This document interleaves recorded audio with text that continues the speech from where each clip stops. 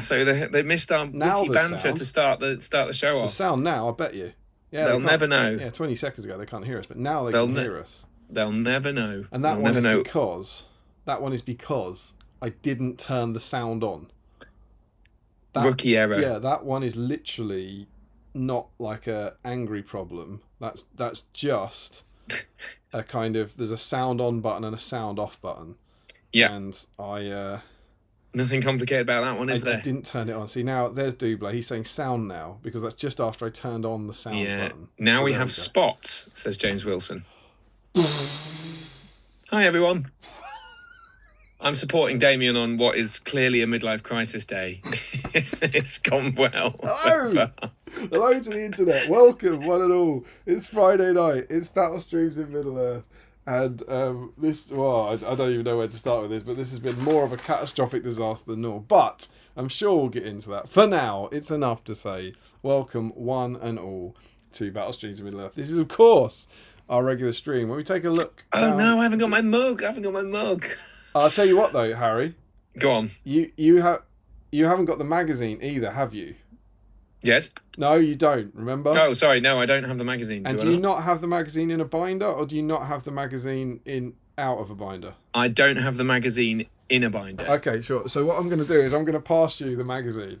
Okay, go on. Okay, and remember, you're going to be receiving it from your cabinet side. Yes, that makes sense. Yeah, and I'm going to pass it to you. All right. So are you ready? So I've got my copy of it here, Harry. Yeah. Okay. Yeah. Okay. Right, Good. Yeah. And I'm going to pass it to you now. All right. All right, I'm reaching for it. There you go. Oh. There we go. Look at that.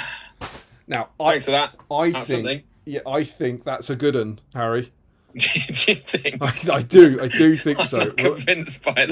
We'll have to wait and see. But I've passed things on the internet before. I think it's a good. That's good. It's a good. Is it good? It is a good one. It is a good one. It's a very good one, isn't it? So there you go. And look, the thing is, I've still got the magazine, so that's proof. Yeah, well, mine's in the binder. Yeah, so there you go. So hold on, I've just lost page, but there it is. There it is. 86. Incredible seeds. Incredible seeds. Well done. Look at that. 86.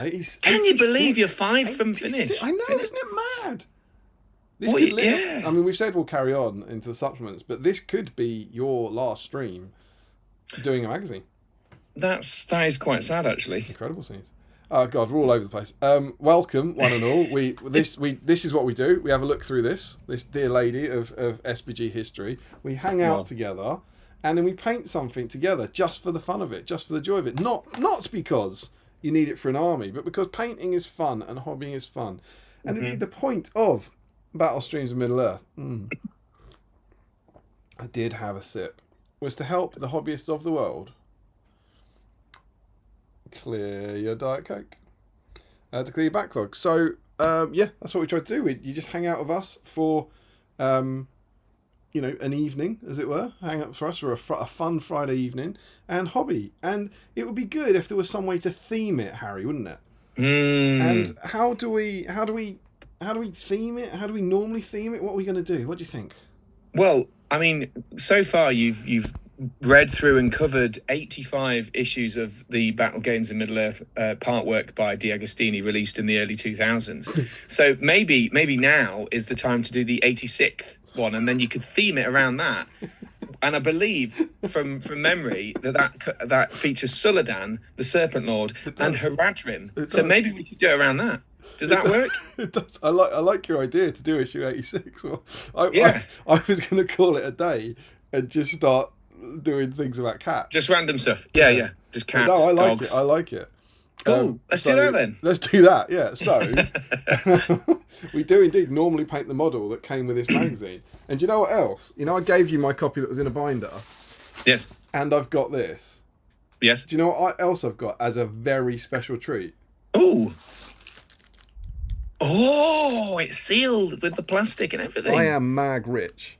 That you've got 3 versions, well, or so you would lead us now. to believe. Yeah, only 2 now. Oh yeah, because you give me one of them. Yeah, sure. One of them.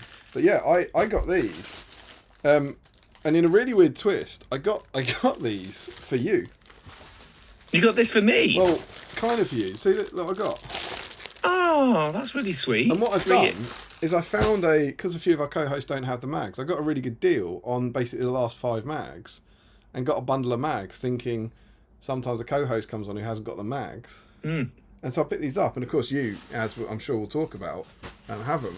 I do have this one. I don't have in my collection. Is it a Suladan, the classic one? I haven't got him.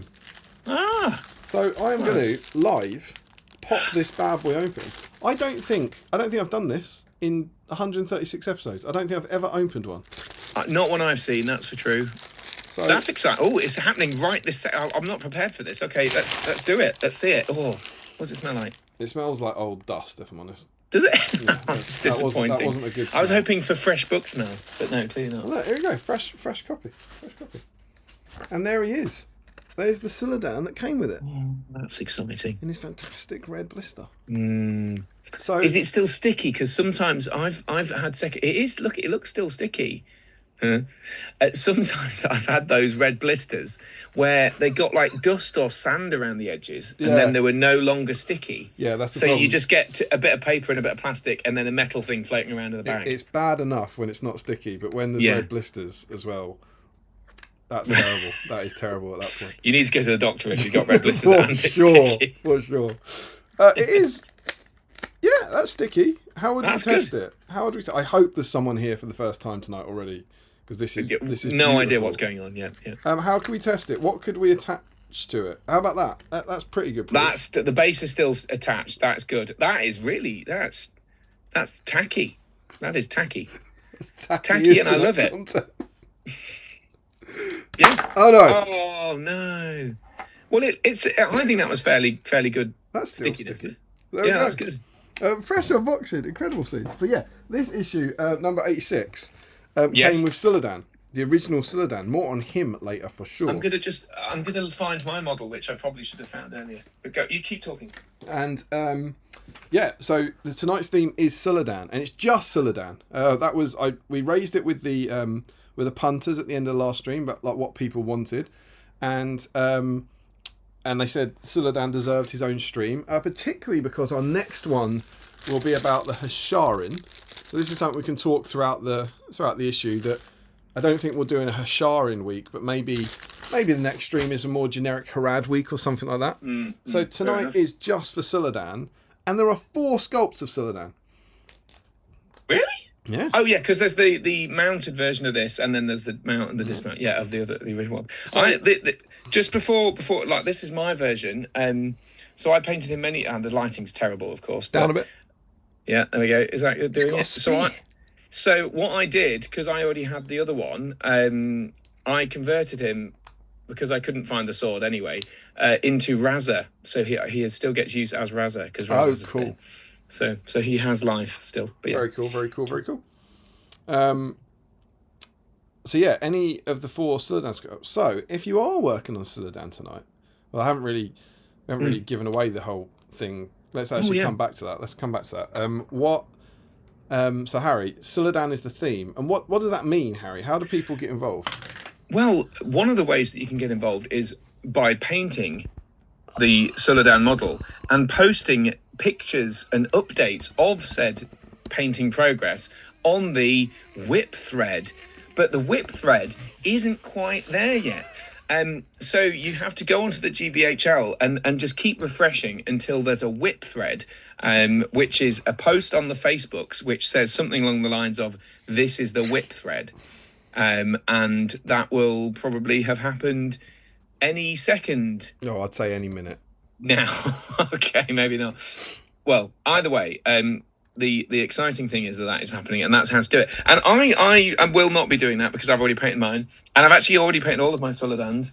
I've never had the big mounted one though, the mounted old version, which I'm now thinking that would have been a great opportunity to find that, pick it up, paint it for this stream, because it's quite a cool model actually. The mount of it, because it rears up on the horse, doesn't it?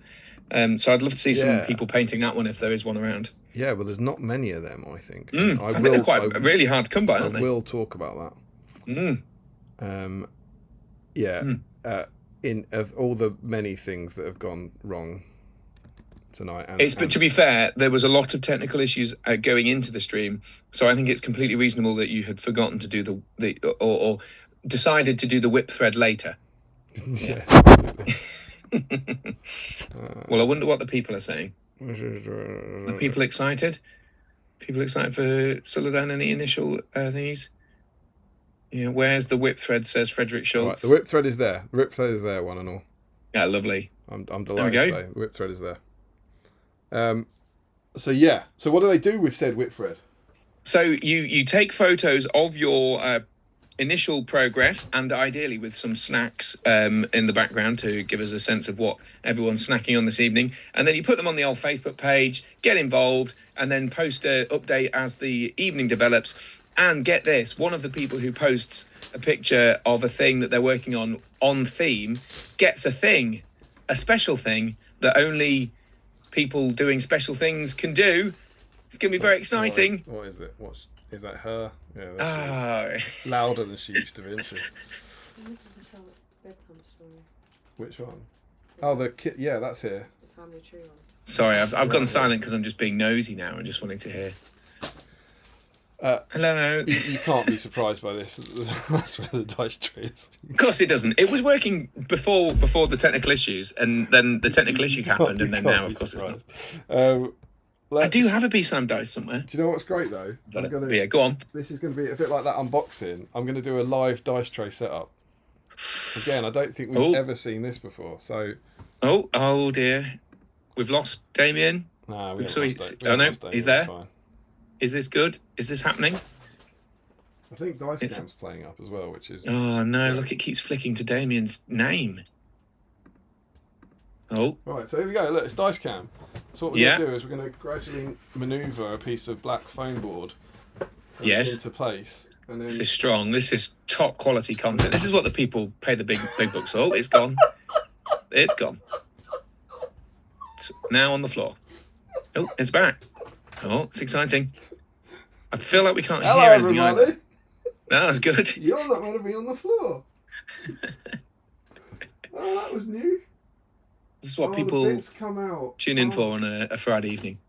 Oh, something's happened. The bits come out. Frederick Schultz is already excited for Hasharin Week, based probably on the quality of this stream so far. This is like a special kind of chaos we're getting. Yeah, this is quite unusual. Yeah, there's normally a little. We have a bit of freestyle. Oh, we get a bit of a glance at the room there. That was nice. Get the curtains. It back. Is that a king and a queen? The what? Was that a king and queen bust of some sort? What? The king and queen. That's Charles. Is it? Yeah, it's Charles and Camilla knitted. Nice. We only had a glance, but yeah, that was it. Yeah, that's good. I don't know why we have those. Emma brought them home at something. I like that. And then there's Tariel just on the bed. I'm concerned as to what you do with her while she's on the bed. Of course, there's Tariel on the bed, and there's Michael Haskell. And a glimpse at the library of books there as well, and magazines and supplements of yesteryear. Black. Right. Here we go. Then this comes in here. Oh, look at that. This is actual real life good content. I tend to drop this down a bit so it gets a bit bigger. Yeah. Don't. So we get something like that. And then I make sure I take the black one out. Yeah. And then I roll all the sixes. Yeah.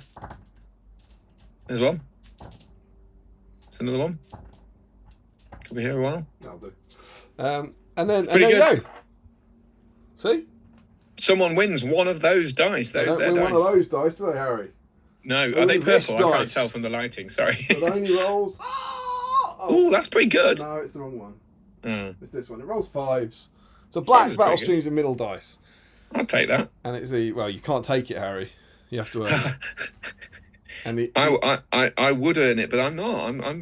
I've done Suladan, so I'm doing. So you're not on theme. You're not on theme. Well, I'm not officially on stream theme, but I'm not doing something completely random. I am doing Haradrim, so that's something. So I'm quite excited about it. Well, that's good. Yeah, so it's not quite on theme, but it's kind of on theme, I suppose. Yeah. So there we go. That's how you get involved. You post on that thread that was up, and then you win that dice that was ready. It's great. It's Friday night. You're going to hang out with us. We're going to chat about Suladan. It's going to be very exciting. Yeah, I am excited about this actually. And I think we're good. I think we're kind of golden at the moment. I'm just trying to make sure everything is now settled. Good. That's so weird when I do that.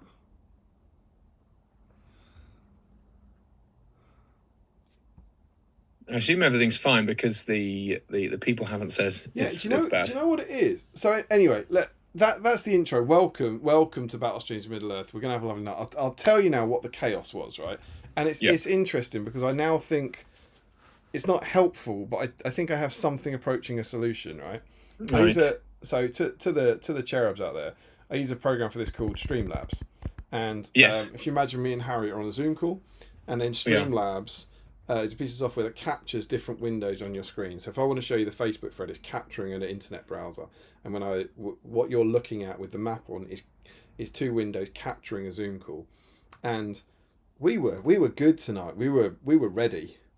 Like well early, 8:05 or something. I went onto it and did everything as normal, and when it captured the Zoom call on Streamlabs, we were completely motionless. There was no movement whatsoever. Which is really weird and really odd, and I'd never come across it before, and I didn't know what was causing it. And that caused all sorts of panic, because would you just be seeing us not moving essentially on the stream? It's impossible to tell before you hit go live. We restarted all the computers, we restarted all the software, all that a bunch of times. And what's interesting is I'm now looking at Streamlabs full screen, and we're working and we're moving. And when I just then popped it to like out of full screen, it stopped working again. I noticed that, and then it launched back into normalness again afterwards. But when I took us out of the full screen on mine, I mean, we froze.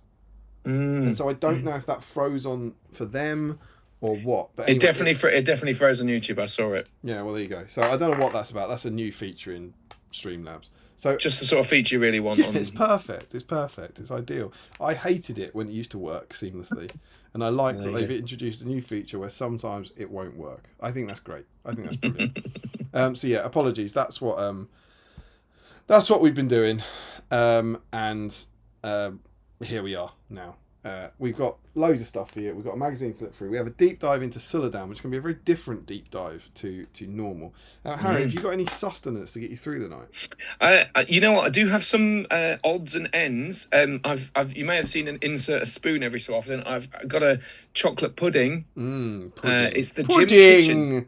It's got protein in it, not because I'm trying to get fit, but because my wife got some protein yogurts. Because she's running the London Marathon on Sunday, exciting for her. So go Wheezy. Also, she hated all the protein yogurts, and I've suddenly quite like them. They're like chocolate mousse, so that's good. So I've got that. I've also got some breadsticks and some together at last alioli dip. It's pretty good. That's good. I've got a beer for later. It's a Beavertown Session IPA, 2.8%. Might get a stronger one if I'm hungry later. I've got, and this is just a spread. It's such a spread. It's good. Lacrids by Below. Have you ever heard of these? I don't know what those words were you said. So these are Danish chocolates, but they have a little tiny bit of licorice in the centre. And it sounds awful if you're not a fan of licorice. Yes. But I'm sort of ambivalent about licorice. Generally, I'd take it or leave it. But these things are by far the best treat I have discovered in the last year. And they are absolutely outstanding. They've got their dulce chocolate, sea salt and dulce chocolate with licorice inside. And it's absolutely incredible. Cost a fortune. But the Danish folks who were at the Nations Cup a couple of weekends ago brought some Lacrids by Below for me because I'd made such a fuss about them. Very nice. I can't eat them all in one go because they're so expensive that you have to take your time, but they're exciting. So I'm going to have some of them later. How big are they? Like when you're saying them, what's inside? Sorry, they're like they're little balls. So I'll get one. Like a poppet? I'll get my little. Yeah, kind of. Yeah, it's like a Malteser size. And how much are they? When you're saying they're really expensive? So you can get them in the UK and only from Waitrose, I believe, and they're £15 for this box, which is 115 grams. So it's like super expensive stuff. They're obviously a bit cheaper in Denmark because import charges and all that. But they're still expensive in Denmark, but they're very nice. So very good. Yeah. That is quite expensive for a small tub of chocolate. It is. So that's why you've got to really take your time, Particularly when it's been poisoned by licorice. And then, yeah, that's the thing. And most people were like, ugh, disgusting licorice. So, but the final thing, and this is the real excitement of the day. You can hear it. This is a bottle I was handed by Mr. Larry Miller. I think I may be wrong about this, but I think it was either Seven Stones last year, maybe an Ardicon or something, but I think it must have been Seven Stones. He handed me a bottle of Pocari Sweat. Oh, hello. And I'd never tried this before. And it was a thing that I think you've tried on stream and other people have tried on stream before. Can't remember why. It's all in different language, so I have no idea what it actually is. It's Asian, isn't it? It's Japanese, isn't it? I didn't want to guess Japanese or Chinese because I didn't want to offend anyone. But it's some sort of Asian script there. So I'm going to try this. But I've saved it since last May, April, whenever it was. I've just had a look at it before we came on stream, and it said best before the 9th of December 2025. So it's 4 months out of date, and it's whatever this stuff is filled with E numbers. So I'm very excited to open that at some point. So that is like Larry's favourite drink. And it's even better because Larry, a man who literally eats glass, is he'll be excited by the fact that it's also out of date. So it's probably matured in his eyes or something. So it's very good. Excited about that. Do you want to have a swig now while we're on it and see what happens? Do you want me to swig now? In case I start going blind or something? Yeah, I think it's the time. Yeah. All right. Let's try it. So you can hear the seal break. Oh, there we go. That's the seal breaking. That's the best bit about clubbing seals. Exactly. So it smells. I don't know what it smells like. It smells sweet and kind of chemically. So right, let's try it. All right. So call an ambulance if I drop dead. I think an ambulance can help you if you're dead. Now, what I can't tell you is what it now tastes like, but it should taste like lilt.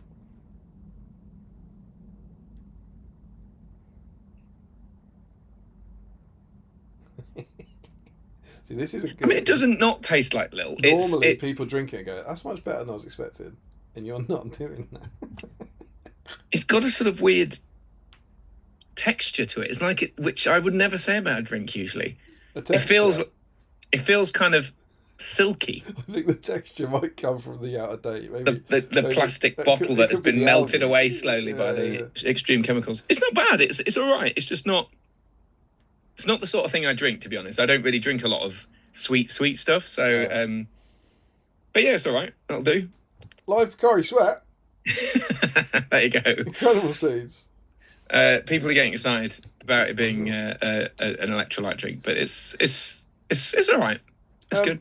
Talking of those poor put upon people, go on. I'm going to read you lots of stories later. Do you want to jump in the chat and see who's in?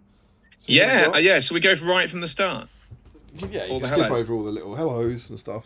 All right, well, hello to everyone who commented saying various things about hello.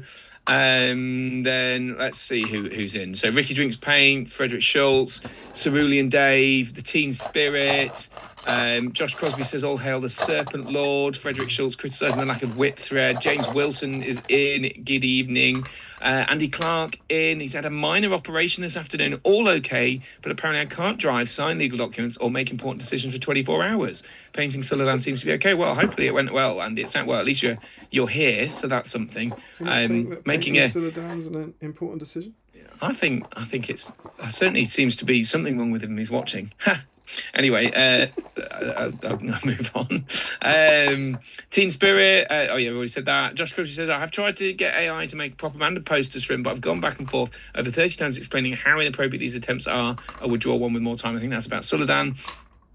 Frederick Schultz is lolling. He gets the #1 comment hat for this evening. The duck pie's in. No sound, no sound, no sound, no sound. Yeah. Well, this is going well, says Cerulean Dave. Jack Brown, random letter shit here says, can't hear you. Michael Dublay's in. No sound, no sound. James Wilson says, there's no sound, I'm afraid.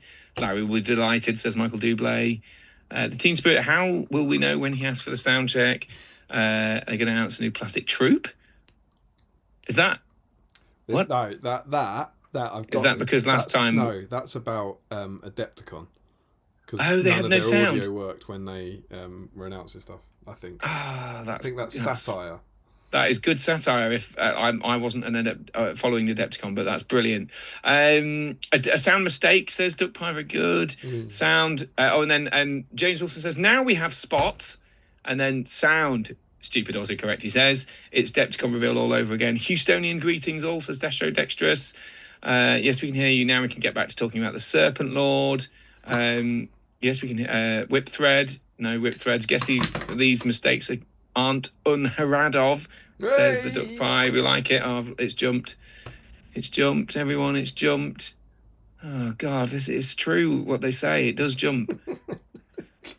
Wherever it is. 136 episodes in, people still don't believe it. It does jump. Doesn't jump. They say it doesn't jump. Frederick Schultz says it was an epic mag pass. That's pretty good. Nailed it, says Ryan Pickering. Quite good, actually. Yeah, that's good.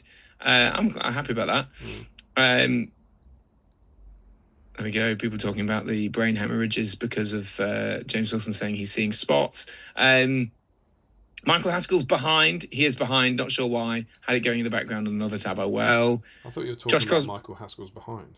No, although I'm happy to, if you want. Yes, please. I like it. It's a great behind. Right, let's keep moving. Curry just arrived, says the Teen Spirit. Curry? Fantastic. That's Sam, isn't it? Sam Hoodie's Teen Spirit. Yeah. Curry just arrived, said to Carrie, enjoy. She answered you two. He looked puzzled.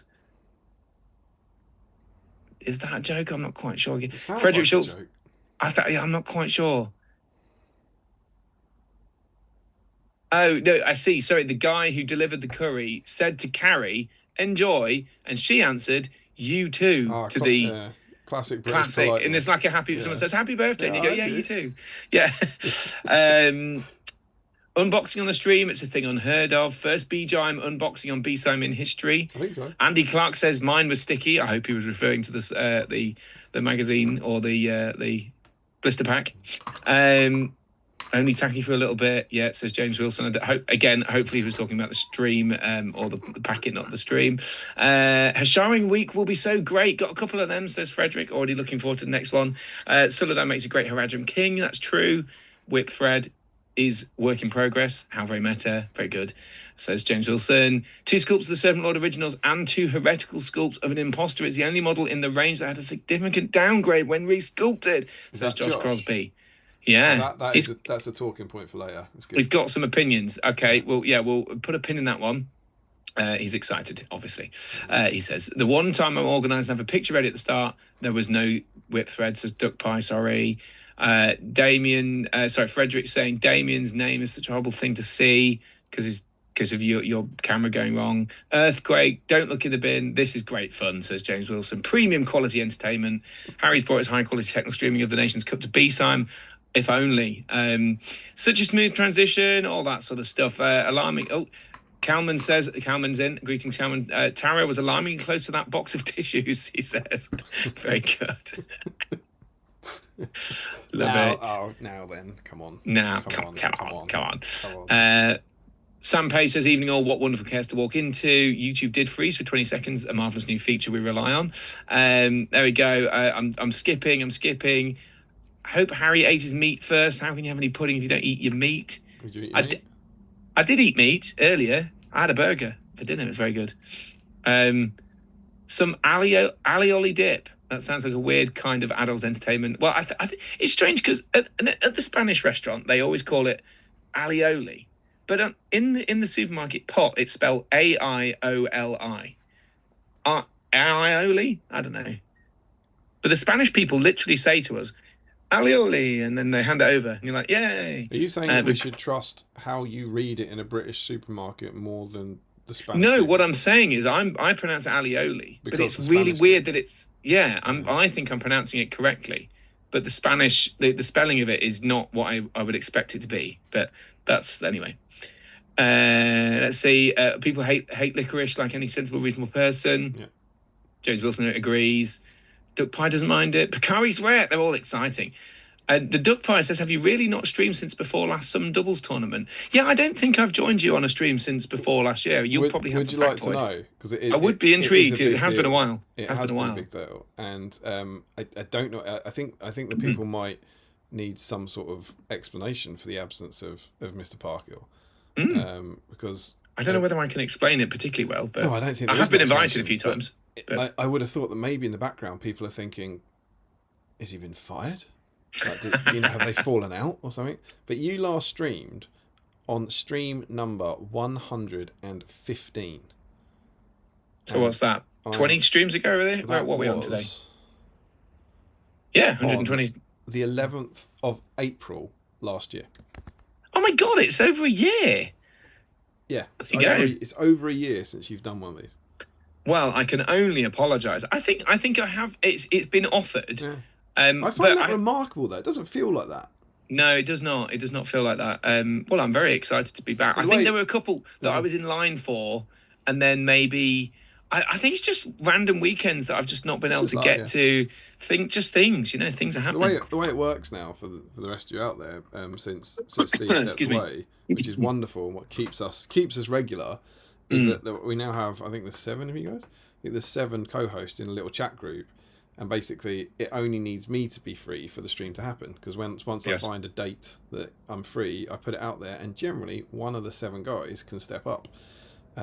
Whereas in the past, it had to be me and Steve both had to be free on the same day. So that's been brilliant. And we've just been putting them out, and periodically Harry would be like, "No, can't do that one," or "Can't do that one," or someone else would be like, "I want to do this one for the content."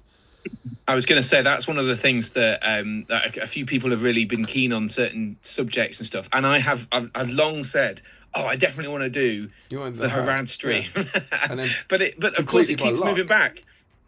Yeah, exactly. Well, it's worked out, but it moves back because you slot other things in, don't you? And stuff. Yeah, exactly. So it's worked out quite well, actually. It's crazy that it's been a year, but welcome back. This is like your year anniversary stream. And it's the one you've been wanting to do. So yeah, it's worked out really well. Yeah, I'm very excited to be here. As I mentioned, keen on the Harad stuff. Very excited for the deep dive. Working on the Harads at the moment. I've got a Harad Spearman. I'm converting them for a special 7 Stones project. Is that all you're showing? Yes, so far, yes. Okay. I think I have shared the odd thing to some of my own patrons, patron supporters for Entmoot. But tonight I will be keeping it secret because I actually don't really want to reveal too much after the point at which I've already shown stuff anyway. Right. Because I think people have seen some bits of it on if you've watched my Tale of 4 Warlords streams on Entmoot videos. But I want the final reveal to be more exciting. But anyway, I'm working on something connected to that. I only have a few weeks to do it. So I'm excited about that. But I am working doing it for 7 Stones. Yeah. And I should say at the moment, because I'm both excited and terrified that 7 Stones, the tournament myself and Tom run, is 4 weeks away. Oh my God, 4 that's weeks super today. We'll be setting up the hall. We'll be eating boar. We'll be toasting marshmallows in my garden. I cannot wait. Very exciting and also incredibly terrifying. Good. So I know there's a lot of viewers who are coming. I believe, I'm sort of 95% sure we have a space. Ooh, we have one. Is it still available? No, that one's gone and a new one's come up. Ah, that's a shame. Someone's dropped out or something. Yeah, so if anyone is interested in going to 7 Stones for 2-day doubles tournament of super fun in 4 weeks' time in London, let me know. Obviously, most people watching, I would imagine, would be desperately keen to go if they aren't already going, or would be keen to go. But I'll add my chorus of support for the fact that it is fantastic and great fun, and I would very much encourage folks to go. Michael Haskell and I will be there. We'll be wearing clothes as ever. Sadly, but we were wearing fancy dress, which is even more exciting. So that's good, and I know lots of people were going, and I know that people who. My good friend Alex Temple of Battle Camper fame is going to be there, and he is now he's bought in, like having gone I think I don't know whether last year was his first one or second one, but last year and the previous year I think this will be his third now. But like the first couple of times, it's like, yeah, we've done it. Oh yeah, wow, this is amazing, really good. Second time, it's like, yeah, we're going to do some good modelling, and then the third time, it's like, you know what, we're going all out. And I know I've got an insight into Alex Temple's stuff. You're going to want to see them. You're going to want to see it. It's going to be good. So that's great. And I know my good friend Tim Elwes is going, and there's loads of fantastic regulars who always make it what it is. I believe Sam and James are both in the chat. I was going to say Sam Hoodie and James, former Seven Stones winners. Sam Page is in the chat. He's a regular there. Larry will probably be in there at some point. He's always coming. So yeah, it's going to be great. See all the heroes of the BSIME world will be there. It'll be great. It's also my first event of the year. Oh, of course, because you had your horrible situations that have ruined your schedules. Oh, but yeah, that'd be good. It'd be great to see you. And obviously you'll be able to do some rolling of dice on the Saturday, right? Yeah, I can't wait. Good. If good that's stuff. Not obvious for everyone, on the Saturday, if you don't know, the hall is open and you can just come down. We put up loads of narrative scenarios. You can play games, do whatever you want. It's like an open gaming day. It's going to be great. And then we all go for a curry. Compulsory curry. Love it. Yeah, so I'm excited for that. That's going to be good. So that's what I'm working on. We're working on some harad for that. Should be good. Oh, yeah. Shall I get back to the chat? I think so. Let's see. Picari Sweat is the best. Frederick Schultz says, radio host drinks 1-year-old bottle of sweat live on private YouTube stream. That's right. It's just an electrolyte drink, says Sam Page. This is why Larry gave it to you. It was still in date at the time. Yeah, but he was probably hoping that it would be out of date, though, I bet. It's more of a guideline than an actual rule, says the Duck Pie. Very good reference. Same with chicken. What was that? I said the same with chicken. Oh, sorry. Okay, fine. Had to pop away, so catching up back at double speed, says Rory Campbell. Nice to see you, Rory. It's a pleasure. I saw Rory in the Nations Cup a few weeks ago. He was having a ball of a time. Sorry? Was he Doggerland? He was Team Doggerland, yes. I believe they Very won. Good. I believe they won some fantastic prizes. They did win the coveted Team Spirit Award, which is fantastic. And they also came away with a painting prize. I don't want to commit to which one. It was either second or first, but definitely a painting prize. And I believe, what did it call it? The Foundation Prize, which is because they formed the bedrock of the competitive tournament. They were at the bottom. That's all irrelevant. What? Yeah. You know what they won, don't you? What did they win? Jesus. They won my Gosh Darn magazine, Harry. That's what they won. Oh, did they? Oh, amazing. Yes, I don't give a damn about their achievements. It's a rancid They plug. won some magazine. Rancid plug. Love it. Do I need a wine glass for that? I think I'd quite like a wine glass for it, to be fair. If the drink has texture, it might have gone off. I think it's the dates probably suggest it might have gone off, but I suspect it's probably it could be plastic. Do you think it's like a film of plastic that has been slowly melted off by the, no doubt, very strong chemicals that are in Picari Sweat? In fact, what is it? The third thing is a malic acid, DL malic acid, whatever that is. That's one of my favourite malic acids. Why do you need an emulsifier in a drink? Anyway. I'm going to eat a Twinkie because I forgot to bring any snacks in. Nice. Oh, we didn't. Sorry, I was very rude. I ran through a whole screed of different snacks and didn't ask you what you had. Well, I mean, it's fortunate because I didn't have time to bring any in, right? I've got a beer in the fridge. I've got my cup of tea. Very good. I've grabbed a Twinkie out of the cupboard. Twinkie. Very good. Love it. Twinkie as well. What else we got? Rory, nice to see Harry and Naples commentating on Team Doggerland, sponsored by Conquest Creations. James Wilson says, careful, Harry, we don't need another dead B-Sime host. That's true. Poor Steve, rest in peace. Not dead. I'm not dead. Stevie Ryan's in. First time painting since Finley arrived. Hopefully he lets me get some good work done on Suladan. I'm assuming Finley is a baby. If so, congratulations, Stevie. No, he's just one of his friends who turned up a few months ago. He hasn't left. Definitely hasn't left. Finley! He's trying to get some painting. Finley! But good old... I'm guessing that means Finley is relatively youthful. I don't know how old. I think he's a baby. I think yes, I mean, how fresh are we talking? Are we talking days, weeks, months? I reckon months now. Months, okay. Couple. Because I mean, having from having recently gone through this, Archie is 18 months old now, and he is walking and talking and running and pulling. And he'd stole my pin drill earlier because it's got a spinny top. Luckily, there was no pin in it, so it's no drill bit in it. But I had to find it just before the stream. But he's absolutely wild, hilarious, great fun, but like a handful. Enjoy it while he's a little potato in your hand, I would say. What else we got? Oh, it's just gone and jumped again. Adepticon reveal was 2D special to experience. Frederick Schultz still drooling over these new riders. Yeah. Have you talked about it on the stream? We have. You haven't. Do you want to? What do you think? Excited? I am absolutely hyped off my tits. You're what? I'm hyped off my tits. Hyped. I thought you said piped. Hyped? I thought that was very exciting. I can pipe off my tits as well. You're hyped off your tits. No, I'm really excited, and I think it's one of those. I think we talked about it in the stream that we did talking through the backlog, which I think was on my channel rather than yours. Anyway, yeah, I know what you mean. Where we talked through last year's stuff. I had optimistically put on my list of models to paint last year 6 Riders of Rohan. Because I predicted it would be a box of 6, and I'd hoped that they would arrive last year. They never did, obviously, but I'm super hyped for this year, and not only because of that, because the riders are awesome, and the models are fantastic. That kind of goes without saying. I think they're fantastic models. They're really, really good. The foot models are beautiful, and also the heroes, which I've had the pleasure of painting basically the last 5-6 months. I've got Haleth, Hammer, Hera, Olwyn, Leaf, and Helm all painted. So 7 of the 8. I've just got 3 left to do now.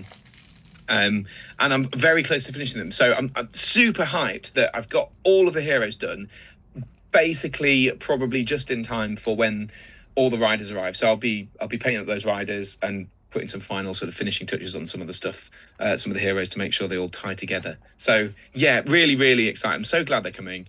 Not as excited perhaps by the book. I was going to say, what are your thoughts on book? I mean, call me old-fashioned, but I like a book that has all of the stuff that's in the what are they calling them? The guide? What are they? They're not journals. Yeah, I like all those things, but also with a couple of legions or whatever, just to keep things fresh for the competitive players. I'm not desperately bothered, but it would be nice to have that. So I don't know. I think I will get it because I've gotten all of them. The hobby content has been really good in the previous 2 journals, so I've enjoyed that. I haven't yet started the scenarios. I'm going to do the War of the Rohirrim ones very soon, so excited for that. But Harry, go on. You're old-fashioned. I am a bit old-fashioned, but I'll get it. I'll have a read through. I'll be inspired by the painting stuff because actually I did get the new Shelob, and I did paint it in the style that's recommended in the magazine. Although the paints were. Some of the paints that they had, I'd never heard of them before. Irineth Darkskin or something. I was just like, I'm still on bloody Bestial Brown and stuff. But it was quite good to see them. Yeah, so I'm excited for that. So I'm excited for Riders of Rohan, and I'm excited for the other stuff. The other models give me hope. The command models. Yeah, my theory. Sure. I have a theory about this. I like a good prediction. So we've got the foot versions of the captain and the banner and the. Is that it? Just captain of the banner? A horn? Is there a horn? Hornblower. So I think it would be very strange for them to have a foot version of a captain, a banner, and a hornblower if you don't have a mounted thing, because you're left with the old, captain and the banner models for the Riders of Rohan, especially when sat next to the new beautiful Riders of Rohan. Those little flimsy old horses are going to look a bit naff, right?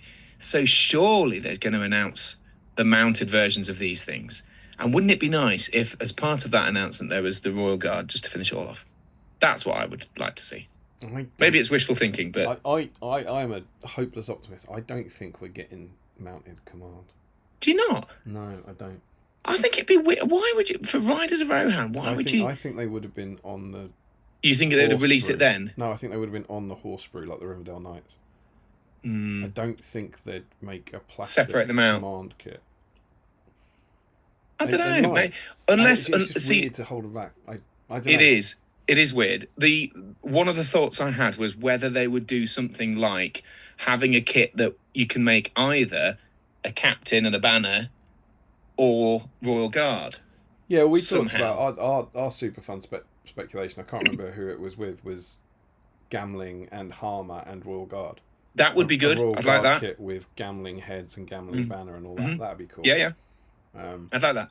That would be really good. I mean, now we've seen the Wildman Oathmaker as a sort of alter. That's a really clever way of doing it. Yeah, that was really good. And a hell of a saving. 18 quid he is now. Yeah.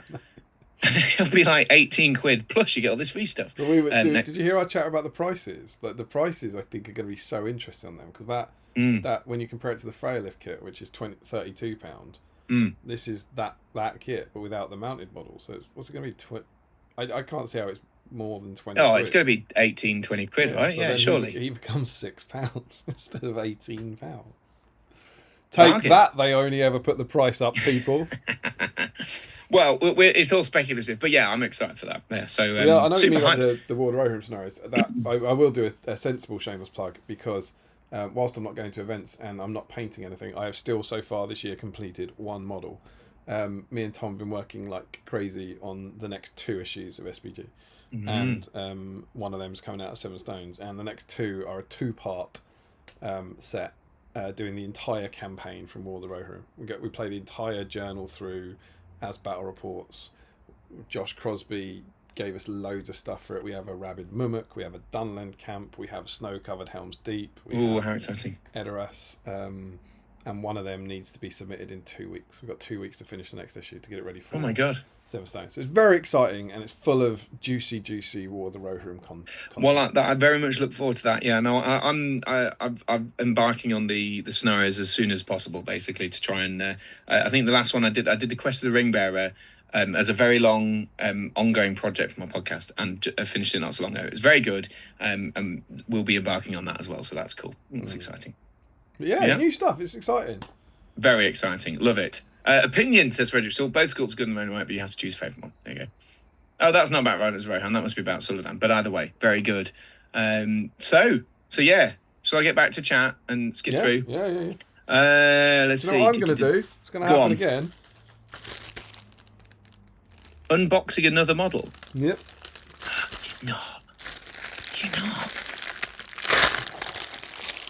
It's really bad. It just smells like a charity shop. Is that where you got it from? No, I've got them off eBay. Oh, okay. And they probably got it from a charity shop and then sold it on. Very nice. That's pretty sticky. Oh, it doesn't look as sticky as the previous one, does it? I think that's not going to hold it, is it? Oh, you've lost the guy. Got him this time. It's good though. Not bad. Pretty sticky. It's pretty sticky. In fact, I've got the resin hasherin right here on my table, ready to go. In fact, I've got the whole set. Look, ready to go for next time. What's the whole set? This is the new current set, which is the Lords of Umbar, which is Dalamir and 2 Hasharin in a box. Because is it this guy? It's that guy, plus the resin one, which is the one that looks a bit like this. All right. Yeah, and then there's a thingy. Because sadly, and this is actually a big tragedy, as far as I remember, in the new edition, you can't have Hasharin in the Harad army for some reason. But they are in Legions and whatever it is, Legion of Mordor. As in they're not in, because they're not in the film. Surely maybe it's something. Maybe I'm wrong. But I'm fairly. Or maybe it's the Grand Army of the South. They're not in the ones that I'm building, basically. Which is really annoying. If they're not in the isn't Grand Army of the South the Pelennor one? So I wonder if they're not in that. I think they're also maybe not in Harad. But anyway, I'm sure we can. While you're checking that, verifying that fact, I'll finish off some chats. BSIME After Dark, Michael Haskell's Behind Edition. As my behind came up, and on the basis Penny won't hear or see this, she did observe a few months after I'd started a regular PT session that there had been an improvement in that department, says Michael Haskell. Hasharin can only be added to the Legions of Mordor from Armies of Lord of the Rings. So they're Umbar, I That believe. means Yeah. they're not in the Harad list, and they're not Which in the Grand Army. which may be interesting based for the deep dive either this or next week, because from what I remember, they are something to do with Umbar. They're like the lords of Umbar invading Harad, or like kind of trying to manipulate the people of Harad. Going on, Harry. There's a lot of manipulation. Very cool stuff. Carmen's, I'm skipping. I'm on YouTube and I'm skipping. I'm not quite sure if that's a reference to something, but hello. Yes, it has been a while since we've seen Barry Snarkhill on here. Doug Pies accepts the apology. Bit late joining today, says Joe Achilles. Welcome along, Joe. Hello from the States. Hope you're doing well. Damon's hair is looking a bit higher than usual. Hair gel or mousse? I think it's just end of day fluff, to be honest. Yeah. Yeah, I use a moulding clay. Moulding clay. There you go. There you go, Joe. Shockwave stuff, I think. Shockwave. I picked my haircut and my hair product 25 years ago, and I haven't changed either. Nice. I have also the same, although the hairdresser sometimes gets it slightly wrong. Give me a little bit of a mullet this time. Michael Dublé says he's excited to pop his Seven Stones cherry this year. Whee. Very exciting to. It's funny that people like Michael Dublé. I have no idea what they look like in real life. I've never met Michael Dublé. I've heard a lot about him. He wears. Maybe he's not in a suit. You must have seen him on telly at Have Christmas. I met Michael Dublé? Maybe Yeah, I he's have. always on telly at Christmas. Always on telly at Christmas. Yeah, singing. Is he? Oh, just haven't met him yet. You see. So yeah, first time. Did you get that? Just haven't met you yet. Yeah, thank you. Just want to double check to reinforce the quality of my own joke. Let me see, where are we going? Oh God, what have I done? It's jumped again. You know what? I'm just going to have to accept the jump because I've no idea where we were. Darren Warner's in, says hello. Evening all. When does Open Gaming start? On the Saturday, and is there a social on the Friday, says Jack Brown. Open Gaming starts in the morning, doesn't it? Like 10 o'clock or something like that? We normally say the hall's open from noon. Noon, there you go. And there's not a Friday night social as per, because we're normally setting up the table. We do tend to go for dinner with a small group. Are you down on the Friday, Jack? Let us know. Mm-hmm. I would suggest, because we're not awful people, that if there was a Seven Stoner about on the Friday night, lonely, you could come and join us, I reckon. It's good. Harry, I can just slightly see your display shelves behind you, but they look great. Can you perhaps angle the camera a bit to get a look? Where did you buy them? IKEA. Here's the angle. Right, so yes, they're the Detolf. I think they're Detolfs. I think they've been discontinued. I heard a rumour. Maybe I'm wrong, but they've been discontinued. They're there. And what I've done is I actually recently bought some even more of these. I bought these Perspex things off the interwebs, which are just sheets of plastic, and then some bolts, which you can add extra shelves into the cabinet because they come with 3 glass things, which are really, really far apart, and it's like massively unnecessarily far apart. But you can get, for miniature purposes, you can get these little plastic shelves. I think I paid 30 quid for like 8 shelves extra. But yeah, you probably can't see the actual models in them, although you might be able to make out from the colours that they're Harad. Easterlings, red and gold. Above them is some dwarves, blue. Above them are hobbits. Above them, you can see the white bases there, the Dol Amroth contingent. Above them is the mounted Gondor and Dol Amroth contingent. Up there, I'm trying to move my hand. That is elves. Above that is Minas Tirith. Above that is Rohan. And at the top is Last Alliance stuff. And then at the back is evil heroes. You might be able to make out the Dragon Emperor's throne. Below that is Uruk-hai. Below that is Hunter Orcs and some other stuff. Below that is Harad and what are they called? Candish. Down there are Khandum and Dol Guldur, and then at the bottom is goblins and orcs and stuff. So yeah, there you go. That's my display shelf. Can I ask you a personal question? You can. Did you go for the Detolf range because of how much you like Dettol? Yes, I do like Dettol. Dettol is great, though it is controversial. I like it. You don't just like Dettol. You get angry when people suggest that you don't use Dettol or something. You get. It's like someone punched your kid. I've softened. To be fair, I've softened on my Dettol approach. But for a long time, people criticise those who strip their models with I Dettol. know. Um, and I stand by it, and I still use it to this day. I've never used anything other than Dettol to strip my models. So I'm fine with it. It's because people do it wrong. You see, they say, "Oh yeah, you soak it in Dettol," but then like when you try and wash it off, it's like it goes all goopy and stuff. Where are And they then from? Where are the Dettol haters I from? don't know. I just don't did know, it in a mate, kind I of don't know what they're slow doing. kind of. I don't know. But the problem is people try and clean it off with water or with soap, but you don't. You clean it off with the Dettol. You get your brush, you dip it in the Dettol, you scrub with the Dettol on the Dettol, and it all just flicks off, and it's great. And then at the end, once everything's gone, you then wash it a little bit with soap to make sure it's not sticky. What do you use to strip your models, Damien? See. I don't strip my models. No. Okay. I did get BioStrip. Yeah. And in my shed I've got like a half open tub of BioStrip and some gloves and some toothbrushes. In case. Yeah, just like rotting. I don't really strip models, but I don't really paint models. So Well, I used to strip a lot because I used to get a lot of secondhand stuff, and I don't really do that anymore. But I did need it recently because I got a Helm Hammerhand. Very exciting. Here's the dismount. I painted a Helm Hammerhand, I started painting the Helm Hammerhand, and for the first time, I think ever, in all of my years spray painting, I had what people had described to me before, and I assumed was a skill issue. And it just went all bobbly on one side. Yeah. And I was like, this is outrageous. And it was, annoyingly, it was because John McCorkadale, J-Max Armies of Middle-earth, recommended Hydrex Brown by Colourforge spray paint as a great brown base coat to start. And I was like, right, I'm going to speed up my Helm Hammerhand. I'm going to spray paint brown because there's a lot of brown leathers and there's reds. Thought this would make a great base coat for it. Got the can, did the shaky, went out, and the problem, I didn't go and then onto the model. I just went onto the model. So I think it fired all these little bobbly bits onto the model. So I got this kind of texture, and it was really upsetting because it took me a long time to assemble the model because it's one of those detailed ones where you have to put the face in. And yeah, I got all bobbles on it, but I did strip it and it did come out fine in the end. So what did you use? Dettol.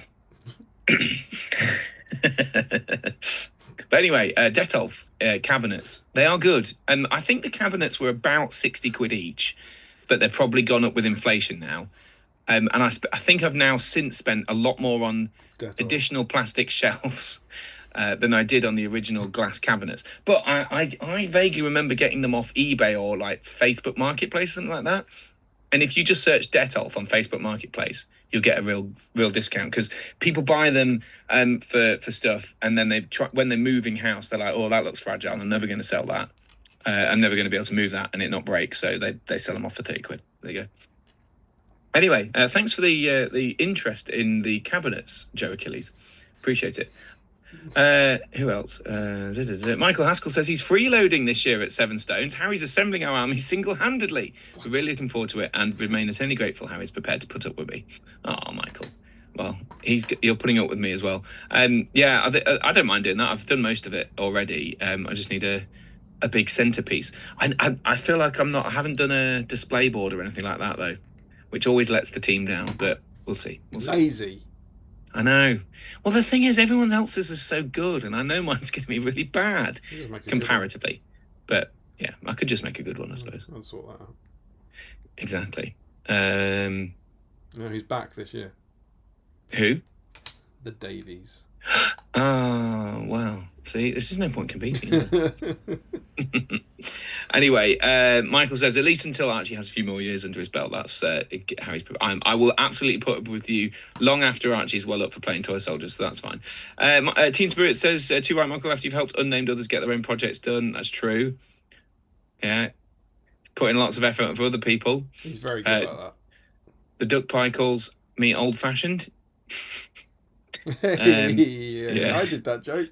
He did. Good evening, says Joe Holzman. He's in. Damien will be pleased we once again thought alike. Forget about that joke. Very good. Good joke. Oh, it's just jumped again. Josh Crosby's in. Well, I knew that. He says Harry is right about the Dettol, but we should get back to the Serpent Lord. Interesting. Frederick Schultz says he used to strip a lot. Great quote. Great quote. Do a mug. I did enjoy that. Yeah, it's good. It's all gone backwards. I don't know how far. Parkhill's done a Damien.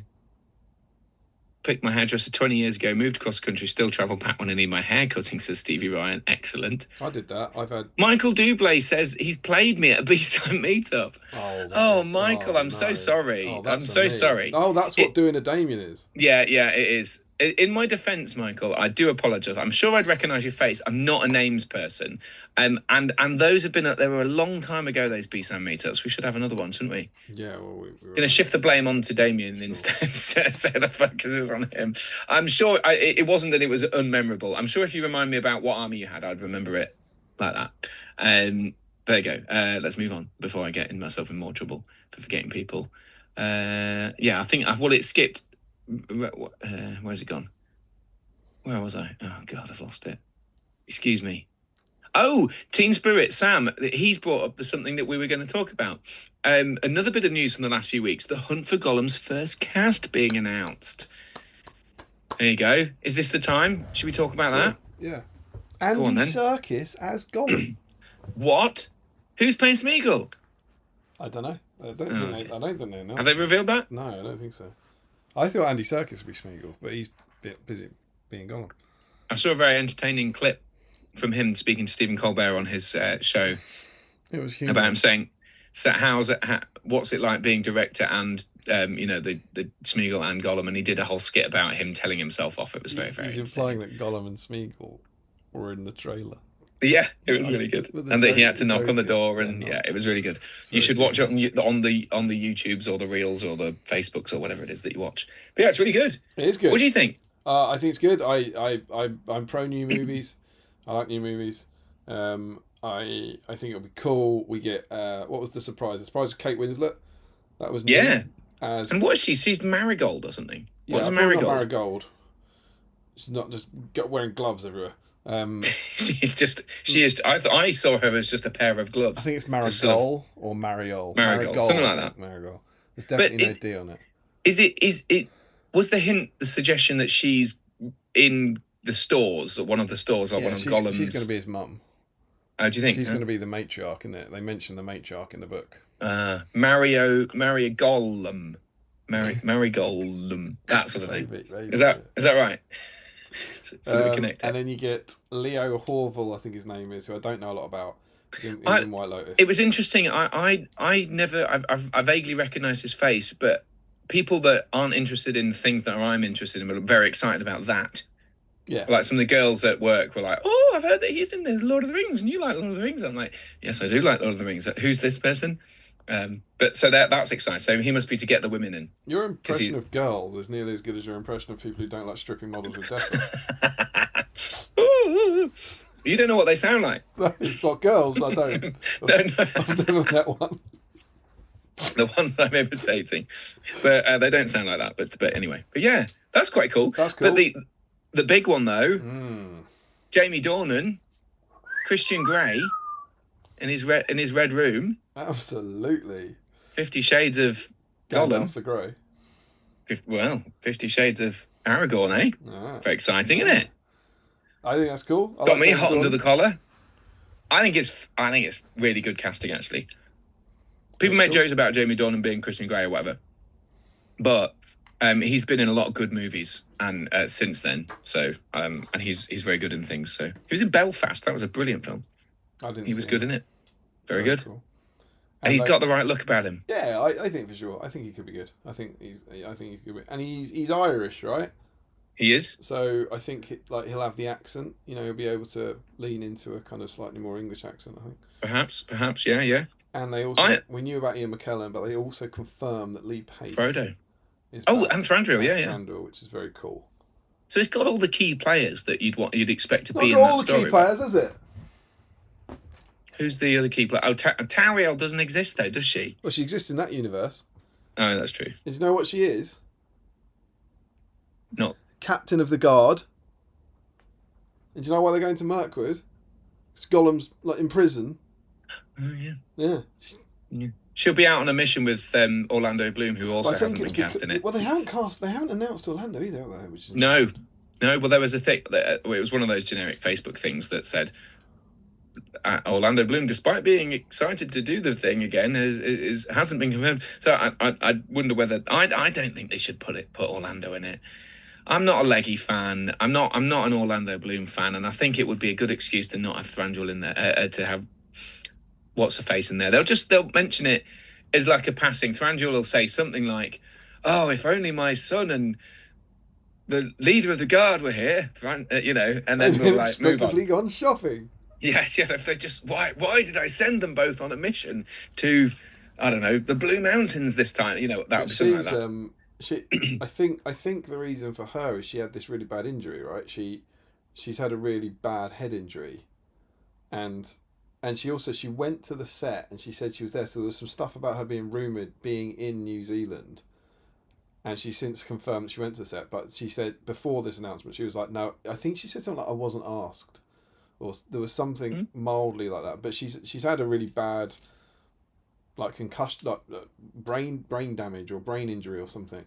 And so I think that might also be playing a part in it, because she should. I think they both should be there, and to be clear, I think they should be there in the way they were in The Hobbit, which is they should be there in Mirkwood, and then when they arrive at the Battle of the Five Armies, they should come. I don't think they should go off on their journeys to Gundabad and fight Bolg and all that. But Leggy should have been in The Hobbit, and he should have been at the Battle of the Five Armies. And it's the same in this universe. When they go to Mirkwood, Tariel and Legolas should be there, and then they should stay there and not leave Mirkwood. Yeah, I can see the point there. But then it just becomes a string of cameos, which I would prefer the story to be the story and not just like a constant stream of remember Legolas, he was good in the films that you watched 25 years ago, and Tariel, she was okay in the films that you saw 13 years ago. I'm just like, you know what, we've got enough of that. We've got Frodo in there, we've got Gandalf in there, we've got, what is it? Is it meant to be Sam and Rosie's kids or something somehow? That's a different film. That's the Colbert film. Oh, sorry, excuse me. But yeah, we've got the sort of the, what do they call them? The member berries. Member? Yeah. Remember that? So we've got that. I think that'll do. Let's just leave it and move on to the next thing. I guess some people are saying, like, I keep seeing a lot of comments, people saying, Viggo Mortensen should be doing it. Yeah. I'm glad he isn't, personally. As much, I love Aragorn. I love Viggo. He's fantastic. He was brilliant in the movies 25 years ago. And that's how it should remain. I'm glad they're not doing the whole weird CGI de-aging thing, or they might end up doing it with Gandalf, I guess. They'd have to de-age him, and it... Yeah, it just look weird. The thing with de-aging for me is, the best example I can think of is Indiana Jones and the Dial of Destiny. And the start of that is amazing. And he looks like Indiana Jones. He looks like Harrison Ford in Raiders of the Lost Ark. It's absolutely incredible. And there's a great action sequence. And throughout the entire thing, it looks about as good as it could possibly look. And you stare at it going, that ain't real. It's not right, is it? It's just not right. Because you know it's not real. You know it's fake. And so I think, however good, even if they did the best de-aging ever, you'd still be staring at it for the entire film going, that's CGI. And the worst example I can think of is, have you ever seen The Irishman? Yeah. Martin Scorsese film with Robert De Niro, because they de-age Robert De Niro for like the whole film, and there's this particularly bad sequence where he's meant to be young, and they've de-aged him, but he walks like an 8-year-old. Yeah, exactly. And he just like, there's nothing you can do about that. Like, he just walks like a little bit, kind of like an 8-year-old does. So I'm glad they're not doing it. And Jamie Dornan's a great actor, so I think he'll be fine. But yeah, hopefully, I'm way more excited about that one than I am about the other one, with the Bombadil one. But, I think they'll both be good. I think. Yeah, I'm optimistic about the other one, but I'm more excited about Hunt for Gollum. I think this is a story that's ripe for the telling. So yeah, excited. Cool. Why don't you do some hobby, and I'm going to jump in, because fabulous. I completely lost track as well, so that's good. Thank you.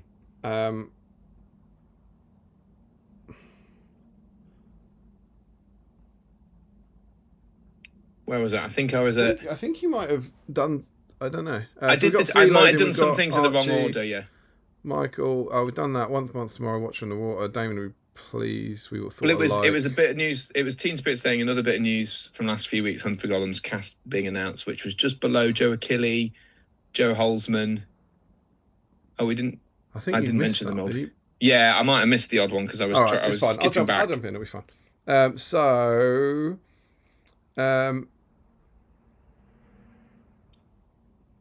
Funny joke, gambling, insulting. Tom Hawker for the 7 Science Fest. Hope you can make it. Brilliant. Thank you, Sam. Appreciate that. Why not wait for the Hasharan stream to unbox it? Because I'm assembling both tonight and hoping to paint both next time. Hasharan needs a deep dive. I did a lot of research into them before beginning my army based around them. Yeah, there is some stuff about Hasharan that I might be. That's for next week. You must have seen him on the album covers. That's about Buble, hairdresser. Then we've done this bit. Joe says moulding clay. At least your barber isn't burning your ear hairs with fire. Oh God, yeah, I remember that. Good Palantir reference. And then we have Sam. Then possibly down on Friday working out accommodation, although it only starts at 12 on Saturday. May arrive for then. Yep. Well, either way, let us know. We talked about. Frederick thinks it's his grandmother. Maybe it's his grandmother. Grandmother told us how to suck eggs. I think he talks about his grandmother, but isn't. Maybe it is his grandmother, the matriarch. You might be right. Yeah, that makes sense. Although Kate Winslet being a grandmother, is she that old? Well, I guess she. I don't know how old she is now. Depends how old Gollum is. Are we going to see child Gollum? We can't see child Gollum, surely not. That'd be crazy. Little baby Gollum. I mean, it'd be Smeagol. It'd just be a hobbit. But I also like the idea of baby Gollum, like baby Groot. You know. Yeah. Or little Yoda or whatever. Think of the merchandising, Harrants. Yeah, exactly. Dare to dream. Young Gollum profile. Also, new command options adding to the Hillman opens the door to other additions like Goat Mounted Champion of Airborne. It does. You're right. That's cool. Joe Achille, thanks, Harry. Very helpful. Really looks. Would love to see some pics. What of the cabinet? Oh yeah, probably. I thought you meant nudes, but yeah. So Joe would like to see some pics. Do you have extra lighting in there also? I do, but the batteries are a bit low on it. So I've got little strip lighting around the top. I might take some photos at some point and put them in the whip thread if I can remember. But I'm just mid chopping hands off at the moment, so it's a delicate moment. Talking of strip lights, Sam says Smeagol won't be happy when he finds out what Nanny did on the Titanic. Frederick, still hoping for Hill Tribe Cavalry, but only a fool's hope. Yeah, I don't think so. Destro, how much dust gets in the display cabinet like that? Some. There you go. Destro the dexterous. But not as much, nowhere near as much as it would be if you had just had them on the surface. Correct. But there is some dust on a shelf. Ricky Dick's Plates confirms that the Dettol shelves have been discontinued and replaced with a poor quality, smaller, and jacked up the price. I can't imagine that's true. Robbo says you can't beat BioStrip 20. Harry, sit down. To be fair, I'm not, like I say, I'm not as hardcore on this as I used to be. I've never tried BioStrip 20. But have you tried Dettol, is the question, Rob? Because Dettol is useful for many things, including if you've got a wound that you've cut yourself. Imagine this, you're drilling, jab. What do I do? Put BioStrip on it? No, don't do that. Dettol, it's right there. Antiseptic, straight in the wound. Lovely. They clean the hospitals with it. It's good for it. Anyway, I'll get back up there. See? Joe Holtzman, like using red wine to remove red wine stains. It's not far off. Jack Brown, mounted Suladan has huge amounts of bits to trim off him. Yeah, and he's also got huge amounts of bits not to trim off, so be careful. Oh, yeah. Josh Crosby, Harry's right about the Dettol, but we should get back to the Serpent Lord. So you have read that one. Yeah, I think I picked some random ones as I was trying to find the original point. And Harry used to strip a lot, then he got a job at the BBC. First he stripped, then he visited a dogging site, then a glory hole, and then he drank sweat. That is true. Larry still hasn't finalised his army choice for 7 Stones. That's reckless. When is there a list submission? There must be a list submission day.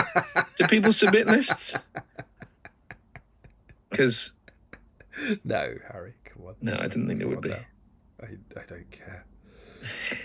Joe says if Harry's building painting the army, perhaps Haskell could do the display board.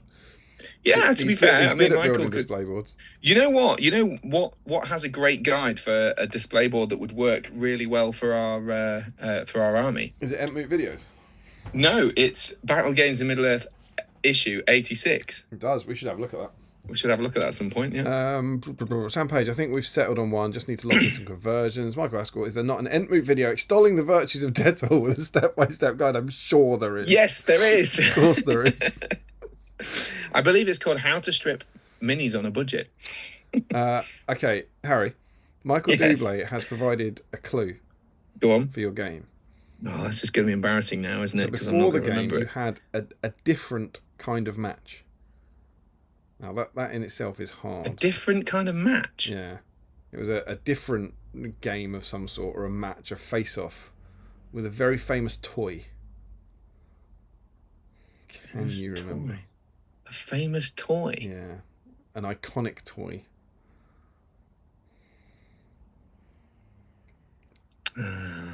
This is embarrassing, Toy isn't you it? might play with on the stairs. The Slinky? That is the toy. Did we play with a Slinky? Oh, Was God. that down the stairs at the Bugman's Bar? I can't confirm that, but he says we had a slinky match before the game. Remember that bit? Somehow I've just had a thing about Bugman's Bar. I don't know whether I'm just inventing that, though. Remember that bit when you said, if you remind me about the game, I'll remember it? And then I you shouldn't have "It's said the that. I only shouldn't have game said of that. SBG you've ever played with a slinky. And you With a can't remember Slinky in it. It's vaguely ringing a bell, but I figure I'm sorry. And I blame the 18-month-old child, He then even though it's says- clearly not his fault. hashtag heartbroken. Sam says the in-betweeners hate Dettol for stripping models. Don't get to that. I'm not big on my in-betweeners. Haskell says Harry only remembers who I am simply by the virtue that I'm there with him for every game over the course of 7 stones. That's probably true. Frederick Schultz correctly points out Marigol, Smee Gol, D Gol. Ah, yes. Yeah. Goal. You see what I did there? Joe Holsford, I heard her rumoured ages back. Apparently she's playing the matriarch of the stores. I thought it was his grandmother. Grandmother, not mother, right? Larry says the best comment I heard was someone saying 50 Shades of Grey Company. Oh, Grey Company's good. Oh, that's I like good. the Gandalf the Grey. It's good. I also like the shot of the Red Room with her tied up and then blindfold going, Shire, Baggins. That's quite enjoyable. Michael Aswell, it is a fair observation, but I've been working on a small piece of scatter terrain for one of the 7 stones boards. Yes, he has. Very good. And it's not small. That's satire. There's a big treat coming for one of our tables. Small courtesy. piece of scatter terrain. Yeah, but it's not. He's being hilarious. It's not small. It's the other one. I'm trying to think of which small piece it could be. Because there's already a weather top. Yep. So is it an Ammon hen? There's already an Ammon hen, you jerk. There is with head, complete with Always head. head. Always with the head. What else could it be? What's the most recent thing we've had? It's not a It's a table that's been there for several years. Right. It's I think it might be too easy if I tell you the table. No. It's from. Is it from a GW kit? No. Oh, okay. Well, It's I don't from know. Return of the King. Okay. And I would say, I'm sure there's been this thing at tournaments because there's so many tournaments with so many great collections of scenery, but I don't think I've ever seen this on a tournament board before. Is it the rock and pool Yes, it's the Rock and Pool. Yeah. from Athelion? Yeah. Did I get that right? First guess. Of course, it's not the Rock and Pool.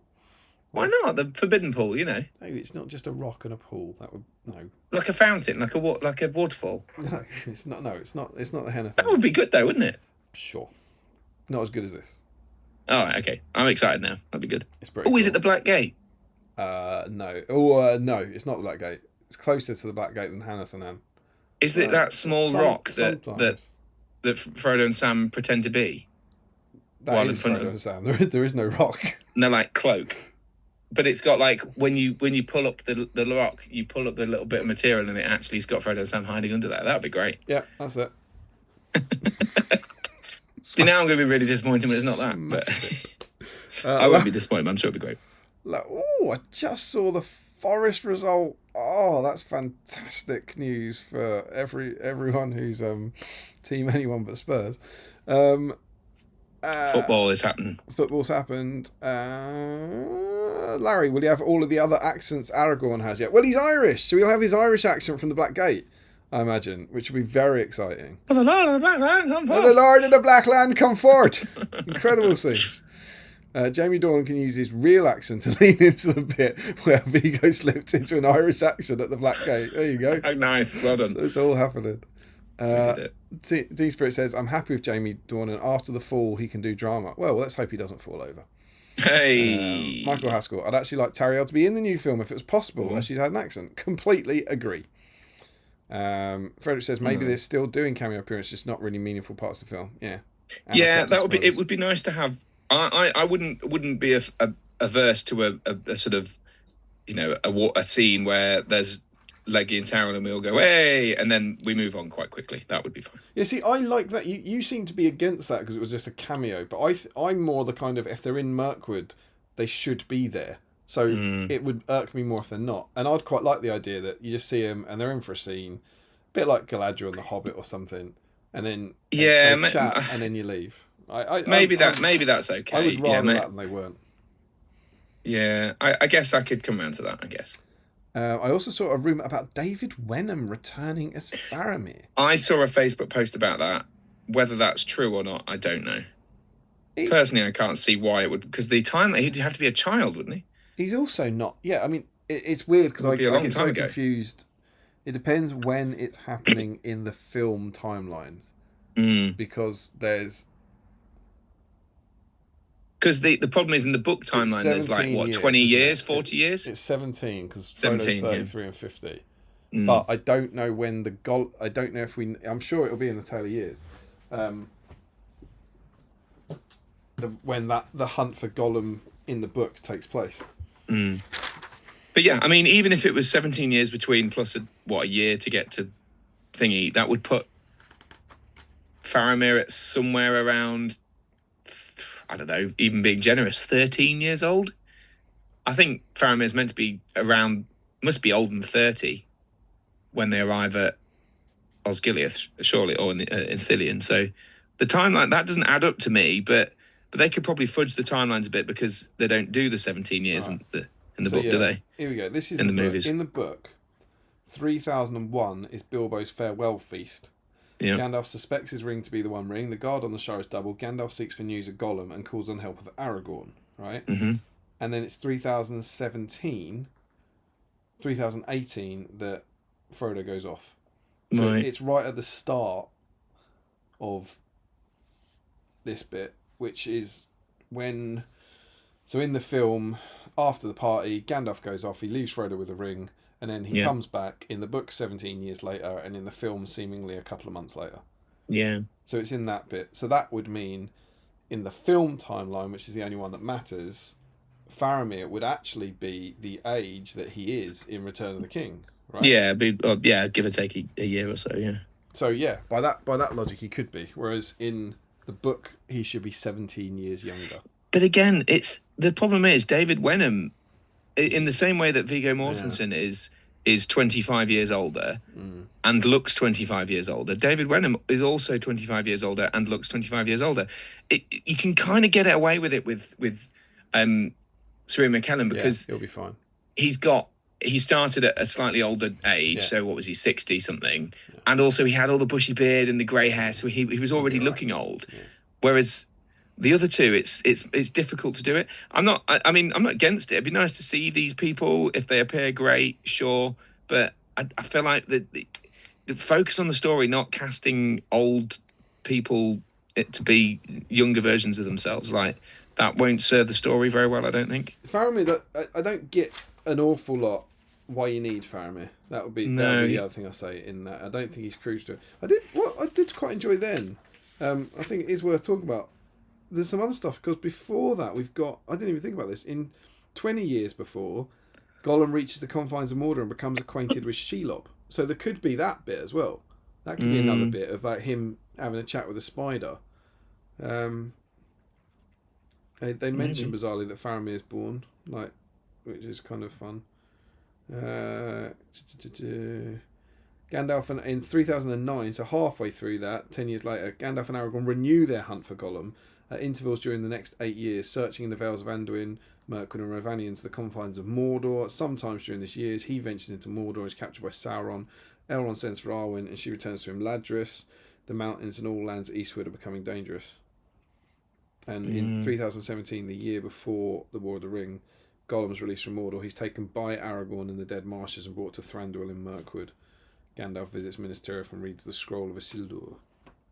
It's fun stuff. It's good. See, I think all of that stuff sounds fun, doesn't it? Like, there's lots of cool things that happen. So yeah, it'd be good. I think there's a good seam of content to be mined there. I think Leggy and Tario in it would be fine. Spamming cameos is one thing, but they both fit the story setting. Certainly much more than Frodo does. That's true. There is truth there. But I mean, I think the argument again to including Frodo is that you could sort of bookend it with the conversation where he leaves.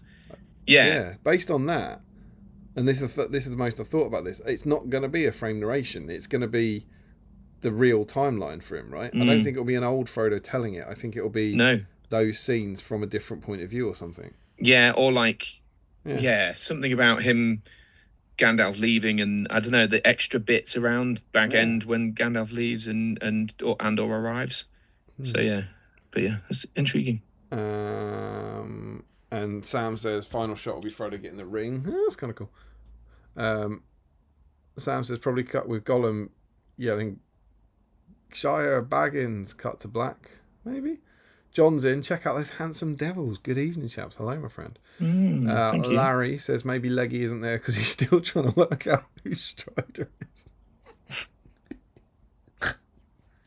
Oh, I love that so much. I know we talked about it to death, but I love that so much at the end of The Hobbit. His real name you must discover for yourself. Why?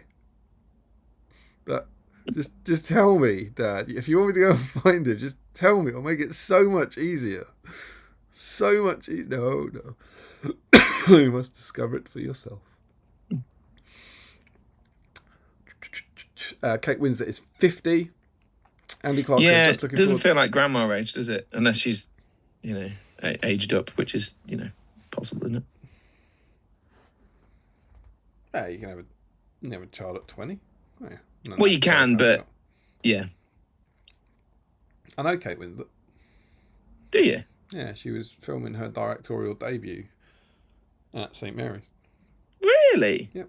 That's if you watch Remembering June, is it called, or Goodbye June? I think it is.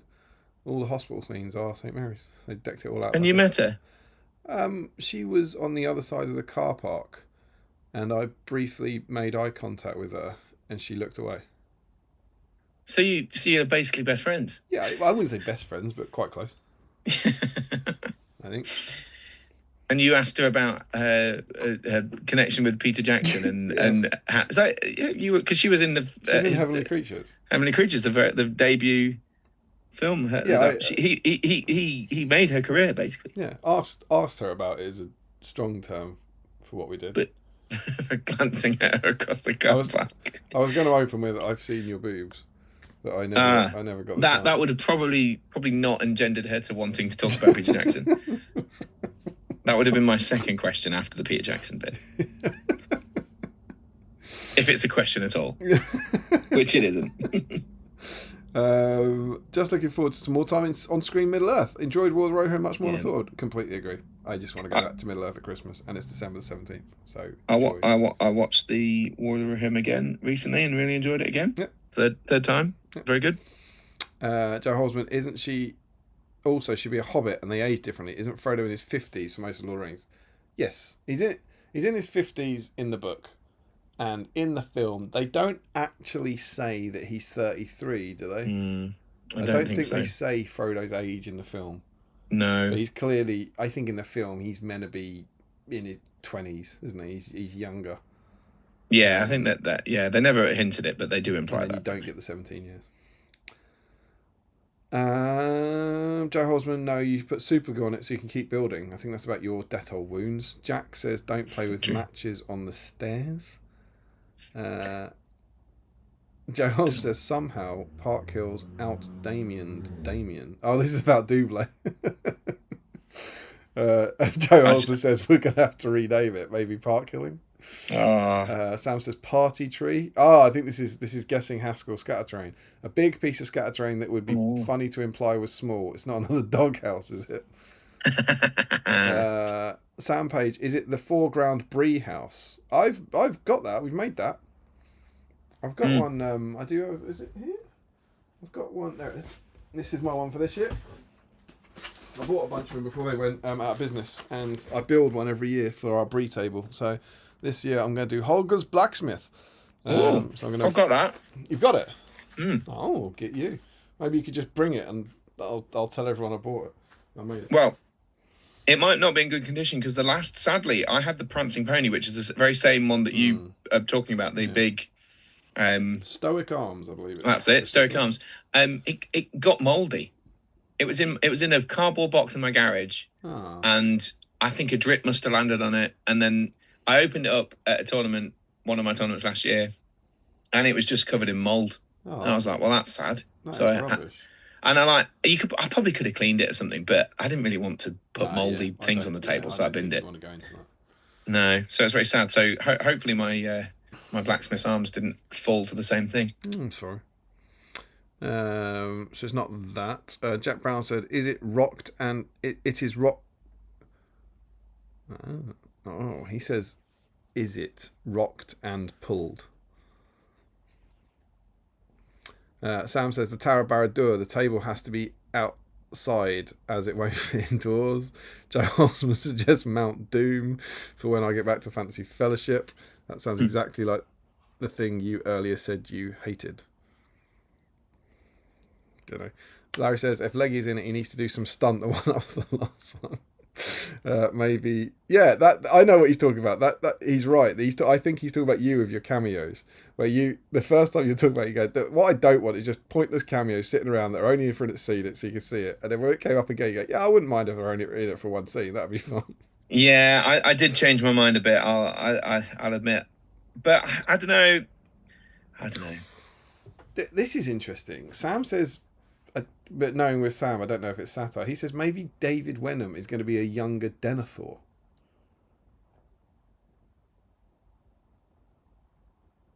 They don't look all that alike, though, do they? Yeah, they're not actually related, Sam. They were actors. I mean, yeah, I just don't like. Yeah, I don't think.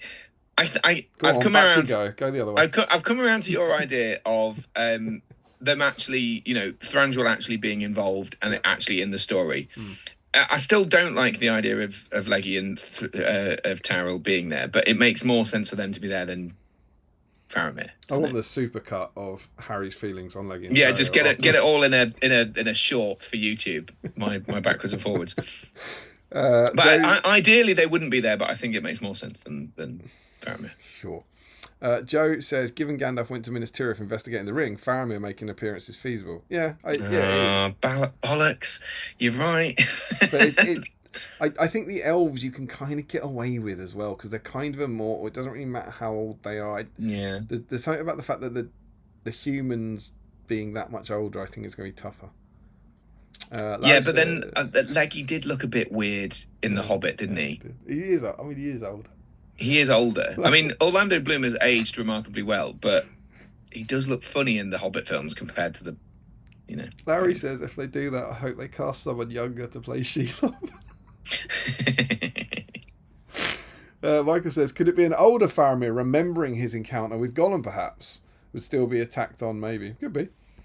I like the fact they get the entire cast back and they all just have a vague memory of meeting Gollum at some point. Yeah. It's just a series of vignettes about, I remember meeting him. Do you know what? I wouldn't hate it. Be quite funny. Joe Holzman, did you try Detolling it to remove the mould? Biostrip would have got that mould straight out. If only I'd had some Dettol there, I'd have given it a go. Exactly. Sam then goes bathe the pub in Dettol. Damn, Joe won. And Joe confirms it was about random tacked on cameos. And I remember, Jack Brown, I believe we were told on a previous stream, don't know. Sam says, what? And then Michael says, so do we know that Kate Winslet narrowly avoided the fate of Evangeline Lilly and Sarah Michelle Gellar vis-a-vis Damien's domicile? Goodness gracious. Yeah. I mean, I don't know. Maybe I would have done. I'm not that into Kate Winslet. It's pretty crowded in the shed already between Mark, Evangeline, Sarah, and you. But yeah, if Kate was willing, sure. Robbo says Legolas's eyes look strange in The Hobbit because his contact lenses reacted strangely with the cameras on. Isn't it because I might be misremembering? Isn't it because in The Hobbit it's digital? Yeah, I thought they digitalized. I think they didn't they? I think is that the thing that they in the Lord of the Rings he's got contacts in Lord of the Rings. I think, but they did.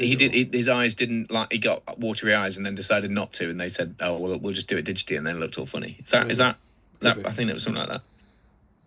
Sam says maybe there's going to be an intervention scene. Smeagol, we all love you. We don't want you to keep killing yourself for the precious. It's the entire car. Right, I've caught up. Well done. I think we should move on to the main topic of today, which I want to be Suladan and a deep dive. Yes.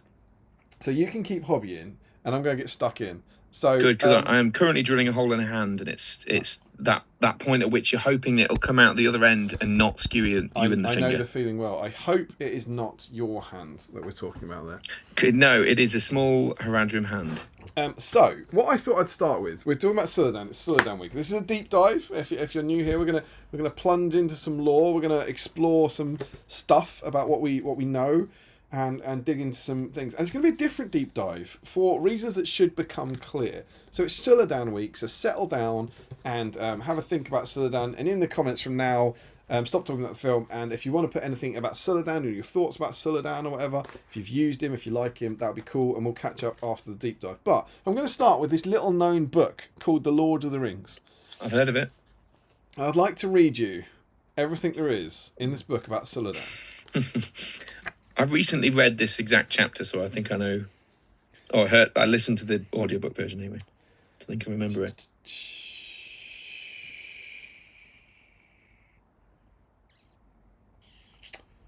Where did it start? There we go. Southward, this is in chapter 6 of The Return of the King, the Battle of the Pelennor Fields. Southward, beyond the road, lay the main force of the Haradrim, and there their horsemen were gathered about the standard of their chieftain. And he looked out, and in the growing light he saw the banner of the king, and that it was far ahead of the battle, with few men about it.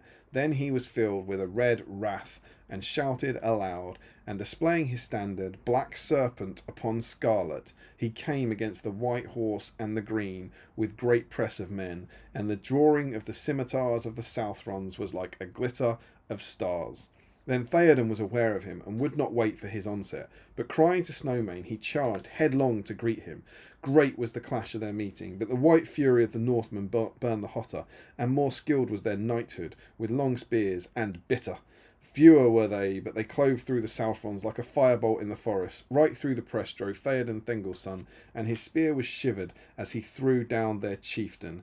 Outswept his sword, and he spurred to the standard, huge staff and bearer, and the black serpent foundered. Then all that was left unslain of their cavalry turned and fled far away. There you go, Serpent Lord. There he goes. That's it. Yep. That's everything in the book. He's never named. There is no Suladan in the book.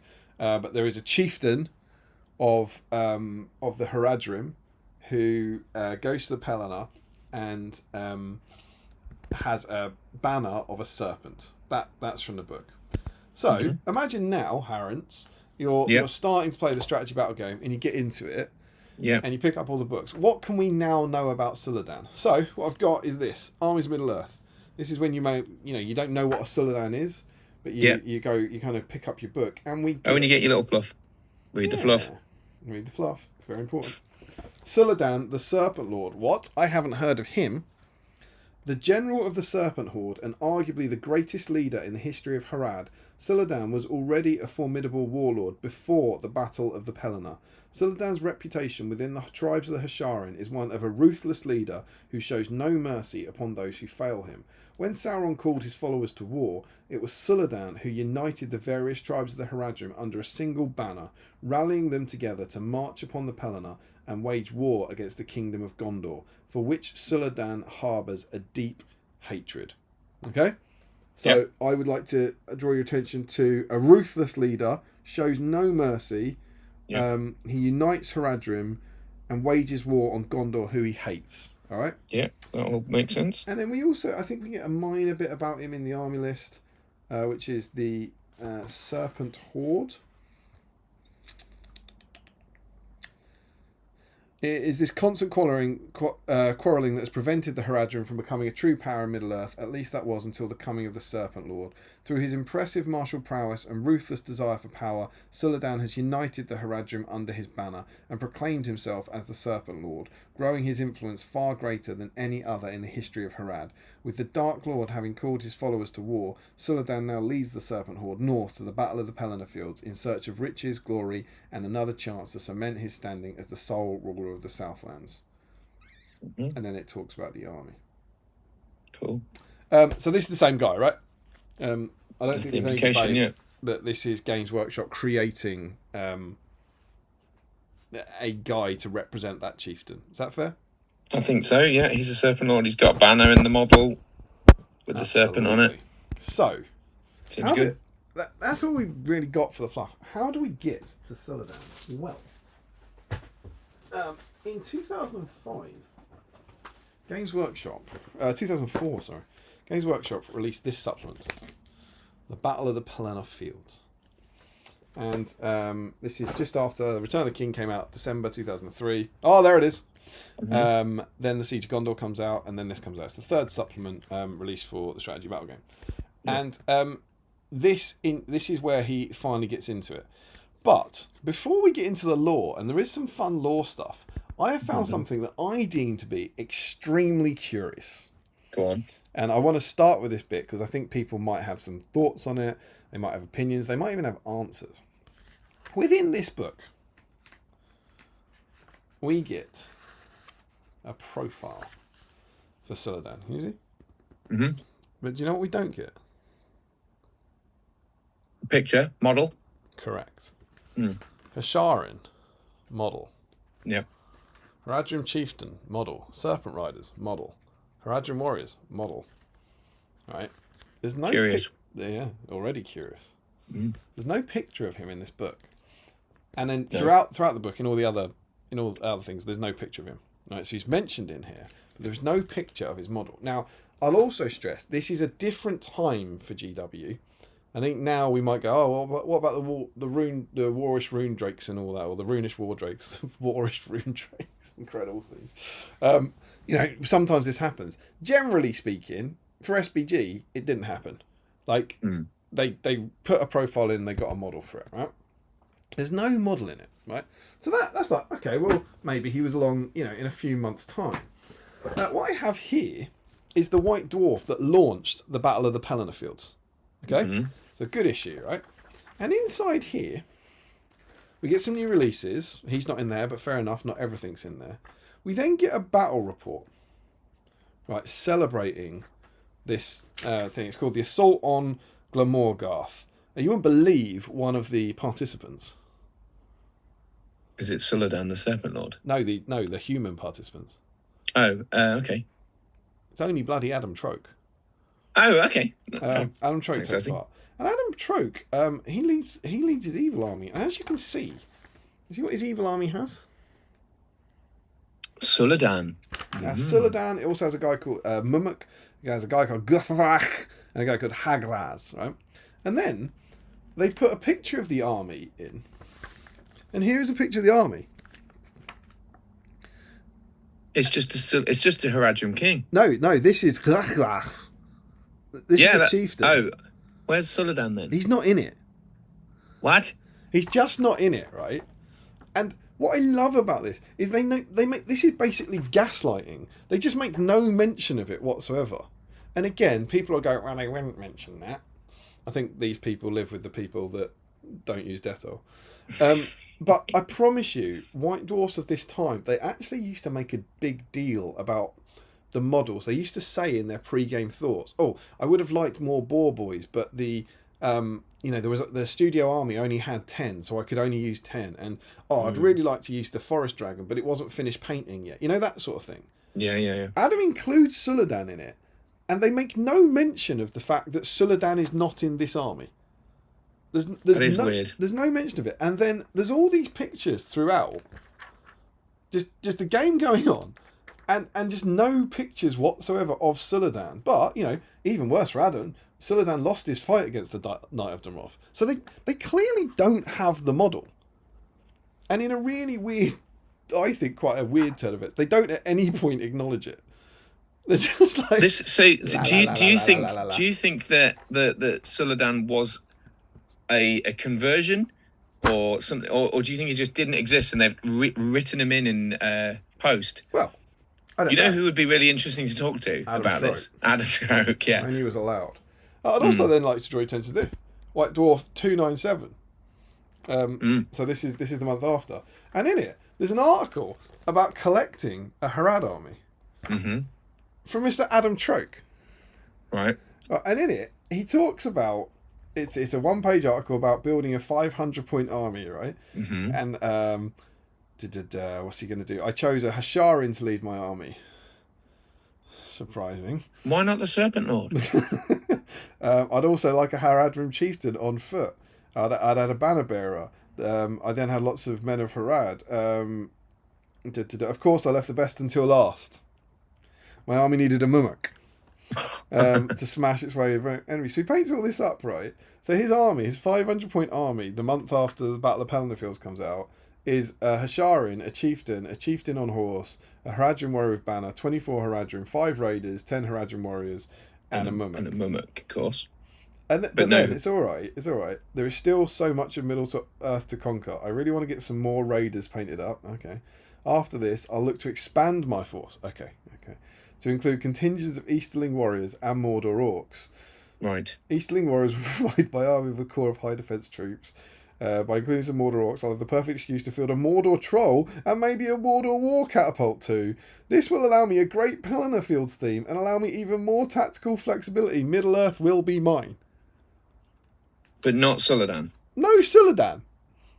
That's super weird, isn't it? Super weird. It's not in his army. Not in.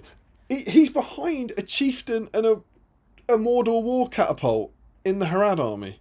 I think this is strange. I think this is very strange.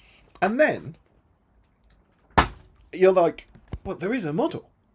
So when did he come out? And he came out. He was released in White Dwarf 307. Sorry, which issues of the Pelennor Fields ones that you were just talking about? 296. He comes out 11 months later. Wow, that's quite a gap. It's the one that's on the front of Battle Games of Middle Earth, and it's the mounted one. They come out together. They're released in the same month. Along with a bunch of other repackaged stuff. But they're a 2-pack, and they're released 11 months afterwards. Also, it's worth noting that everything else for this supplement, everything else that came out, was out by White Dwarf 299. So there were kind of 4 months of releases to cover this. And then 7 months later, Suladan appeared. How strange. And for the record, that was his. So Suladan was released in July 2005, and it's kind of hard because there's not dates for these. I think this is about April 2006. So this came out. So the model was officially released before this. And I'll finish the model story just by saying that the second sculpt, which is the one that's now on sale, which is I'm sure we'll talk about the model and stuff, but I think the one that people historically call they think of as the better one, the cooler one. Generally, I think it's regarded as the one that's on sale now. He's released with his profile name as Suladan the Serpent Lord instead of Suladan, and he is released in August 2007.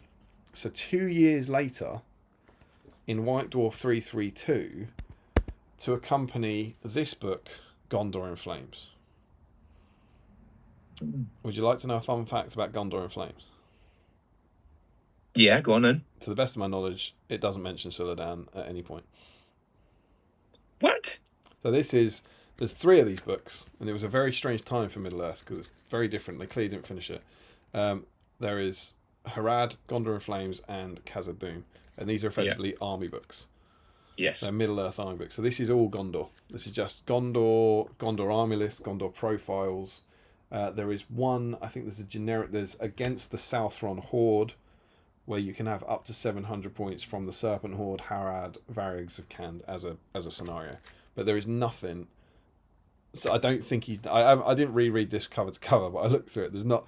He's not in here. There's no profile. But when they released this, they released a new Suladan foot and mounted model 2 years after they released the old one. Now, I mean, there's all sorts of things to pack, and as I said, as I go on and read the lore bit, I think it'd be fun for people to put in the comments what they thought.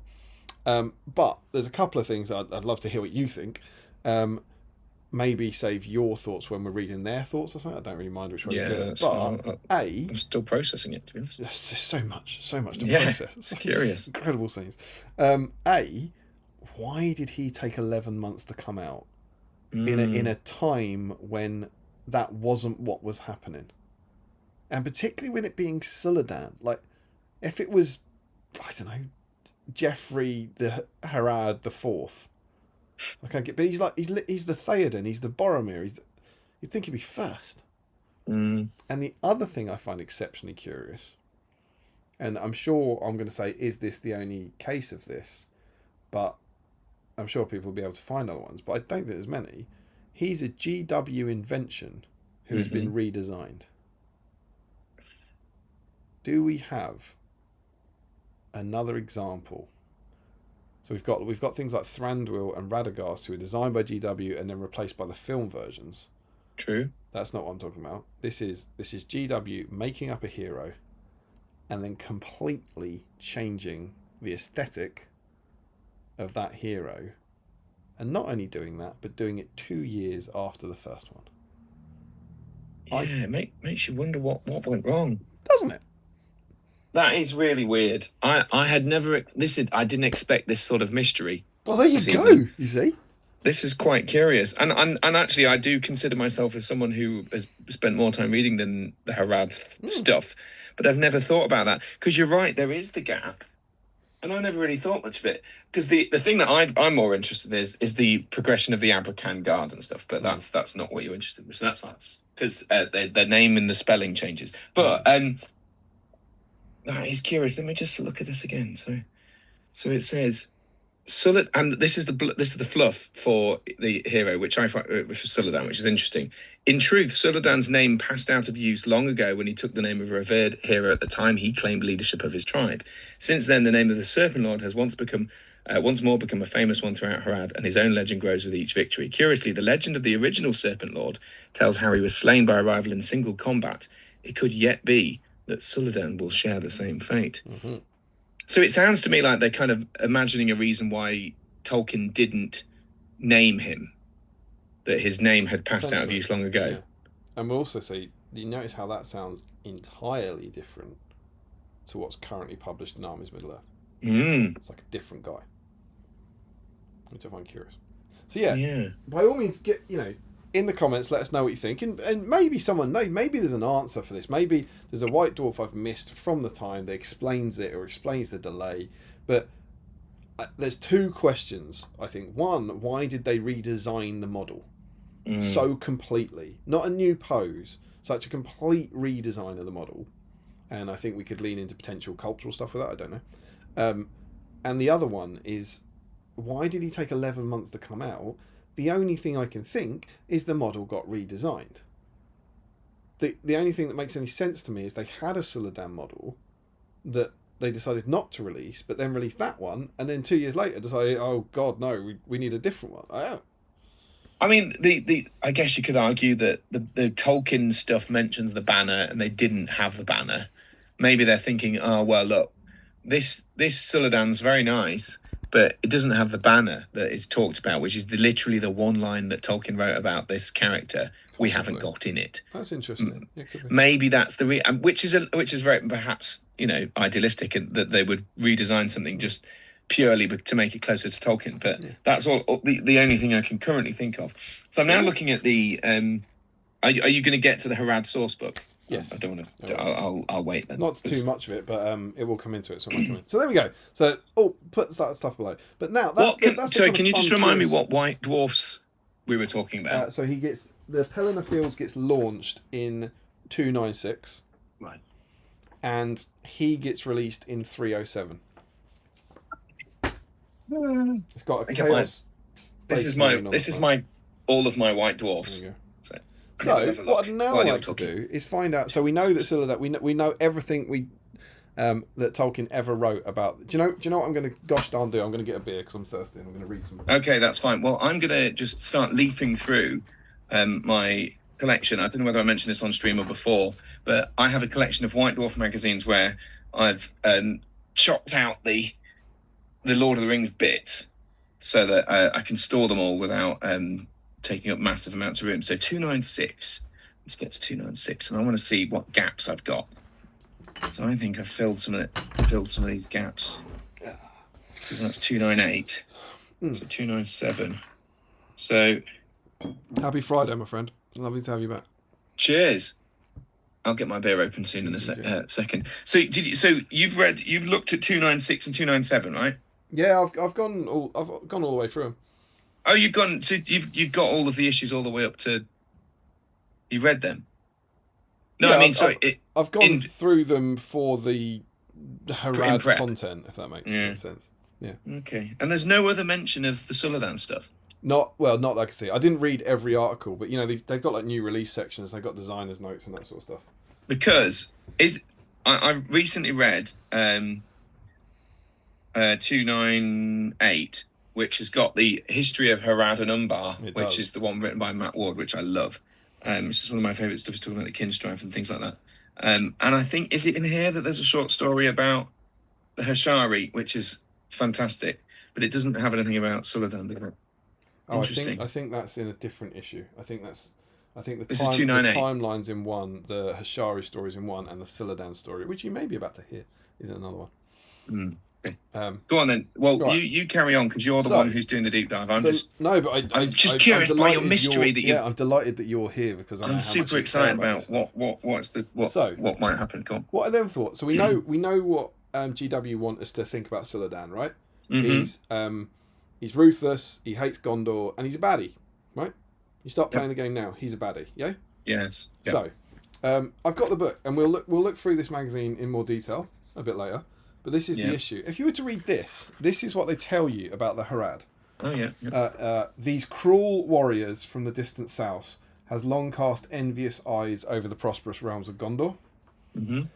Little is known of the Serpent Lord, though his renown grows daily. Interesting fun fact here, not even those closest to him have ever seen the face behind his golden war mask. Ah, yes, because the miniature has the golden war mask. Yeah. To the south of Gondor lie the lands of Harad, home to the Haradrim, a cruel and bloodthirsty people who have joined with Sauron in his war against the Gondorians. Mm-hmm. And sometimes, however, even the presence of troops is not enough to deter attacks. The Gondorians find themselves fighting for their lives against the evil Haradrim. Okay? Sure. Evil. So, the Haradrim, super bad guys. Yep. Very, very bad. Very, very naughty. Now, naughty. I think, potentially, that is not what a certain John Rule Tolkien would want. Well, indeed. Because I've got a letter. As Faramir says. Or is it Sam in the book? Sam in the book. Yeah, that's the thrilling denouement, don't you worry. Sorry, I'm skipping through. This is a letter on... So, W.H. Auden reviews The Return of the King. So this is 1956, and he's replying to that, okay? And he says, I dislike the use of political in such a context. It seems to me false. It seems clear that Frodo's duty was humane, not political. He naturally thought first of the Shire, since his roots were there. But the quest had as its object not the preserving of this or that polity, such as the half-republic, half-aristocracy of the Shire, but the liberation from an evil tyranny of all the humane, including those such as Easterlings and Haradrim that were still servants of the tyranny. Mm-hmm. So Tolkien says the point of the quest was liberating the humane, in which he includes Haradrim from tyranny. Okay, that's kind of different to evil. Okay. Yeah. All right. Now this is where we get to, I think some of Harrence's favourite stuff. We're going to go to the Pelennor supplement, which he introduced. Harry's actually read the. He jumped ahead and read the Suladan's. Sorry, no, it's quite alright. I liked it. But just before that, on the facing page, you also get a thing called the Tale of the Serpent Lord. So this is our first introduction from GW to their Suladan. In the days of Gondor's occupation of Harad, most client kingdoms were ruled over by petty and weak men, for they were all the simpler for Gondor to control. The Serpent Lord's father was such a man, for he had long been broken by his overlords. When the old king died, and the crown passed to his son, the prince swore that he would never bow to the lords of Gondor as his father had. He gathered to his side all the chieftains of his realm with whom he had common cause, and slew in single combat those he could not trust. For he was a warrior possessed of great skill, as fast and deadly as a serpent. Before long he had assembled an army with which he hoped to wrest not only his kingdom, but all of Harad from Gondor's grasp. Over the following decade, the Serpent Lord threatened Gondor's hold on the Southlands. As his fame grew, so too did the numbers of his followers. The armies of the Northern Kingdom were stretched to the limit as they struggled to contain him, for not only were they challenged by the Serpent Lord's armies, they also had to prevent uprising in the other Haradrim kingdoms, lest they joined to his banner. In the end, the Serpent Lord was undone by his own pride, for he was challenged by one of his lieutenants and slain in a duel he could easily have refused.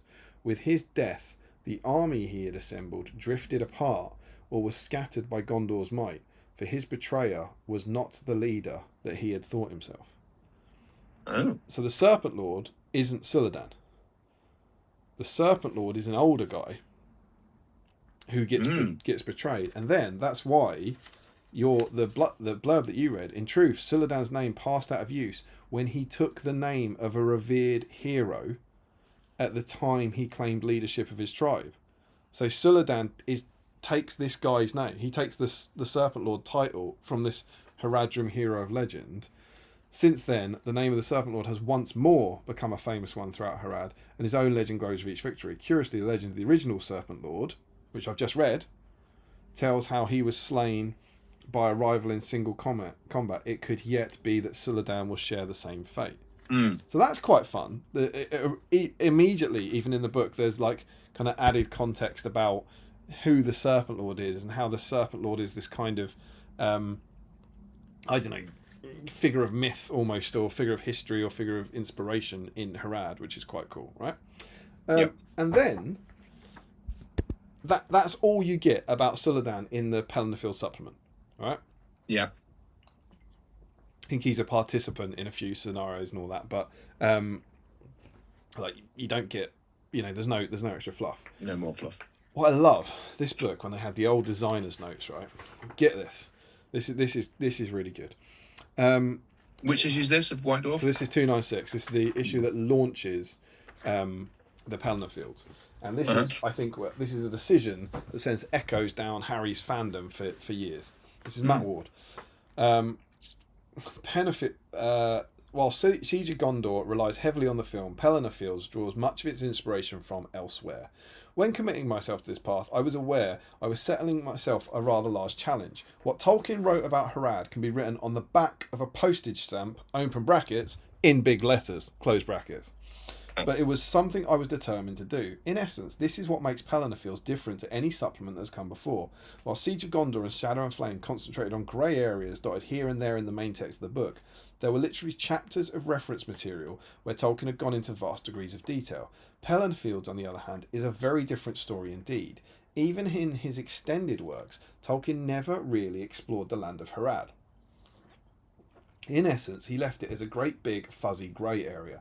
Naturally, this doesn't make for incredibly interesting reading in a book the length of Pelennor Fields, so I needed to piece together everything I could. Offhand text references, obscure mentions in the Tale of Years. I knew that I had to let nothing escape me as I tried to recreate the history of Harad from what few scraps I had. Even with this done, I was left with an awful lot of gaps to fill. For a start, everything I had found was from the point of view of the traditional enemies of the Haradrim and likely to be coloured by their own bias. Very good. And so we set out to build Harad from the ground upwards. Of course, there's always risk involved in creating such a large swathe of material, but it's been a real labour of love. As Tolkien wrote in so little detail, I was given freedom to create more or less as I wanted to, which made me all the more determined to ensure that what I was writing fitted in with what had gone before. As I started to pull everything together, I was left with a series of notes and ideas, not only for the history of Harad, but also elements of its language and culture. Wherever I could, I bound what I had created to elements that Tolkien had written. As a result, there are very few places where I've out and out constructed something entirely new. In fact, many good ideas were discarded early on, not because they weren't any good, but because they didn't quite fit with what Tolkien had written about Harad. What I was left with was a huge resource of what, why, when, where, and who. As a matter of fact, too big a resource for a 64-page book. Sadly, many elements had to go or become condensed for want of space, but you'll be able to see most of these in the forthcoming issues of White Dwarf. Mm-hmm. And before I go into that, I just want to then jump down, and he does talk about Suladan. Last but not least is the commander of Harad's armies at the end of the Third Age, Suladan the Serpent Lord, a man who wishes to free his people from the control of Umbar, but not necessarily for the good of all. Should the ruin of Gondor be the price of freedom for Suladan, he will gladly pay it. So even there, that is not a ruthless guy who hates Gondor. This is a guy who he's trying to free his people from the control of Umbar. Okay? And there's a bunch of stuff I like in this. For one thing, Matt Ward gets an awful lot of hate. You've interviewed him, I believe. I did, yeah. And he's kind of famous for it. Everything I know of him is that he's a very lovely man who tried to do a very, very good job as well as he could. And what I love in here is that paragraph or section I read. That sounds like me. That's a dude who loves Tolkien and is doing his very best to fill something, to paint some of the extra schemes that Tolkien left in his tree, whilst being respectful to him. And I love that he's kind of, you know what? I'm gonna like set out here. I've done this. It's new. I'm sorry. I'm making stuff up. It's not from Tolkien, but here's why. And I also love everything I'd found was from the point of view of the traditional enemies of the Haradrim and likely to be coloured by their own bias. Yeah. And that's so in touch with everything I'm kind of writing about for my current book chapter, and also talking about the whole found text thing. That the whole story you're reading, even before you get to the translations, is Frodo telling it. So it's Frodo telling you of what people told him. Yeah. And so it's like, what are they going to tell you about the baddie from Harad? And I love what he's doing here. He's saying, let's look at Harad from Harad's point of view. I think that's mega. Top stuff, that. And he also has this line in here.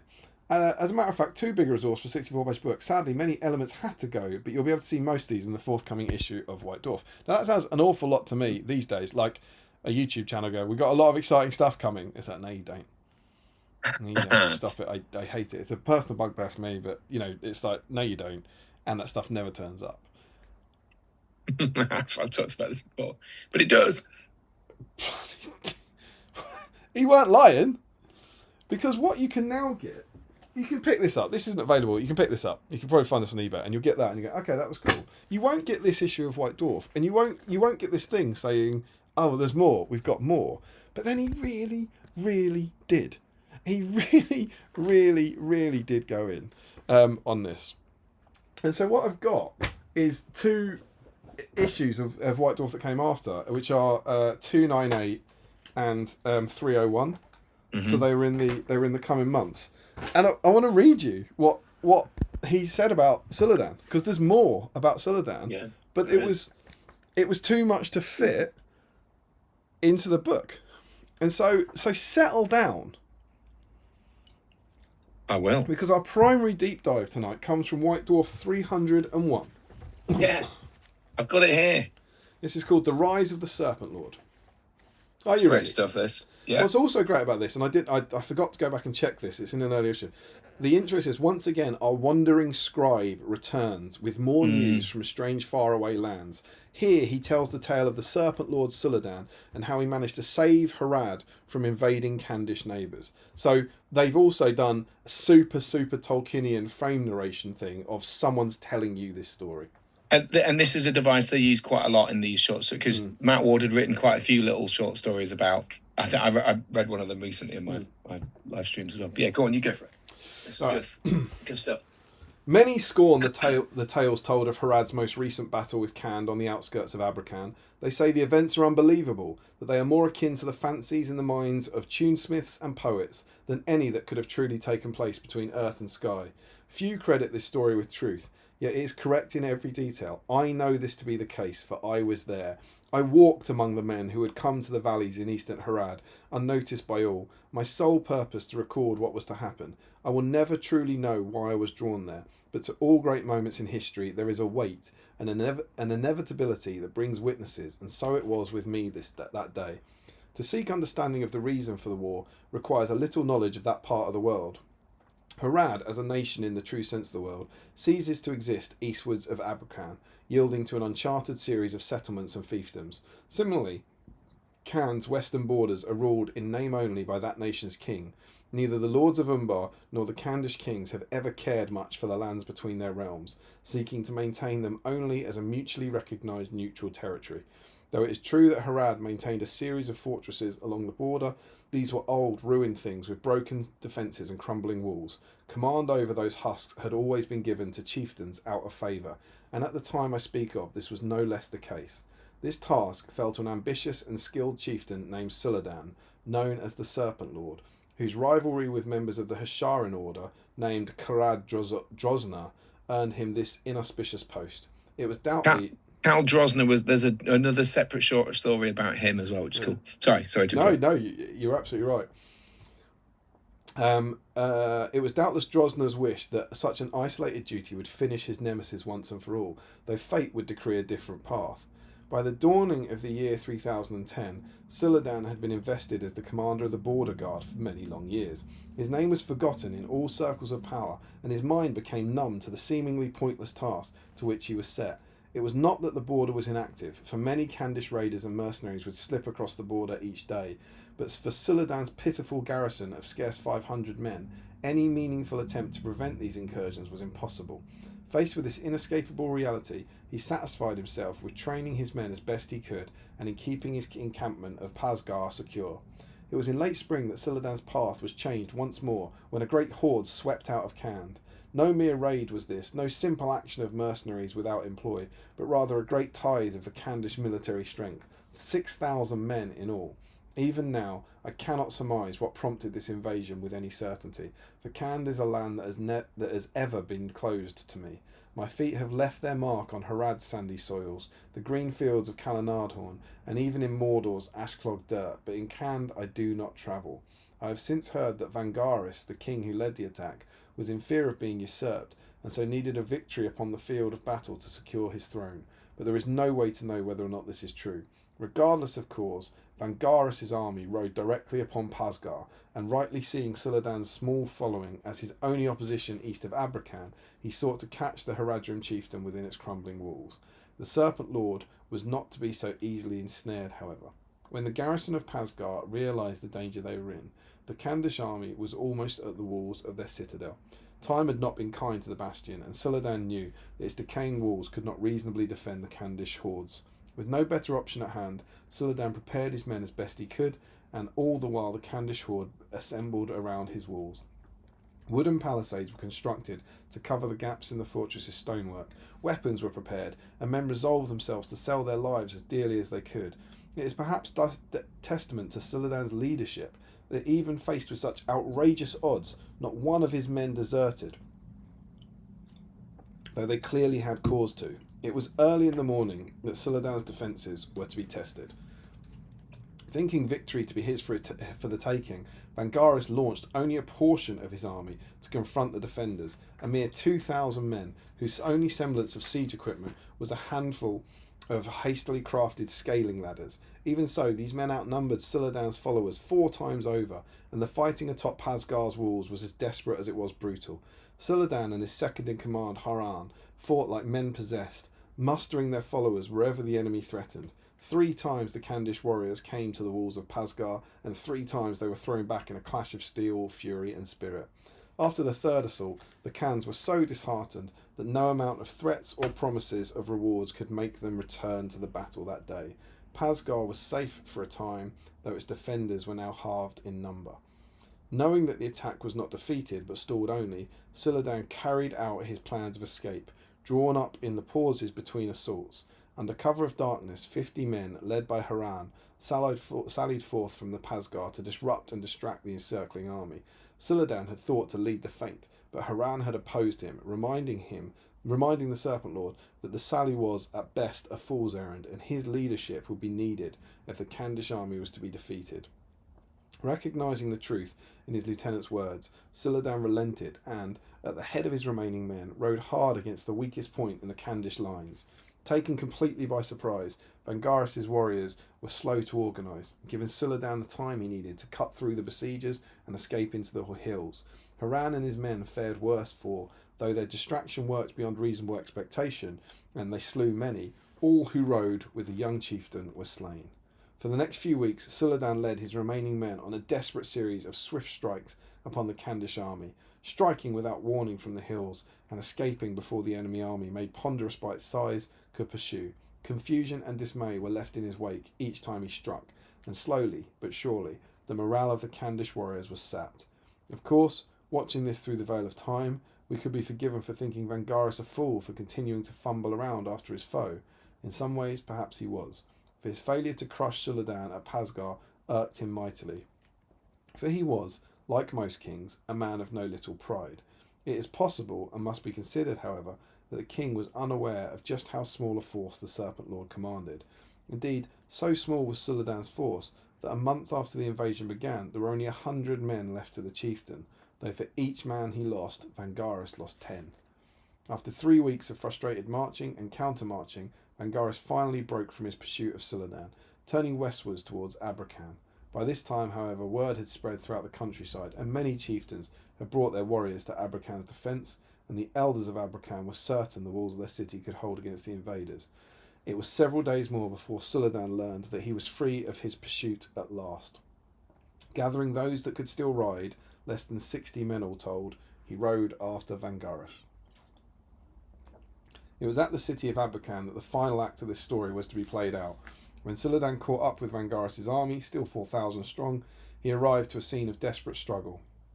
Disdaining the advice of Abrakan's elders, the Hasharin, who had taken control of the Haradrim defenders, had led them to meet the Khandish army, rather than sheltering behind the solid bulwark of Abrakan.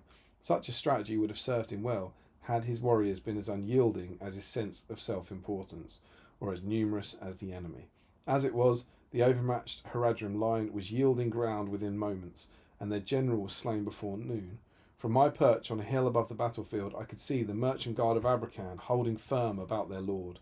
But everywhere else, uncertainty and despair were beginning to set in. 2,000 Haradrim warriors on the brink of flight. Suladan truly earned his ascendance that day. Though tired to the bone by fatigue, he drove his men into the rear of Vangaris' army like a spear. Less than 60 men, scarred and worn, rode beneath the banner of the serpent through the Khandish ranks, cutting down all that opposed them. It must have seemed as if nothing could touch them, not arrow or spear or sword, for though overmatched, their fury gave them strength enough to carry Suladan to the very heart of the Khandish horde and before the king himself. As the men engaged Vangaris' bodyguard, Suladan fought the Khandish king. Though the chieftain was easily the better swordsman of the two, Vangaris was fresh to the battle, whilst only a will of iron kept Suladan in the saddle of his steed. As battle raged about them, the two men circled, cutting and parrying faster than the eye could fathom. Despite everything, the two warlords seemed well matched, the Serpent Lord's skills and speed blunting itself upon the layered iron plates of his foe's armour. It was only when Suladan's steed was slain, speared by one of Vangaris' men, that the contest turned. As he rose up from the dust of the battlefield, Suladan's blade bit deep into the Khandish king's side, slicing up between the overlapping plates of his armour.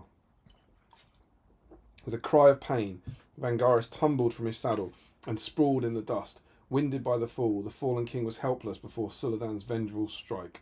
Quick beyond belief, the chieftain's blade lanced down through the golden mask's eye hole to end the life of the Khandish king. In that moment, It seemed as if all eyes upon the battlefield turned to where Suladan stood victorious. For an eye blink there was silence as history began to shape itself into a new course. And then the killing began once more. However, with the death of Vangaris, the tide had seemingly turned, and the fight went out of the Kandish army. All across the battlefield the Khans began to retreat, first by ones and twos, then by whole companies. Within minutes the entire army was in full flight, pursued with a vengeance by those who had expected nothing but defeat at their hands. In the years after, various stories have surfaced to explain the scope of the victory that day. Some claim that much of the Kandish army was composed of mercenaries who changed sides partway through the battle, bought by the wealth wielded by the elders of Abrakan. Others talk of the valiant efforts of various Haradrim chieftains that, when seen as part of the larger tapestry of fate, brought victory that day. One tale even suggests that Vangaris was killed at the height of the battle. Suladan was not responsible, and it is, as fact, one of the Hashari who slew the Kandish king. All I can say, without doubt or contradiction, is that I saw none of these things, and the victory that day belonged to one man. And in that story, there's also two scenarios to play out the two battles. Good stuff, isn't it? Cool. And then, that's the big story about Suladan. And in the issue before, we have the tale of years for Harad. And so, in 2974, I won't do all the dates, but that's what I say. Birth of Suladan, later the second Serpent Lord of Harad. Suladan becomes leader of his tribe when he's about 20. Wary of Suladan's success, Drosna conspires to have him sent to guard the border with Khand. We just read about that.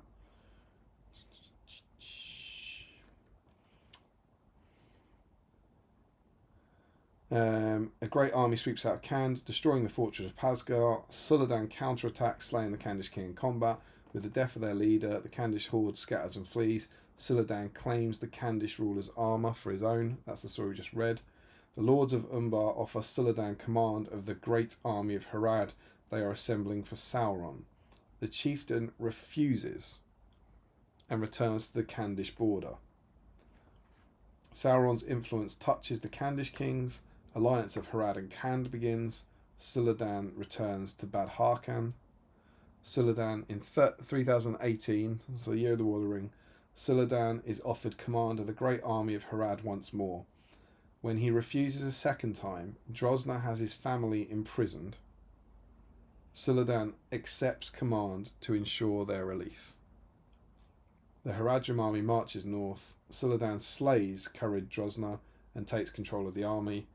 The Battle of the Pelennor Fields takes place. Death of Suladan.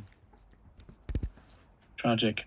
And yeah, so that's the kind of White Dwarf stuff. And then the last thing I wanted to bring up is that 2 years later, 2 years after Suladan came out, 3 years after that book comes out, we get this. So we get the Harad source book, which is the other one, as it were, like Gondor in Flames. And this one is where the model came out. Remember, the model came out around this time for the Gondor in Flames book. He's in there. And what's interesting about that is we then get this. Suladan, general of the Serpent Horde and supreme commander of Harad's allies, was already a renowned chieftain in Harad when he ventured into ruined Karna and found the sword of King Mardat. It was this monarch, known as the Serpent Lord, who had once united Harad against the forces of Gondor, and Suladan believed the finding of Mardat's blade made him heir to Mardat's name and authority. Since then, the name of the Serpent Lord has once more become famous throughout Harad, and grows further still with each victory. Curiously, the legend of Mardat tells how the original Serpent Lord was slain by a rival in single combat. It could yet be that Suladan will share the same fate. The wording there is almost identical, but at some point they just added this extra bit about him finding a magic sword. Because he's got has he got an elven blade in that one? He's got a Kaharil blade, which is a hand weapon. Oh. So he doesn't. It's not like he has it as a special rule, but that's the first mention I can find of that rule. And then in the army list,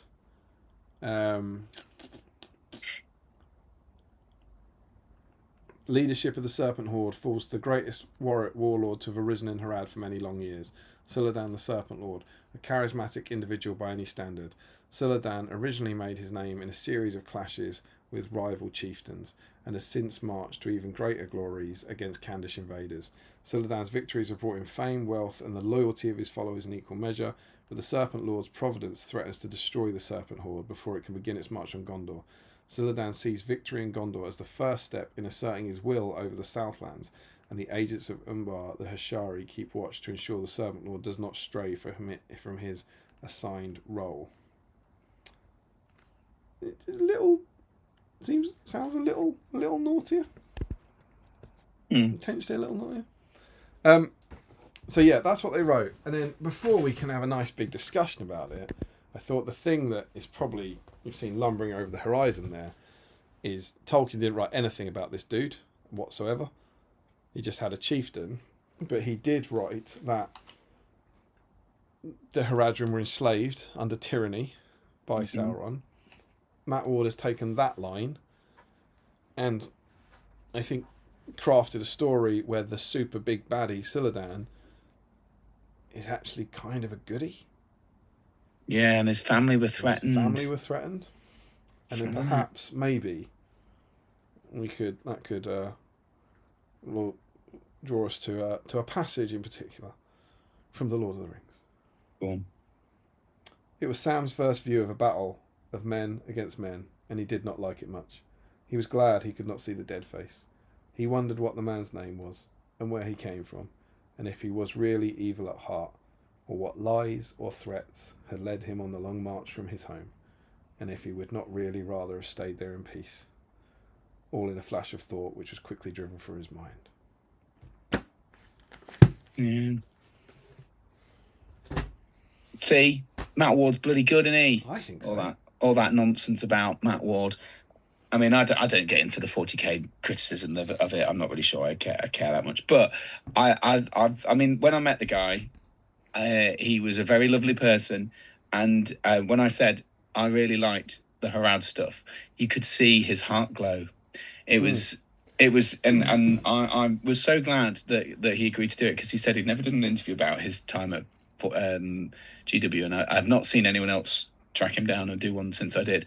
But I was really glad that he did, because he talked about that with such kind of warmth, and still in the same vein as the kind of mention you quoted about his kind of reluctance is probably the wrong word, but like his caution of expanding the Tolkien universe. Yeah. He did it with real heart and real kind of dedication in a way that I think it certainly should be recognised, and all this stuff is fantastic, and it's so sad that it's all buried in old white dwarves, and doesn't really see the light of day anymore. And I think I can't remember where I've said it before, but I've said it before that I do think there's a little bit less of that invention that GW is willing to do in SBG now. Like the fluff is there, I guess, in like the last time is the War in Angmar stuff, which I really liked. But this latest stuff we've got hasn't really got. Even the big army books don't have any more extra fluff, and I love the fluff. They don't have the place for it. They don't have the. No, there's no. I don't know if they have the freedom to or the time to do it, but they don't have that content in White Dwarf. No. Like, the content they do have it for 40k and Sigma, like lore stories, but of course Lord of the Rings doesn't get that. It gets like a battle report or something every few months. And maybe that is down to the creatives literally not having time, as well as there not being space. It might be that they're not allowed. It might just be, who knows. But because this mag has got have we got a page count in here? I don't know. 60, it's probably about 140 pages or something. And in this issue, we got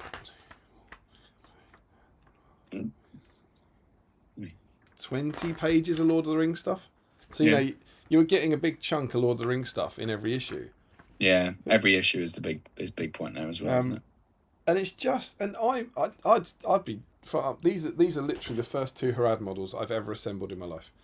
I kind of made my my War of the Rohirrim mercenaries by taking the new Rohan warriors and putting Harad heads on them. But in terms of the Harad range, I don't think I've painted a single model from them. I've never really delved into Harad in any way, and I'd probably say I was also guilty of historically looking through these, going, I'm not really interested in Harad. I'm not reading all that, and kind of going into it in the last couple of weeks. This is just incredible.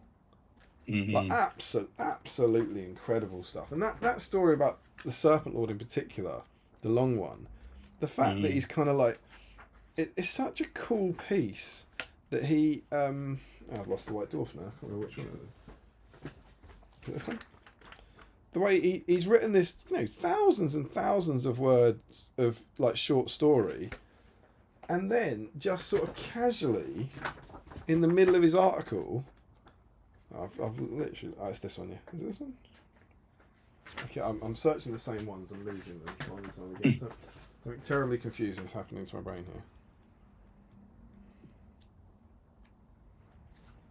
here.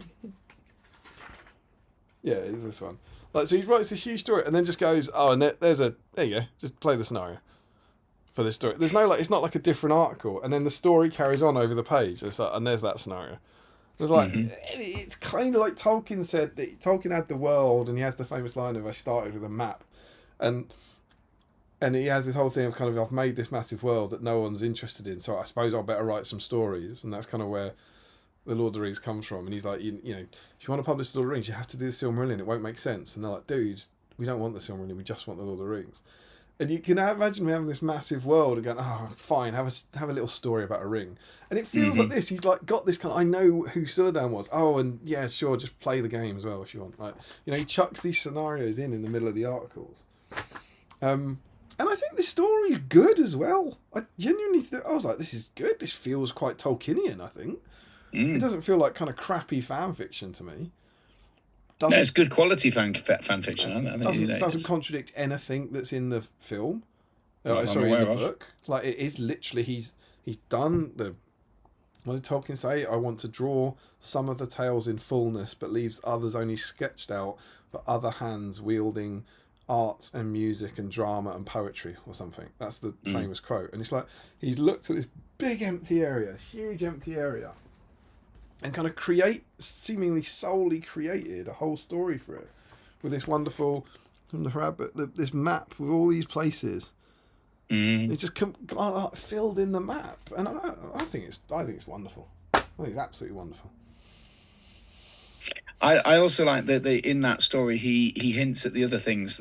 He said something about, I heard that it was that they bribed the opponents, and you're like, oh, is that the start, the kernel of an idea for the Golden King and stuff like that. So I love that's one of the things I like about Harad stuff, because you get these threads of, story like that, and then an idea in that White Dwarf article that leads to a someone inventing a faction, the Abrakan Guard and stuff, which starts as just somebody's conversions of Harad warriors, and it's spelt differently. I love that fact that Abrakan changed. It was spelled Abrakan, and then it was Khan at one point. But maybe that's because someone mistranslated it. Harad. Yeah, well, exactly. This properly gives me goosebumps. It's like, if you want to, if you want to defend the Lord of the Rings, as most people do, like, obviously it's a work of fiction, forget about it. But if you're going to go, when you watch the War of the Rohirrim, like, that's not what Tolkien wanted. He didn't name Hera. He wanted Freyalaf to kill him. So as soon as you're doing that, as soon as you're defending the book, you're buying into it. Otherwise, it doesn't matter. It's just a book. You're buying into it. It's not what Tolkien wrote. That's not what happened. And as soon as you're doing that, if you're buying into it, then you're buying into it's a translation of a translation of a translation of someone who was told these stories. Best case scenario. So the Abrakan thing, maybe Matt Ward has found a different manuscript, a different version of the Red Book. It's great, isn't it? Unlike Tolkien, he's got a different copy of it. It's a different translation. And I love he's found that thing about bias, which is exactly what I've been saying, like in some of the stuff I've been kind of doing recently with the whole Freyalaf thing. It's like the appendices for the Lord of the Rings has Freyalaf become king. He becomes the king, and that version tells you that he killed Wolf. And it's like, but if Hera killed Wolf, then the Rohirric historians would want to make Freyalaf kill Wolf to make him like solidify his claim to the throne. So it's like, whose was the right one? Maybe War of the Rohirrim's the real story. And it's like, and whichever one you think, it's like if you buy into what Tolkien wanted, you have to allow there to be different tales. You have to allow there to be different stories. And I just think there seems to be a kind of 6-issue run of White Dwarf where Matt Ward was just like, do what you want, mate. It was just given this complete creative freedom to get stuck into Harad. I think that's what wonderful. I mean. Maybe it's just because the era of White Dwarf was in a very different place. Like they clearly had pages to fill. You know, it was a big deal to everyone bought a White Dwarf, didn't they? So they had loads of pages to fill. Lord of the Rings was, or MSBG was selling like hotcakes back then, so that people were lapping up the content, and it was like, God, Matt Ward, God, just write us some stuff. We need 4 pages every month for the next 6 months because people are lapping their stuff up. And he's like, does it have to be hobby content? No, it can be whatever you want. Yeah. Does it have to be scenarios? No, it can be whatever you want. Can I do short stories? Not really, but sure, why not? We need it, you know. But he also I like that idea. If you take him at his word, it was written for this. And they were like, Matthew, you've written 100 pages, Matthew. The book's only 64.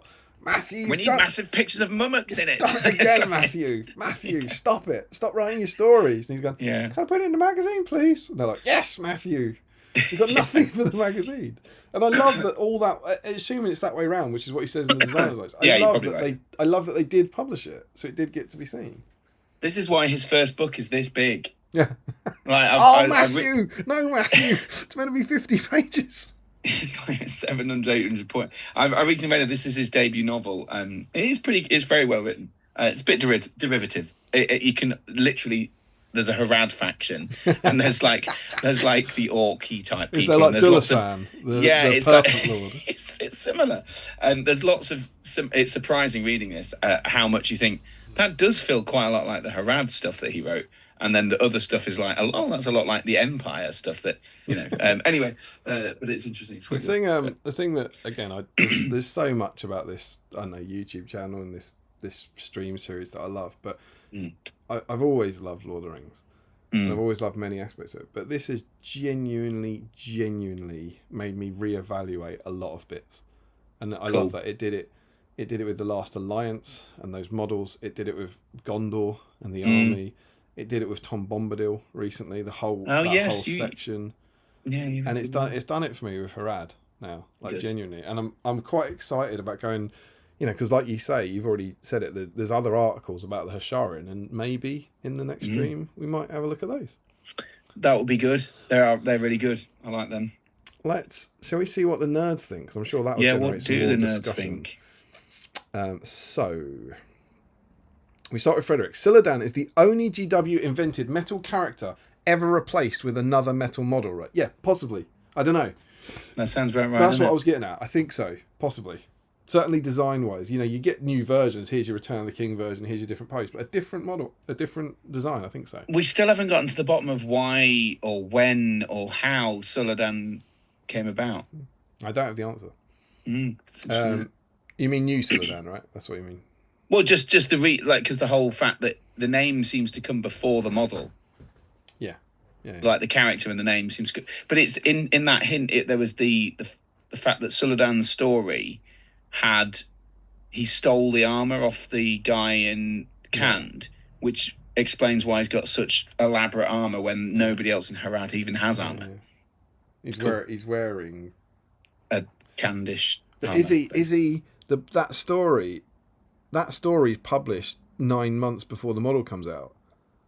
So is he wearing the armor because of Matt Ward's story? That's what I'm thinking. Or has Matt Ward seen the model? Oh, and then worked his way back. Interesting. Right. Yeah, good point. Yeah. Frederick says, have they ever redone a non-Tolkien or film-based character? I think this is obviously before we start talking. I think that's what he's asking about. I don't know. I think it's the same question. I don't think so. Larry says, is that by David Day? I think this is significantly better than stuff by David Day. Frederick, never used Suladan, but might get him one day, as I've always kind of liked Harad, but never played the army. Frederick says, don't get him angry with that. Day would tell us imaginary stuff about a named Haradrid chieftain who is named after another chieftain from another part of the book or something. It's not that dissimilar. Joe Holzman, we've had Harry's rant about Detto, now we need Damien's David Day rant. Frederick says it's Theoden, son of Thengel. Who remembers that song? I remember that song. That was a good song. I like that song. I think you should all go and listen to that song. Ode to Theoden, I believe it's called. Frederick says bonus entry: sculpt, scratch, build a serpent. Oh, that's a good point, Harry. The guest host normally gets to decide. Would you like any bonus entries today? Is there a way to get 2 entries into it? I don't know if there's anything that's jumped out. No. There you go.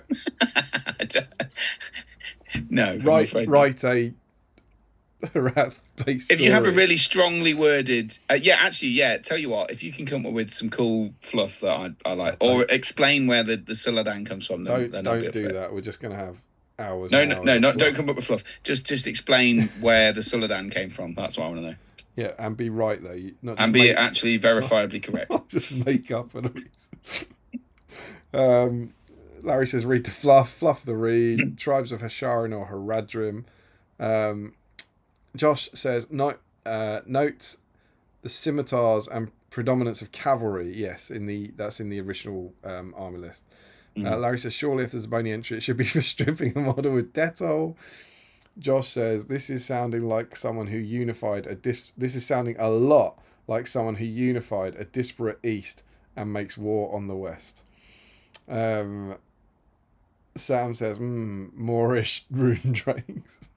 You know who could be a good person to ask? Mr. Troke. Maybe he's allowed to say if you remember. Yeah, I've literally got this on my kind of next video call with Adam, like next kind of hobby catch up. Can we talk about Harad, please? Just Crosby, why does Suladan seem like the foil to the most famous knight from the West in his campaigns in this book? Is that Boromir? Is that? I think there is some stuff about Boromir. There is some stuff about Boromir. Yeah, and some of the stories. So then Michael is going to kind of, I think, a historical influence here. In the period of the first few Crusades, late 11th century to the 13th century, the Christian armies were able to make progress at certain points because the Muslims were not united. There were times when a Muslim leader united the various factions, and then the Crusader states were in trouble. The Third Crusade, the one Richard the Lionheart was on, was called because one such Muslim leader did unite the factions and defeated the Christians at Hattin and took Jerusalem. His name was Saladin. I've always thought there is a subconscious connection. He's the guy in Kingdom of Heaven, isn't he? Yeah. Guess what he has? Scimitar. Golden mask. Just like the original Suladan model. Is that him? I thought that was the other king. Doesn't the king have the golden mask? The leper king. Oh, hold on. Which one? Oh, yeah, maybe you're right. But Saladin's the warrior. There's a golden mask. Yeah, there is a golden mask. Yeah, there's strong Kingdom of Heaven vibes.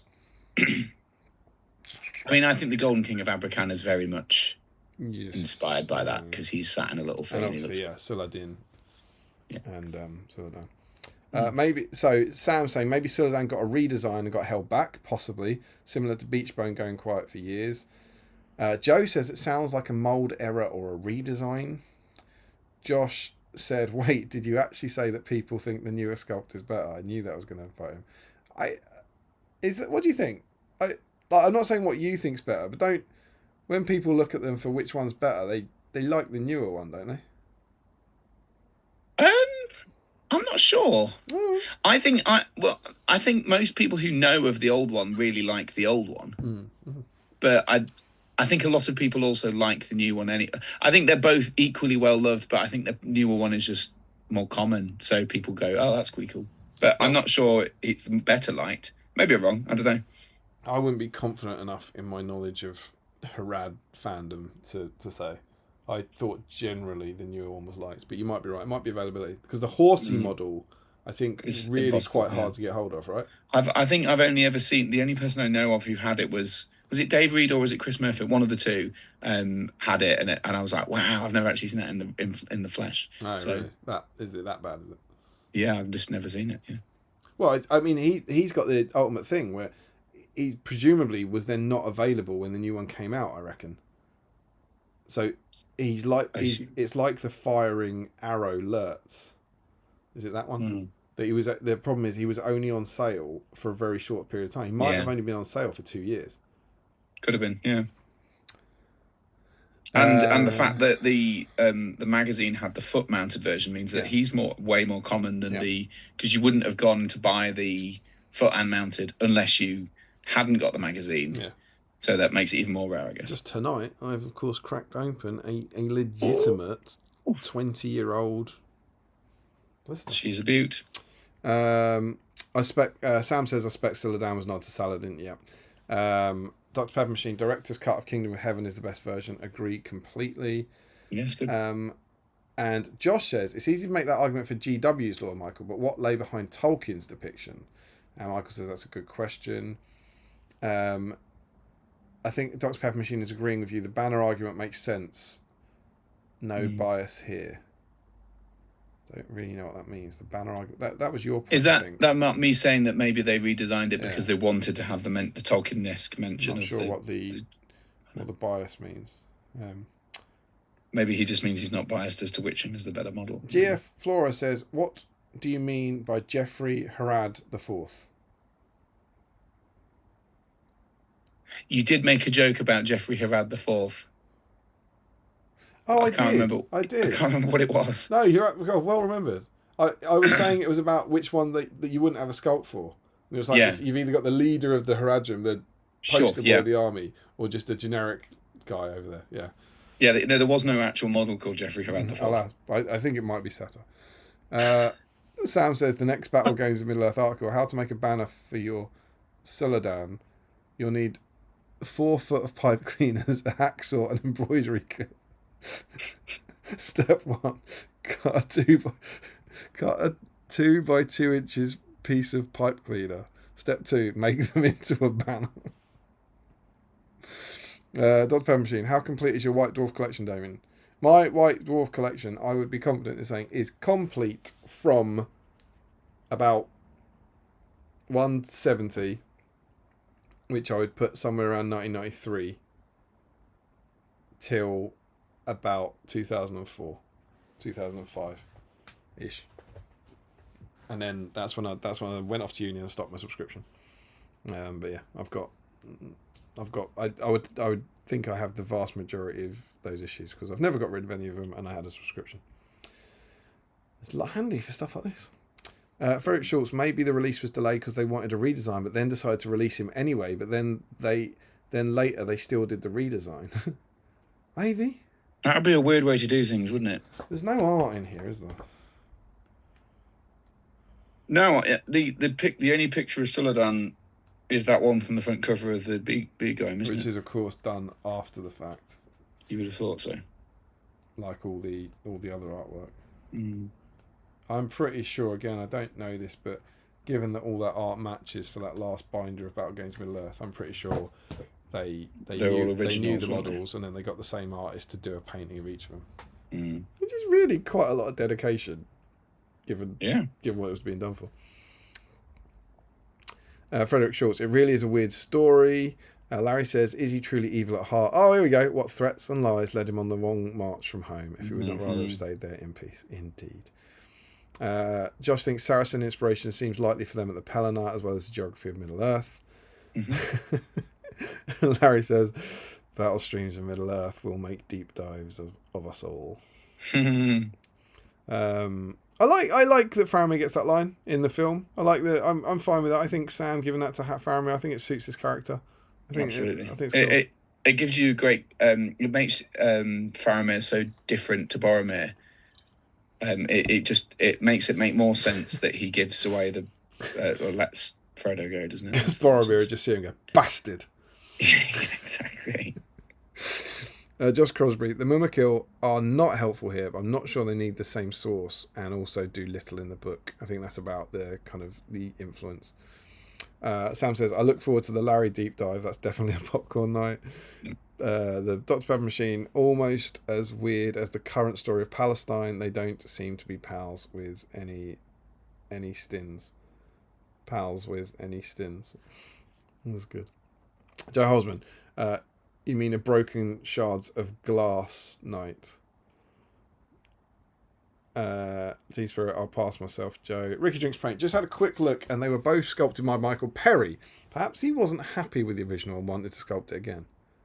I can't imagine GW approving a model and then the sculptor themselves saying, you know what, I don't like that. Can I have another pass at it? And them saying, yeah, that's fine. Yeah, I just don't see that. I like the idea that he had that much power, but I don't think he did. I also just don't think he'd care that much. I think we care about all these things a lot more than the authors and the artists do. I think, yes, that's probably true based on my meetings of exactly. You've chatted to all these people, and it's kind of like everyone's like, oh my god, imagine what Rick Priestley was thinking. He might well not remember the rules, No, he definitely doesn't remember any of the rules. That kind of stuff. It's like it's work. It's not saying they don't love it, but it's fundamentally work to them. Yeah, it is worth remembering that, isn't it? When we're like over analysing these little things that somebody may have rushed out quickly and but to hit a deadline 25 years ago. You get it with actors a lot of them, like not watching the film. There's a wonderful clip of Gwyneth Paltrow on something like, I don't know if it was British, but something like Sunday Brunch, and John Favreau's going like, it's like that scene in Spider-Man, and she goes, I wasn't in Spider-Man, I was in Iron Man, and he goes, no, we're in Spider-Man. She was like, no, I'm not in Spider-Man. And he goes, yes, you were. He goes, there's that scene at the end where you're in a press conference, and he comes out of the press conference. You come out of the press conference, and you're there with Tom Holland and Robert Downey Jr., and he's meant to go into the press conference. She goes, oh, yeah. He goes, yeah. And she's like, was that Spider-Man? He's like, yeah. He goes, oh, all right. And do you know what I mean? Like, she's gone off and done a job and then forgotten about it. I suspect that once you've done an X number of Marvel movies, they probably do all blend together, because they're like, so we're doing this scene, and this is going to be the end credits of Spider-Man, and this one's going to be at the start of the next film, and this one's going to be the end. Yeah, it's like, what? I think Hugo Weaving did the voice for Megatron in the first first Transformers film, and he said like, he said he said he went in for a day, sat in a recording booth, read a bunch of lines, and then left. He's like, I've never seen it, I have no idea what I did. That kind of thing. It's quite sad, isn't it, in some ways, because people are, we obsess over these things and idolise these people for something, and then, like you say, they might not give a flying monkeys about it. But Sam says, wonder if George R. R. Martin took the Harad as the basis for his Wildlings. The idea of them uniting under King's north of the wall, then dissipating when that guy dies. Yeah, maybe. I think it's more of a sort of wider historical trope of slightly nomadic people, but possibly. Also, the Wildlings is very cold up there, and Harad's very hot, so that's different. Dr. Pepper Machine, they're clearly closer to Dothraki in both culture and aesthetic. David Alexander is in. What I remember about the early Pelennor Fields book was that it came out around the time that Kingdom of Heaven was very popular, and the Haradrim were written much more sympathetically and less evil. That's interesting.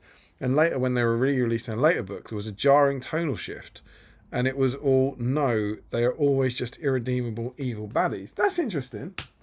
I haven't read back through the Harad book, but I will note that the Harad book was written by a certain Mr. Matt Ward. Mm-hmm. So it'd be surprising if he took a complete tonal shift on everything he'd done. But the Kingdom of Heaven was out around 2005, just looking at the DVD, which happens to be on the shelf above me. So. There you go. So it does line up date-wise. So that was another one where they, Legolas didn't need to be in that, but they put him in, and I think it worked. So there can be hope for the other movies.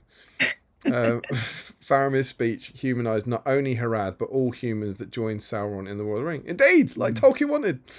Ricky Drinks Paint, agree. Matt Wardlaw was brilliant. Always felt bad for him how his name got dragged through the mud, especially in the 40k scene. Didn't deserve it one bit. Destro Dexterous, I love Suladan the Serpent Horde. It's what brought me back into the game long ago when I thought I'd boxed up the hobby forever. It may be my favourite stream, Harry, and will definitely be rewatching. Oh, that's sweet. Oh, and goodness. Thanks, man. That's cool. I'm fascinated that the Serpent Lord is what got you back into Middle-earth. Was it this stuff, or was it like just the model? Or I'm intrigued, or whether was it the story or the profile in the game? I'm kind of intrigued. Imagine if it was Suladan the Serpent Horde which got him into it, right? And then imagine if he never knew any of this stuff. Yeah. And he's now like on eBay going, I've got six copies of White Dwarf to buy Harad and supplement. you can still get them. Yeah, and they're relatively cheap. Old copies of Yeah, yeah. I mean, I bought one of the one or two of the ones that were filled the gaps, and they were still they're only a £5, which, considering they were about a £5 when they were released 25 years ago, it's not. They're not also terrible, bloody good magazines as well. Yeah, yeah, when you leaf through them and see the really old fantasy and 40k articles as well, like everything in them. Like going back through these ones, and I haven't really reread these issues in a very long time, but like they're packed with amazing hobby content. They are. Like, and I don't just mean that make a treat. I mean like articles to inspire you to do this hobby. Yeah, true. It's just wonderful. I'm glad to hear Talking of that, we need to look through this BSIME magazine. I like it. Warms my cockles that 136 episodes in, this could still be the best stream. That's amazing. So that's wonderful.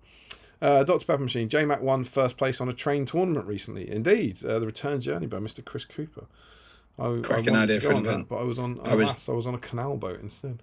No, I was very jealous. I'd just come back from Italy, and the wife, understandably, would not have been happy if I came back from Italy and then immediately went on a train in Gloucester. They're so selfish, aren't they? I can't believe it. With Canned. Andy Clark, calling it a night. We'll catch up over the weekend. Night all. Jack Brown. That story would make a lovely narrative campaign supplement. Canned versus Suladan. Wouldn't happen due to legacy search. I love the way it breaks down the monolith of evil completely. And also, how many times in it is Suladan mentioned about how brave he is and how loyal his troops are to him and how they all look to him for inspiration? It's not a kind of ruling by fear thing. He's like a Theoden or a Boromir. It's good. Dr. Pepper Machine, really outdone yourself yet again with a deep dive tonight, Mr. O'Brien. Oh, thanks.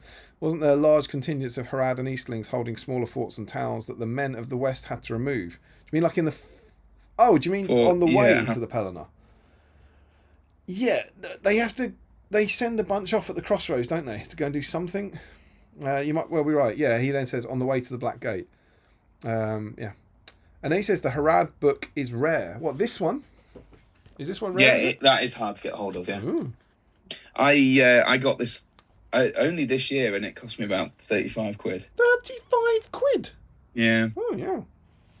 It's not impossible to find, but it's just... I think because you see it this thin, you're like, I don't want to spend 35 quid on it. But their new GW books are 64 pages. It's good. Yeah, it's pretty good. I don't think these are all that, these ones, to be honest, because these are just... No, they're just replicates. Great. They're just army lists and profiles. But what I like, that it has got this stuff like the maps and the stories. Yeah, the map's gorgeous. I like this, because this has got Abrakan in it, and it's got Karno, and it's got the stories about Karno. There's a better map in this one, though, isn't there? There's good maps in all of them, to be fair, but yeah, that's a good one. The Pelennor Fields one, that's so good. Yeah. Frederick Short says it sounds like well-written Tolkien fan fiction. Yeah, I think that's fair. Yeah, I think that's fair. Sam says he has that long, eventful, and heroic life, then gets suddenly lanced at the Pelennor by Theoden. Take that, you evil bastard! Yeah, but is that, isn't it? It's a bit. It is that kind of. Oh, maybe I'll think slightly differently about that now. Yeah, now you think it's a tragedy that Theoden just lanced him to death, not really thinking about who he was killing. On the other hand, like, if you got cut down by a 60-year-old, idiot,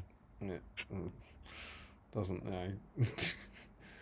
this is another mistake by Theoden. Like Gandalf go, no, Theoden, he's a goodie. It's a terrible mistake. Who are you to deal out death? Oh dear. Real courage knows not when to take a life, but when to spell is cut his arm off. Oh God. Grima, get over there. Incredible. Frederick says, I believe the entire anti-Matt Ward thing was due to him being required to write completely different stuff for GW. I don't really know what. I can't remember exactly what it was, but there was a couple of supplement. I remember when I was doing the research, some Blood Angels or something like that. He was basically asked to make the Ultramarines better, or I don't know, something like that. It's a man does the job he's asked to do, and then people who care too much about toy soldiers react in a poor manner. Yeah, but he never did get death threats, despite people saying he did. Frederick says, war will make corpses of sort. Imagine sending someone a death threat for that. No, over toy soldiers, imagine. I mean, imagine sending someone a death threat anyway, but imagine... Well, yeah, indeed. Imagine going, my toy soldiers work differently on the table now. I wish you were dead. Yeah. I think that kind of person needs to go out and play in the traffic. Dr. Pepper Machine says, Sam will make gardeners of us all. The kit bashing in 300 was nice. What's the kit bashing in 300? Is that issue 300? That's to do the Mummock, isn't it? Not the movie 300. You were thinking of 300.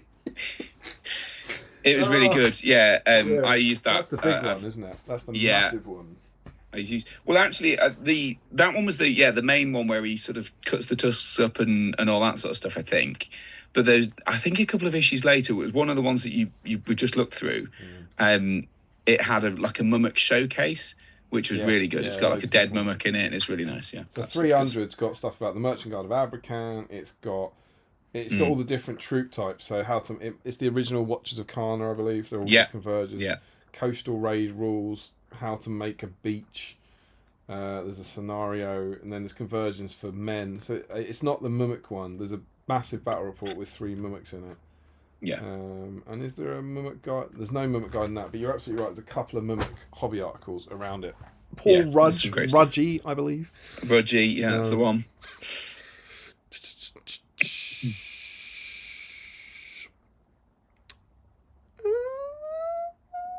Oh, hello. Sam says, I remember when we heard rumours of the Amazon series coming. I had no idea what the story would be. I suggested a cool idea would be to do the perspective of evil men and make them more sympathetic. Sounds like Matt Ward had a similar idea 15 years earlier. Yeah, and they do it a bit with the Orc, don't they? They try it with the Orc. The whole idea is that the Orcs aren't entirely evil. Frederick Schultz, you can really see a lot of dedicated and passion in the story. I agree. For the stuff he writes in general, also how he tried to make it fit with the actual Tolkien lore. Dr. Pepper Machine, be careful what you wish for. We now have Orc babies and mums. Yeah, but where do you think they come from? I hate to break it to you.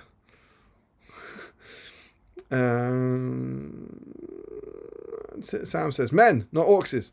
And then Dr. Pepper Machine, war will make Orcses of us all. I like the Standard Bearer articles in the Old White Dwarfs. That was Jervis. Yeah. Jervis Johnson, yeah, they were good. Legend. That was the same sort of thing. Jervis, do you want to just write about what you want? Yeah. All joking aside, that's essentially what I've always done. That Doctor's Corner article in the magazine that was meant to emulate that. It was just that kind of vague opinion piece about something that interests you.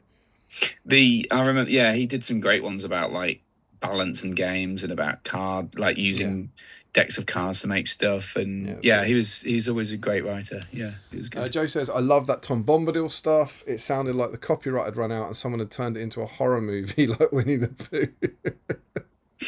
Dr. Pepper Machine, come on now. There's multiple Metal Fellowship models.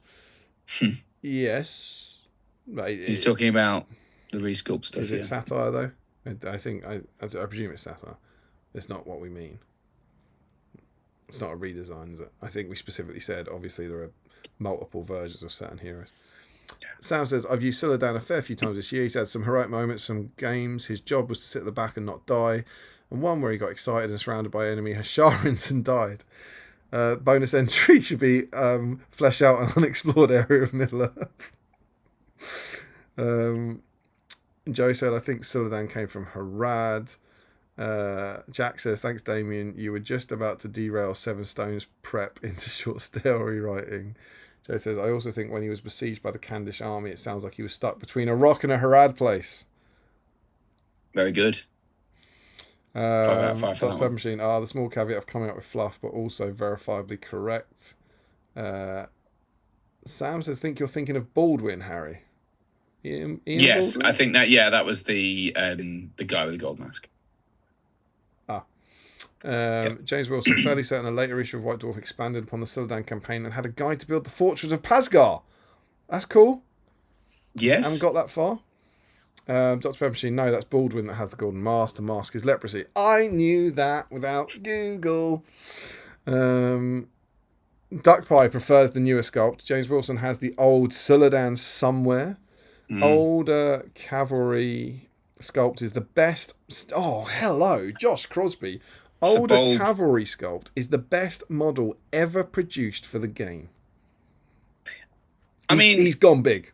I think that I don't disagree that it's a good sculpt, but I think that is helped by the fact that it's so rare.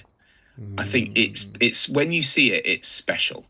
Whereas there are some other sculpts that are very good that you see a lot that you become immune to. Like Glorfindel should no longer be allowed to win Best Painted Models because I've just seen it too many times now. You know what's interesting? Like I kind of doing this and Google and searching for this and trying to find it all. I found it, but I don't remember that model because you're right. Like I've seen it so rarely on the table. Yeah. And there's so few pictures of it because it's not in any of the supplements.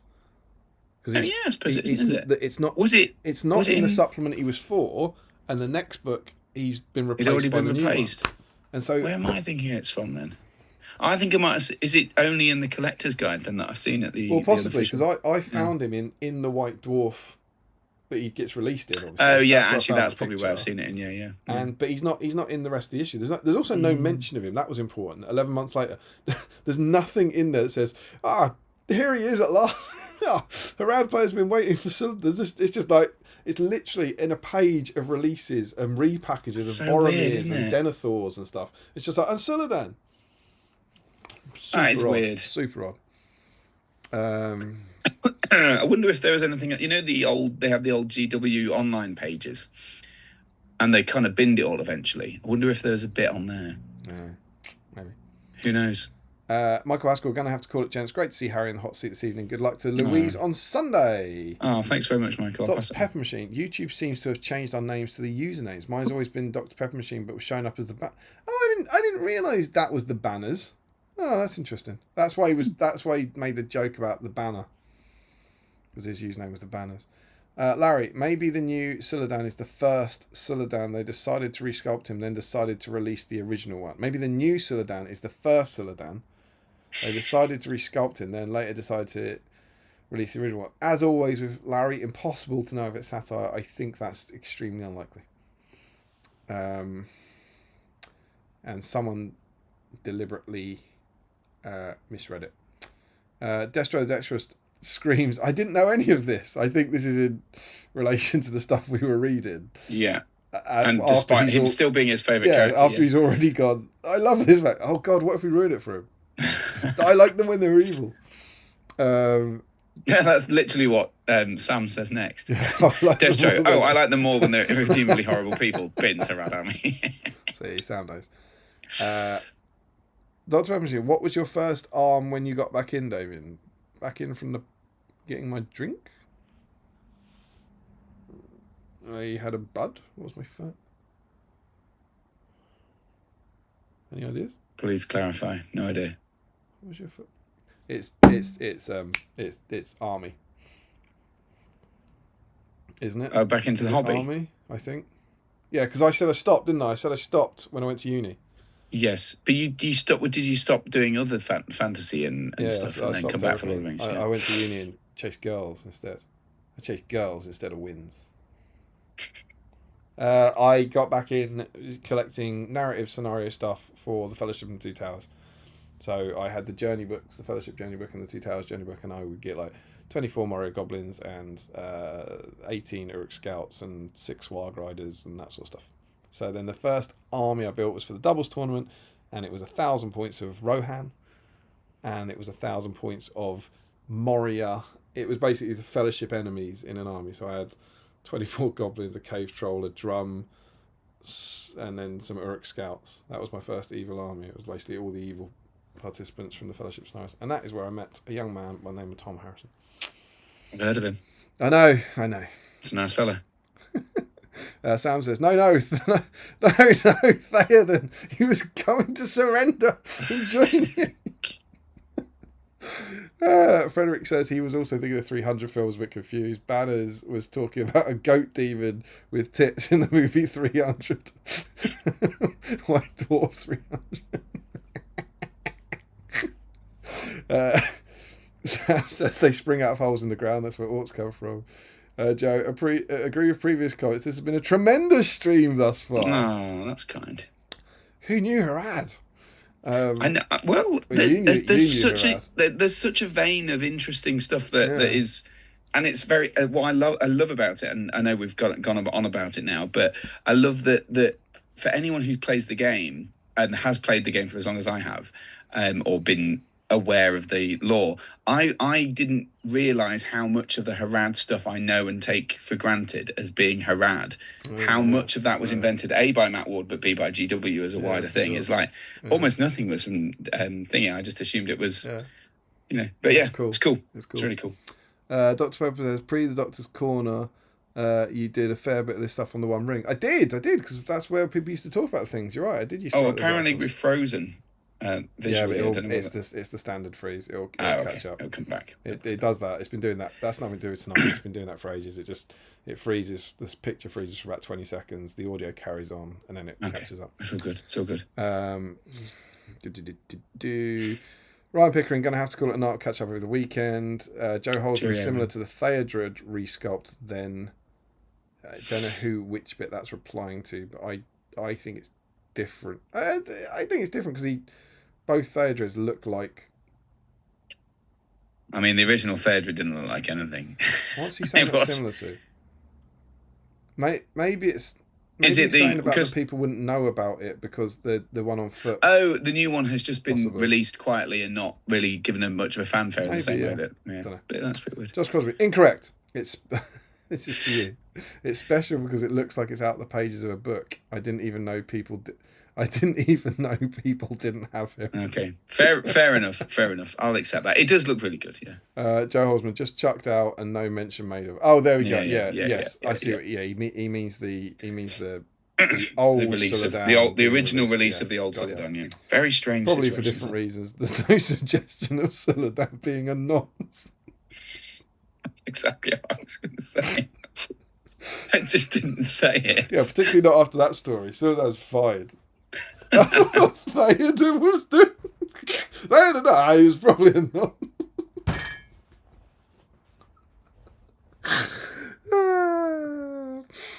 Dr. Pepper says, for Army, yeesh, 1,000. Yeah, it's 1,000 points. Double storm, 1,000 points for sure. Steve Ryan, great night. Nice to see you co-hosting again, Harry, after a long break. So then, all painted.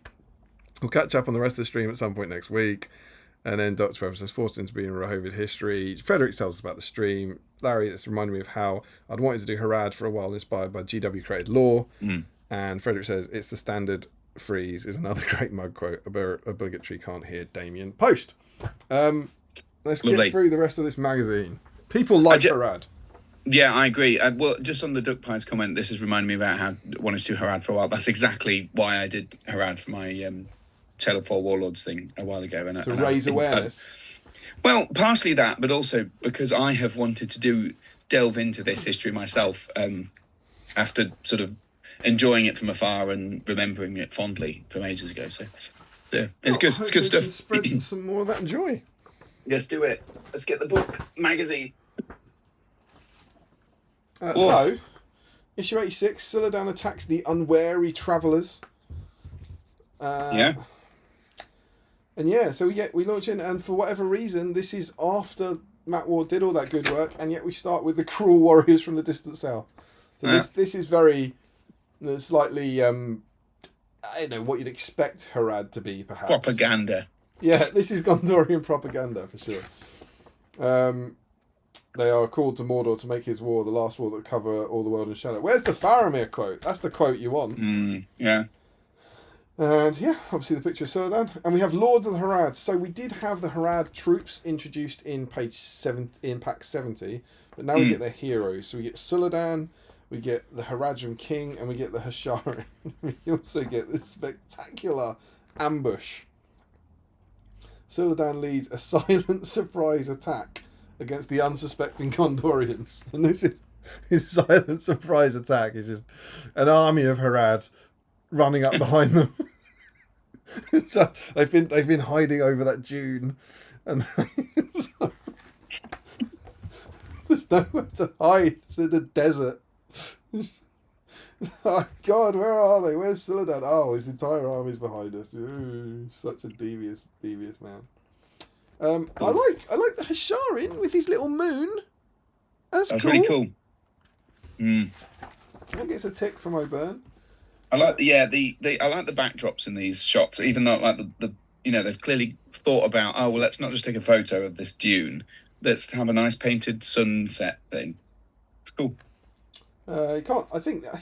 I'm not that familiar with Harad, but I think these rules are kind of standards.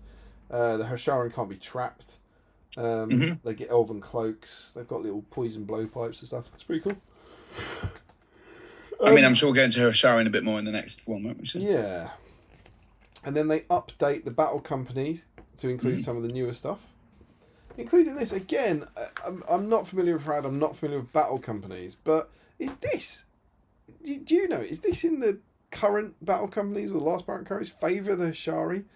At the cost of 1 influence point, the Haradrim leader can ask the Hashari to attack his enemies.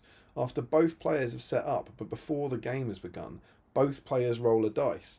If the Haradrim player rolls higher than his opponent, he may select any warrior in his opponent's force, not a hero, to be removed as a casualty. Wow. I mean, I don't really like battle companies that much, but I don't recognise that rule as having been in the more recent editions myself. That just seems to me incredibly strong. Could be. It cost you an influence point, of course, and it's a 50-50 roll. But then in battle companies, removing a model at the start. But I like this, especially if it's like one of the high cost ones. Yeah. The Hashari do not tolerate failure. A Haradrim battle company that suffers a defeat will earn 1 less influence point than normal, and may not call on the favourite of the Hashari at the start of the next game. Interesting. I think that is super, super fluffy. Cool. I think they're really good rules to deal with that clear Hashari underground cult thing that we haven't really dug into too much, but we'll hopefully get into in the next stream. I think it's really, really cool. Then we get the games Battle in the Desert, and again, the Haradrim are cruel and bloodthirsty people. I disagree. You get 2 scenarios, I believe it is. One's called Ambush in the Waste on a really weird board. Look at that. It's a long, thin one. 6x2. Very cool. Very long, but not very wide. And there are some mega fun rules. I think they nail the thematic rules in this. Yeah, there's always some good stuff. So get this for deployment. At the start of the game, I think you got about 24 Harad warriors. None of the evil models are placed on the board. The evil player may choose to place any of his models on the board in any turn, including the first. If they place them the first turn, they move on from any board edge. For every turn he chooses not to place them, they can be placed a further 6 inches in from the edge of the board. So you can deploy models on turn 3, 12 inches on. And just have them appear and like ambush these guys. And they can charge. And we didn't really say, but there's 3 wagons at the end of that long board, and they've got to get off. And then there's also this brilliant one called Ghosts of the Desert. The Haradrim are masters of desert warfare. Their knowledge of the shifting sands of their homeland far surpassing their enemies. At the start of the evil player's move phase, he may remove any number of models that are not engaged in combat. They are then put to one side and return to play in the following evil move phase, arriving from any board edge. So as soon as some of them kind of fall behind, you can just take them off the board and put them on somewhere else. I think that's wicked. And then you also use the heat rules from a while ago. I think this sounds brilliant and super thematic. The only thing is that there's 3 wagons and they're pulled by 1 or 2 horses. Like that's what it says. I suggest 2. But they move 10 inches. The horses can be shot at and attacked as normal. And if you kill the horses, the wagons can't move and good can't win. Seems easy when you've got how many bows was it? Well, I assume it's about 8. Well, probably 12, isn't it? Because Harad, yeah, you're right, 12. Yeah, they'll have 6 with poison, I guess. Yeah, that just seems like I don't know, but that seems like it's screaming out for you may not shoot the horses. Yeah, but don't worry because you're getting in the way. You do get in the way for the wagon. For the wagon. Yeah. No matter what. Good player wins if he moves at least 1 wagon off the oasis. The evil player wins if at the start of turn there are no good models on the board or there are no good models within 6 inches of a wagon. I don't think you're going to be able to do that. I suppose it's six horses you got to kill, isn't it? So that's something. Yeah, maybe. It sounds like a great scenario there, I think. Just down that really good. And then the second one is Defend the Oasis, in which Suladan appears. This is more a bit like this. 4x4 board, Oasis in the corner. and you have to defend their reunion gig.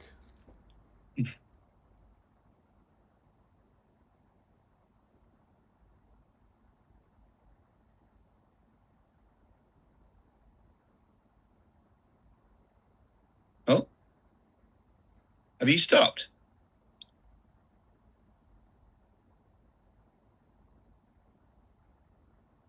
Hello?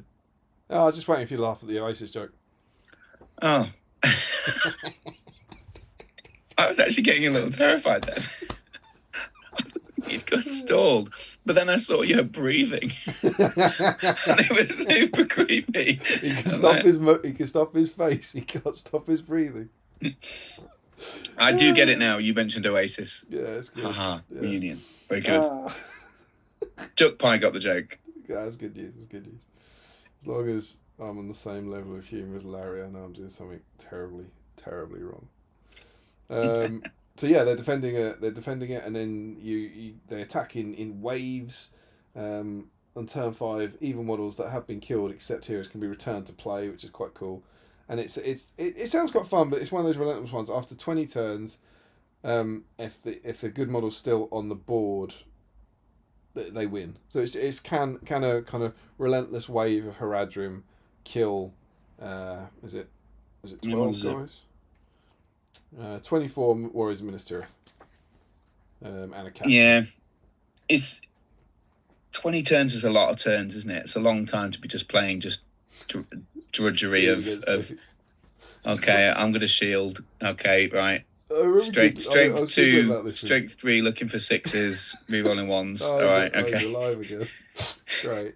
It's going to be a long time. I laughed about this with Steve way back. I think it was the Minas Tirith once, where it's like, it's one of those going across Minas Tirith. It's like F after 75 turns. It's just this ludicrous number of turns to be like, nothing about that sounds fun. But it's cool. And then we get another article. This is the sort of stuff I love. I love these pages in this. It's just battle games in Harad, and it's basically taking scenarios. Sometimes scenarios that have already been in it, and saying why not put it? It's the why not put it in Harad? Mm-hmm. Was it the Elf Twins, that one? Why not just imagine the Elf Twins were there? Or Bombadil, wasn't it? Why not imagine Bombadil was at that? But what I love about this, which shows the care and effort they go to, is they also just recreate the photos. So we've got, this is just what if Harad wandered through Lothlorien. And then they've bothered to say, we're going to write that, and you need to damn well go and take a photo of it. And I think it's great. And they've got one of a war with Gondor, one of them in the service of Sauron, so as I said, invading Lothlorien, tribal wars, so Harad against Harad, and then Fourth Age battles. That's a nice picture, that. What, with Elisar? Yeah, Elisar riding into the Haradrim. That's really cool. That's good. And then we get a hint. Next pack. In the next pack of Battle Games of Middle-earth, we detail a battle game involving the fearsome Hasharin, Sauron's cruel and merciless Haradrim assassins. The evil player must assassinate a Gondorian hero in the midst of a mighty battle. That sounds mega cool, I think. It does sound good, that. Might read ahead. And then we get the painting guide for Suladan, of course. I was planning on painting him, but then I forgot to assemble him, so I've assembled him instead. You haven't it's good. Painting? I remember using this painting guide when I painted my Suladan up. Oh, did you? I was going to, because he's one of those models that I'm purely painting for this, so I'm going to follow the guide. The only difference I did was I painted my I don't know if you can see it, like the little serpents in green. Oh yeah. Like the S. And there's the full artwork, which you can't see on the cover because his very nice. His legs are cut off. It's pretty cool. It is a nice model. Looking at it, it is nice. Yeah, it's all right.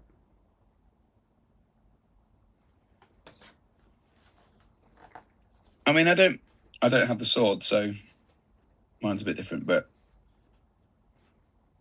I like the face mask. I think that's cool. The mask's cool, yeah. And the S is the Suladan. I like that it's got a tash. Yeah, they've put the tash on the mask. It's really on the artwork. It's really big as well. Like, I see it better on the cover, I think. Look how big the sculpted tash is. They've toned it down a bit on the actual model. It's nice. No, I want a face mask, please. But I wanted to have a moustache. But Suladan, you don't have a moustache. No, I wanted to have a moustache.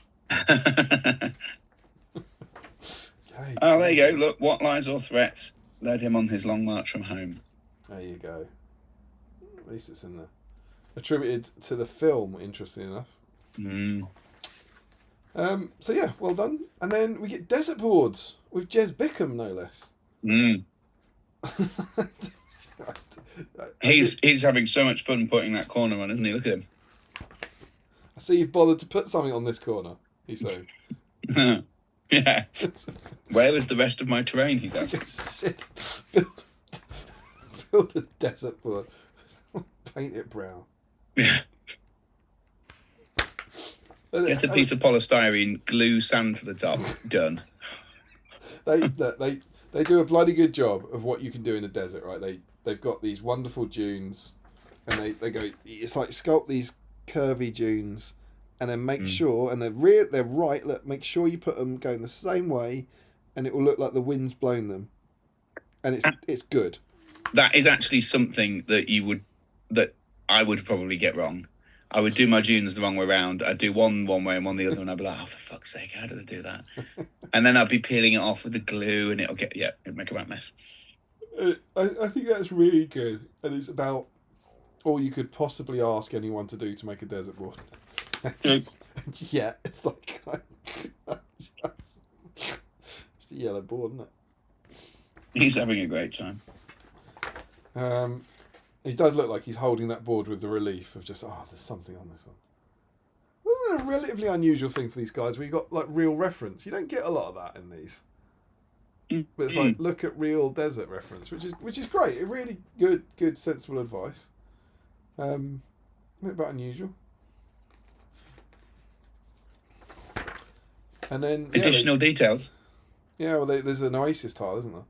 There's like, and it's saying make the trees in the way you make out of the bendy wire to make the tree trunks, and then or you can buy these plastic trees. Well, I think even on this, the trunks are. Oh, excuse me. Sorry. Yeah, they are. It's the leaves. The fronds. So you buy foliage from a thingy plant. It's aquarium. Aquarium plants. Yeah. And they're cool. You can't shake the feeling they look like aquarium plants. Like, I don't know. They're featured throughout the magazine, all the battle report stuff. I don't know what I could possibly do to make them look less, but I don't think it would be remotely worth it making them out of paper. But I just can't get away from the fact they look like. I think you have to paint them, don't you? Maybe that's it. It could be the paint. I think because they're just green plastic. They're just molded green plastic. You need to kind of dry brush them, or it might be the shine. You might be right. And they use water effects as well, and which is interesting. And I noticed, and this is a time capsule. This can be achieved using either. The Oasis can be modelled to look like it has realistic water. This can be achieved by using either gloss varnish, clear resin, or specially designed water effects project. So far, so obvious. Here we used Games Workshop's water effects. I don't remember that. I think I do remember it existing briefly. That was that's kind of my time, like 2005. New then, but I wouldn't have. I know they used to do scenery stuff, and I remember them selling hedges and selling trees. You know, as in the standard pre-made ones. The same sort of things you can get from model railway shops. They used to sell those in Games Workshop boxes when they were obviously made by a third party. Yeah. And PVA and Garot and Flock and all that. I just don't remember water effects, but fair enough. I do. I had this vague image of what it looked like, but and then additional details. Tent. I made some of those tents. Yeah. Incredibly difficult to make. Is it the cocktail stick frame like in the new War of the Row Room software? It's next to impossible. I remember being there with like holding two sticks together and being like, how long is this gonna take to dry? And then you kind of think, is it ready? And then you like let go and it'll go, and you're like, oh yeah, and it just goes plop. You're using Pritt stick to glue it as well. No, I can't remember. I think I used super glue, but it just never seemed to work, and it never looked as good as this. which doesn't look very good, frankly. No, Does it? I agree. Like, and again, it's weird. It reminds me of the chair. Did you see the stream where they had the fallen chair? You know, the Return of the King thing that Frodo and Sam walked past with a king. Oh yeah, yeah. And it was just like a big blob. And this is like some of the stuff they made is so good. And this looks like that looks a bit rubbish. It's not great, is it? It looks like an issue 2010, not an issue. Yeah, I agree. 610. I mean, this is why it's an additional detail, not compulsory. It's. I think I just remember doing it and thinking this just doesn't look good at all. Have you still got them? Oh yeah, I do. Yeah, they're still somewhere. They used to make it out to some of my events, but they've since been superseded by 3D printed ones, which just look nice. You know, even with the love. There's no love in a 3D printed set though. Where's the glue? Yeah, but I have no love for those cocktail stick ones either. So and that's it, isn't it? Look, it says. Wait, hold on. It says, "Fit for a lord. This tent is larger and has added has an awning added for extra significance or to signify its importance." I'm not convinced it's fit for a lord, though, is my issue. Not really. Nice try, though. Yeah. I've never. I mean, I think tents are quite. I think good tents are hard to make. Like I think orc tents or Dunland tents are relatively easy because they can be a bit ramshackle. I agree. Yeah, trying to do a Dalamroth tent like this is actually quite the Dalamroth emblem is really nice. They've done that good job on that. So the rest of it just looks like paper mache, doesn't it? It just looks like loo rolls dipped in glue. I thought the swan looked crap, to be honest. It's really interesting you said that. That's good, like. It's the best bit, which doesn't say a lot for it. There you go. That's it. I thought the swan made the tent look worse. I think the tent makes the swan look worse. And there you go, differences of opinion. See, the world wouldn't be any fun if we all agreed. Oh, it's good. It's good. The next one's great. I've got it because I've got it in the binder, of course, because you handed me the whole binder. Yes, of course, you have it now. The next one, a sneak peek of some of that terrain. That's good stuff, and I made some of that, and it's really good. Well, don't worry, because of course I've opened my new copy of it. Oh yeah. So. Exactly. How exciting. But yeah. That is good. Do people want to see the good / crap swan? Hold on. Let's just re-emphasise that. People want to see the swan, and they can vote. Vote essentially. There or there. That one's probably easier to see. I'll see if I can. Do you know what? I might be able to. Dare I Damien cam it? Oh, could this collapse the whole stream? I mean, there's been a lot of other stuff that's tried. Oh yeah. It's just about. Oh, look at that. Very good. And then, is this what? Look, isn't that like at the bottom of the wing? Isn't that like a smudge or something? I think it's the blue highlight from it. It could. You maybe well be right. It could be. They probably weren't expecting such scrutiny. They're probably like, I've painted this great swan. Yeah, well now we need one fit for a lord, please. The pressure got to them. It's different. It's not. No, it says it's a pretty good / crap swan. I was just wondering for a minute if that was the same tent with the awning stuck on, but it's not. Yeah, they've done it once and then taken a photo and then just not. No, it's not. It's a different base, isn't it? Let's give them that. That's probably better than that one, isn't it? Is it? Looks like a swan boat. Yeah, I mean, it is a swan boat, rather. It's the Dalamroth logo, isn't it? So. Yeah, it is different. Oh, there we go. Very good. I think I'm... No, not that. That's not that. That's not me.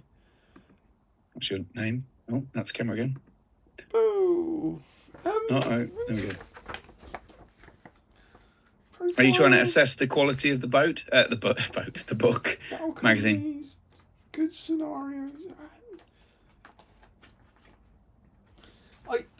I'm close to being swayed, but I think I'm being swayed by how much I love the White Dwarf stuff rather than how good I think this is. I think had we had any of the White Dwarf short story or even a hint of that stuff in this magazine, it would be really good. Well, this. I mean, you're against this because this actively outdoes the stories. Just tells you they're all evil. It's just wrong, isn't it? Yeah, it's just wrong. It's not a bad one as issues go. I think it is let down well, not just a little bit, but massively by the hobby stuff. Yeah. I think sure, you can't really do much with the desert board. Granted, it's hard to make that look cool, but I think having looked ahead, we saw a glimpse at the next issue.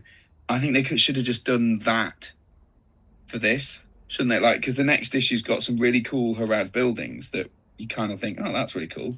So maybe we're saying, depending on the content, there might be a best issue between the two issues. Yes, if we combine the two, yeah. I haven't looked at all of the thingy, but the hobby stuff lets this one down, I think.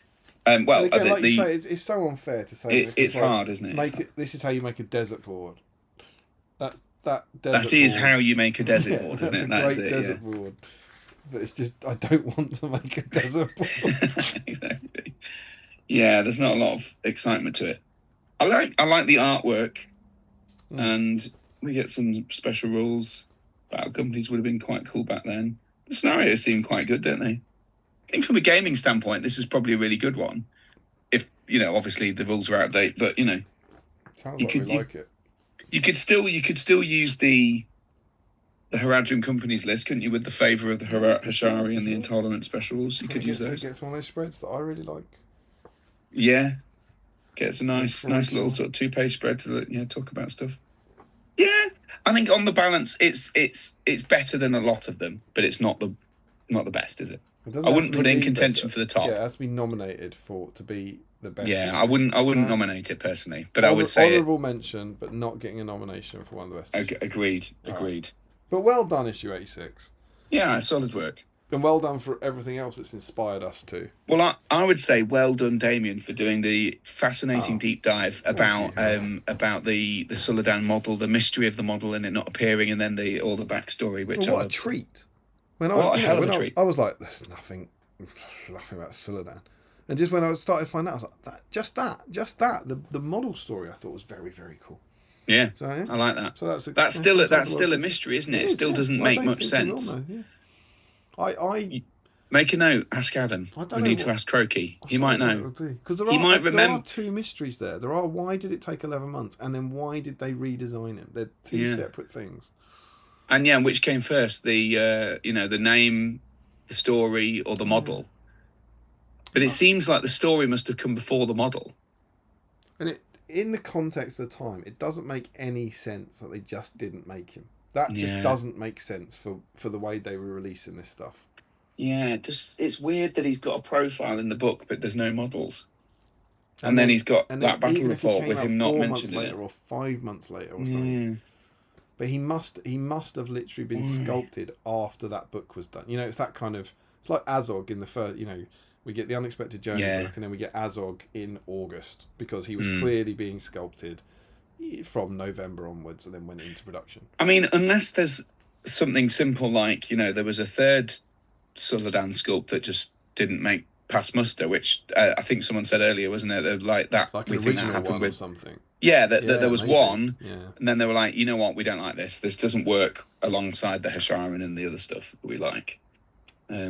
But you would just think, you'd think one of us, I don't just mean me and you, someone would have seen, think of all those collectors, all the unreleased models, all the things we know about the range.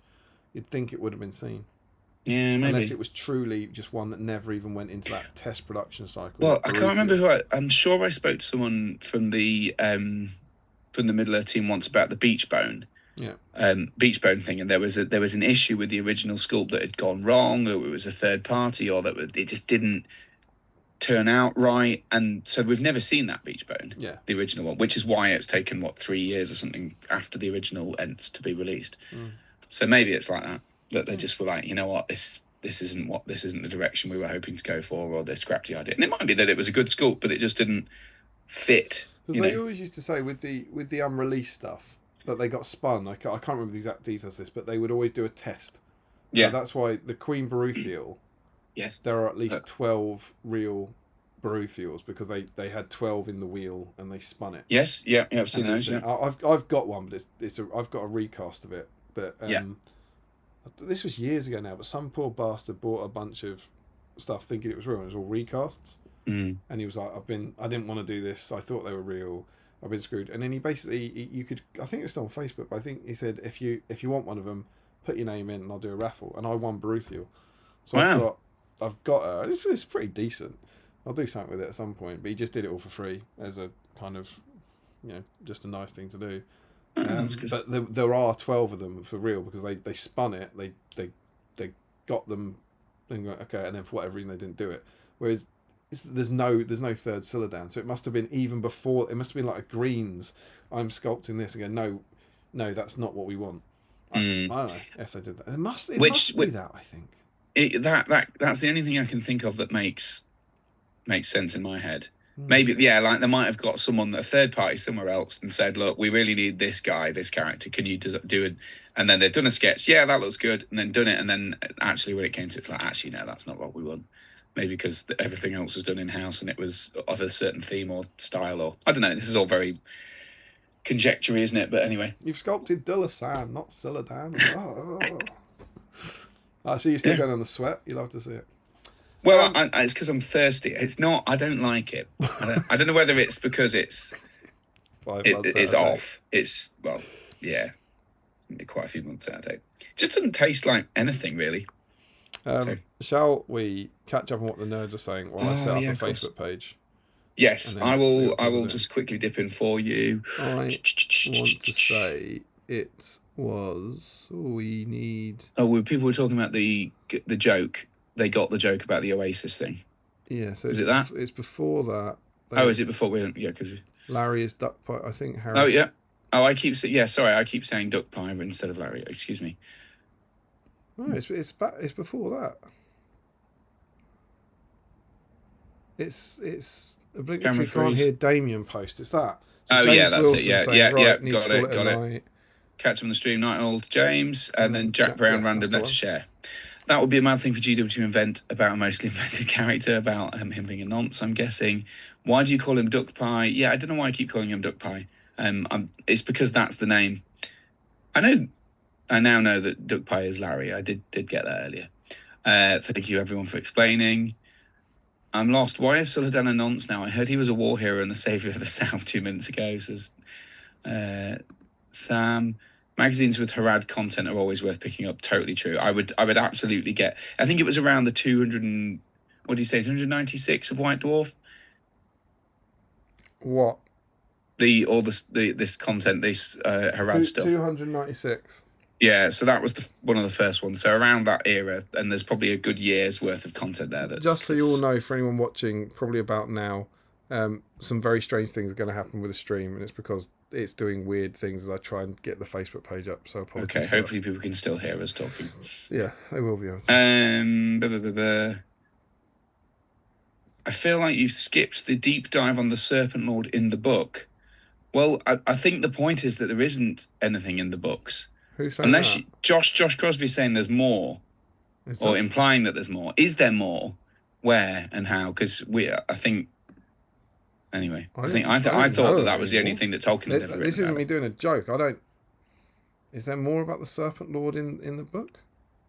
I don't think there's much more. I vaguely remember that being the only bit I heard in the story. Josh will know. Make no mistake about it. That's his jam. Yeah, let us know, Josh. Let us know, because I'm intrigued. Frederick running through the sand at the speed of sound. Yes, like that. Theoden Suladan was bringing medicine to the Gondorian travellers. If you paint a red stripe on the sandals, you get 8-inch move. I don't like that reason for law reason. Would be the Hasharin sneaking around in it? Oh, yeah. Would there be Hasharin sneaking around in every bush, cave, or ruin in Middle-earth, sniping people with their blowpipes at will for the battle companies? Yeah, fair point. Hasharin, take out the battle company's cave troll, would you? Very good. Lots of stuff there. Actually, yeah. Appropriate point costs. Lord help you if you try to stiff them on payday. Blowpipes, that's not far. Hamad or Duodan. No, they do have blowpipes. Dr. Pepper Machine is saying, do they have blowpipes? The Hasharin do have a blowpipes, it's true. They got... Larry's talking about the joke. They got it. Mediocre joke, says Frederick Schultz. That was not a mediocre joke. That was a very, very humorous joke.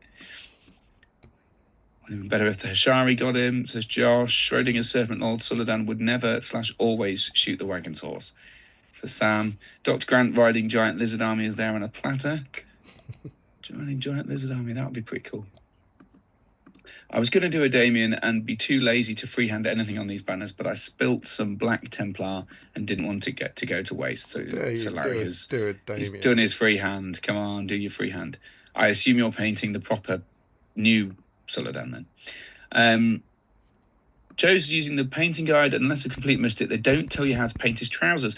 You know what? I think you're right. I had it out a second ago. I just did it in grey, or like dark grey. But I think you're right. Let me have a look. Where's his trousers?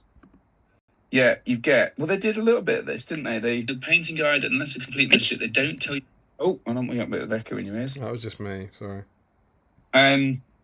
There's an outer cloak, inner cloak, red robes, jacket detail, leather trims, gold mask, and final details. Yeah, and it doesn't even tell you what to paint them as. I think they're meant to be his boots, aren't they? But I just did it in sort of shadow grey type, or what was it called? Shadow grey. You're so early 2000s, GW. I know. I still have them. That's Fenrisian grey. No, it's the Fang. It's the Fang, right? The Fang. Actually, I didn't do it in shadow grey anyway. I did it in probably storm vermin grey. Actually, you're doing a grand job. I'm going to go and grab another drink while. Lovely. And then we're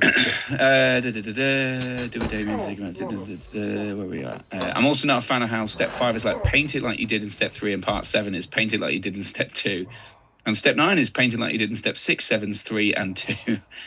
The moustache is so that people won't recognise him in battle. Very good. Is it a fake moustache that he attaches to the mask? That's what I want to know. Did you just fall over, Damien?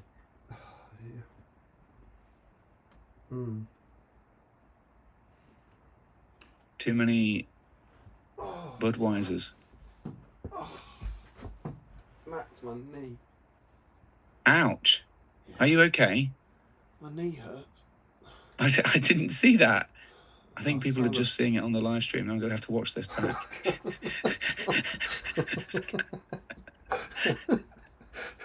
I like how you were mildly concerned until you realised you could watch me fall over on you. Yeah, that's absolutely taking priority. Oh, are you actually all right? What did you do? Did you just trip over? My knee on the wooden chair. Ooh, that's nasty stuff. Yeah, stop pretending you care. Ooh, yeah, I just watched it. I just rewatched it back. It did look quite painful, but he really did go. There you go. Oh god, my chat's just changed colour. How strange. Games Workshop water effect rings a vague bell. Yeah, I think there was. I can sort of vaguely picture the bottle, but I'm not quite sure. Don't you knock those War of the Rohirrim cocktail tents, lol. I think the War of the Rohirrim ones are better, but these ones are not good. Larry is excited by the pretty good / crap swan. Looks like a swan boat. Yes, we mentioned that. Yeah, I think it's the logo. It's not an actual swan. It's the swan logo boat logo swan. Your chamber is ready, sire. Pretty good. Is it a swan or a boat? It's both. Yes. I've never been good at Snap. Thanks for clarifying. Just doing civic duty. Managed to finished Sully, but have a dilemma. Originally planned to do desert bases for Harad, but now wondering if we should do Pelennori bases to go with orcs and Easterlings. I don't know. Well, it depends what the rest of your Harad army is going to be. Is your Harad army going to be on sandy bases, or are they going to be on Pelennori bases? I would go with whatever the rest of them are going to be. Maybe you could do the mounted one on the Pelennor and then the foot one on sand. Then you've got best of both worlds. Pelennor is too cliche. Go Balamori or Guts and Glory. Okay. Dr. Grant immediately dipping in the chat as soon as Harry says he's thirsty, but it tastes bad, lol.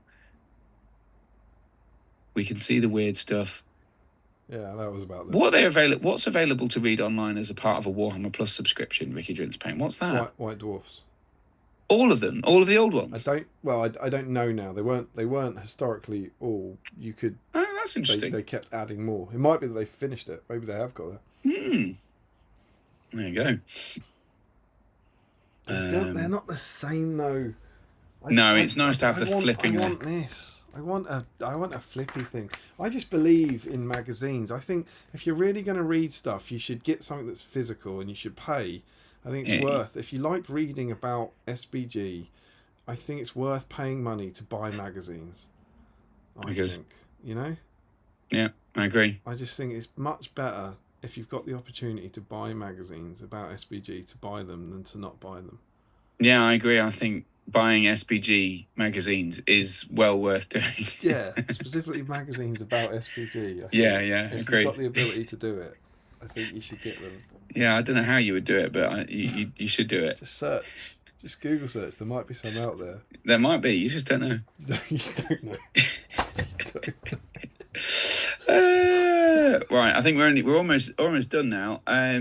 You haven't discussed the type of armament, the formula of his combat versus third, and his sigil, whether they represent one group of Southrons or their whole force.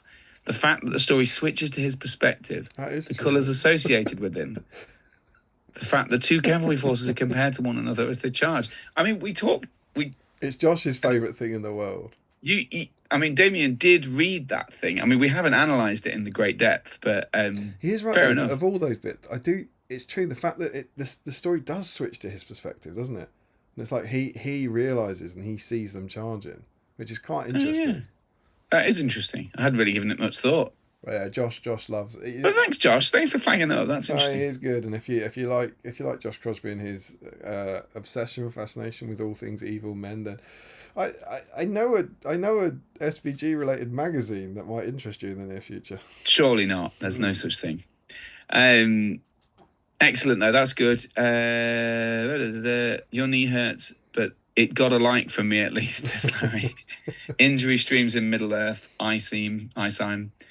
Oh, knee night finally. Step back flood night. There you go. R.I.P. knee. Off to join Steve. How many fate points does Damien have left now? Anyone else rewatching to see what the fuck they missed? Yes, I literally did. Didn't they use their water effect in the Two Towers Journey book in the Dead Marshes terrain build? Yeah, probably. See what you've done, Harry. Damien can't handle the weight of carrying this entire stream. Oh, that's not. I used to be a streamer like you. Then I took a chair to the knee. Classic. Dead Marshes. How to use wet effect. Wet effect. Use a clean brush to clear off any excess dust or flock. Pour wet effect into the furrows. Use a clean brush to push the wet effect into the corners of the narrow. I find the term wet effect extremely amusing. It is funny, isn't it? It doesn't mention it's their thing, though, to be honest. Dr. Pepper Machine says, took a mediocre co-host straight to the knee. Whoa, Dr. Pepper Machine's really got it in for me. How do I take a mediocre co-host to the knee? Straight to the knee, I don't know. See what I've done. Apparently it's all my fault, and I can only apologise to Dr. Pepper Machine. Who's Dr. Pepper Machine? The Banners. The Banners. Okay. Hot take. Bases don't have to match 100%. Just paint all rooms black and have similar base designs like similar brownish tufts, but for Harad on sand-coloured bases and for orcs on black-grey bases. There you go. Larry says, have you ever thought about making your own bases? I think he means magazines. Magazines, of course. Larry says, I didn't know you had any interest in magazines, Damien. Where we go, Joe Holzman. Someone should. There's a real lack of good SBG magazines around. I think there's a few good ones. Ricky Drinks Paint. Not all the White Dwarfs, but all the Harad ones we've been talking about tonight are on there. Oh, I see. There we go. That's good. Interesting. So if you want then, that's well worth looking at. That's good. Josh, I can tell you hadn't given it much thought. Well, clearly, Damien and I were more interested in delving into the backstory of that Matt Ward had developed rather than analysing that one paragraph. But still, yeah, I'm glad you've analysed it for us. That's really good. All things evil men, more Gondor propaganda from Mr. Byrne there. I think Harry has top chat on. What does that mean? Top chat is the live chat. But I think you've been reading all of it. Oh, I do have top chat on. This was just a joke. Sorry, lol. So is that why I've been missing stuff? Possibly. But I think the last, I haven't seen any. I think. Oh well, I've changed it now. Yeah, no, I think I've missed quite a lot of. like if someone's been commenting 2 or 3 times in a row, I think I've missed it. Looking at what I've just. Oh, okay. Well, I've done now. Anyway. I think of this strip, you've I nailed think them I've all. mostly got it. Yeah, it doesn't look much different. This was just a joke. Sorry, lol. Says Dr. Pepper Machine. It means you aren't reading everything. Oh, okay. Yeah. Well, I'm trying. Doug Pye says my comments are out of order. Oh no. I sometimes I just read one and then read the other one and then come back. I think he's finally admitting that his comments are out of order. Yeah. I think it's good that Larry's finally. I don't think he's ever going to admit that. Larry's finally admitting it. I agree. They are out of order. You're right. Thank you, Larry. Thank you for the apology. Excellent. Well, that's it. I've got incredible. And I've got, I believe, we've got the Facebooks. Oh my God Almighty! I've got a cough sweet stuck in my pocket. That is incredible. Right. Thankfully, that particular issue, I know why that happens, and it probably won't affect you. It should now all be on the screen. Good. Streamlabs is genuinely like it's like an abusive partner that tries to hurt you in a number of ways, and then you just learn to deal with its different ticks. And it's like, right, I know it's like that. I know it's going to do this to me, and I know how to deal with this particular thing. And then every week it decides to come up with a new different thing. Yeah. So hopefully now, I believe on your screen you should have the Facebook page, which is pretty cool. So you can find out what these wonderful people have been up to. Yeah. So that's all comments. I'm excited actually because I've not really done anything. I'm excited about. I've done some bits, but not a lot. Have you put a picture in? You're in, yeah? No, I haven't. I haven't put a picture in. I can do. Oh no, you haven't done Suladan, have you? So you're not on thing. No, I wouldn't be in anyway, so I won't bother. I'm excited to see if we get rare mounted Suladan. Oh yeah, that'd be cool, wouldn't it? Because maybe we're about to see more examples of rare mounted Suladan that we've ever seen in our lives. So we're off to the races with Michael Dublé, who is doing unrare mounted Suladan. So in you go, Michael. Unrare. Yeah, he's common mounted Suladan. And we're on the big TV. I told you. You said you wanted to be on the telly. Rush painting these for an event when Sully and the Witch King was a lovely partnership. Never totally happy with the paint job. Tidying up tonight. You love to see it. He's got some updates, I believe. We've got off to bed before Harry forgets me again. Oh, I'm sorry. Actually, now I can see a picture of you, Michael. Hold on, let me just... Improved these a bit, and most importantly, added tufts to both. I recognise his face. Yeah, but obviously, if you didn't, you could still say that. That's not true. I physically could not say that. But I do recognise his face. Sure. I do recognise his face. Sure. From TV. Shut up. Excellent work. Don't worry about Harry, Michael. You're in. Nice. Ricky Colebrook is in with a classic Suladan. I've lost my page now. Primed grey, but then boom, paint. Based and washed. That's me done for the night. Let's have a look at that. Time to enjoy the rest of the stream on the big telly, second big telly, and have. I gotta say, Ricky, your based and washed one looks amazing. That looks great. It's a great colour. Yeah, really nice muted tones. Love it. Like it. And he said, "Oh, here we go." And for the possible bonus entry, that's Suladan, it. The reason why he has fancy armor because he has the leprosy, like Edward Norton character in Kingdom of Heaven. Oh yeah, but he doesn't. And for the member berries, what effect? That's. I mean, I couldn't have told you that it's just. Yeah, it does definitely rings a bell. I don't remember that. Do you not? No, I definitely remember that. Games Workshop doing it. I remember. I think I had one of the. I don't know whether I still do. The How to Make Terrain guide, and I think it was a great book. The red cover one. No, I think the newer version of it I had, or maybe still have.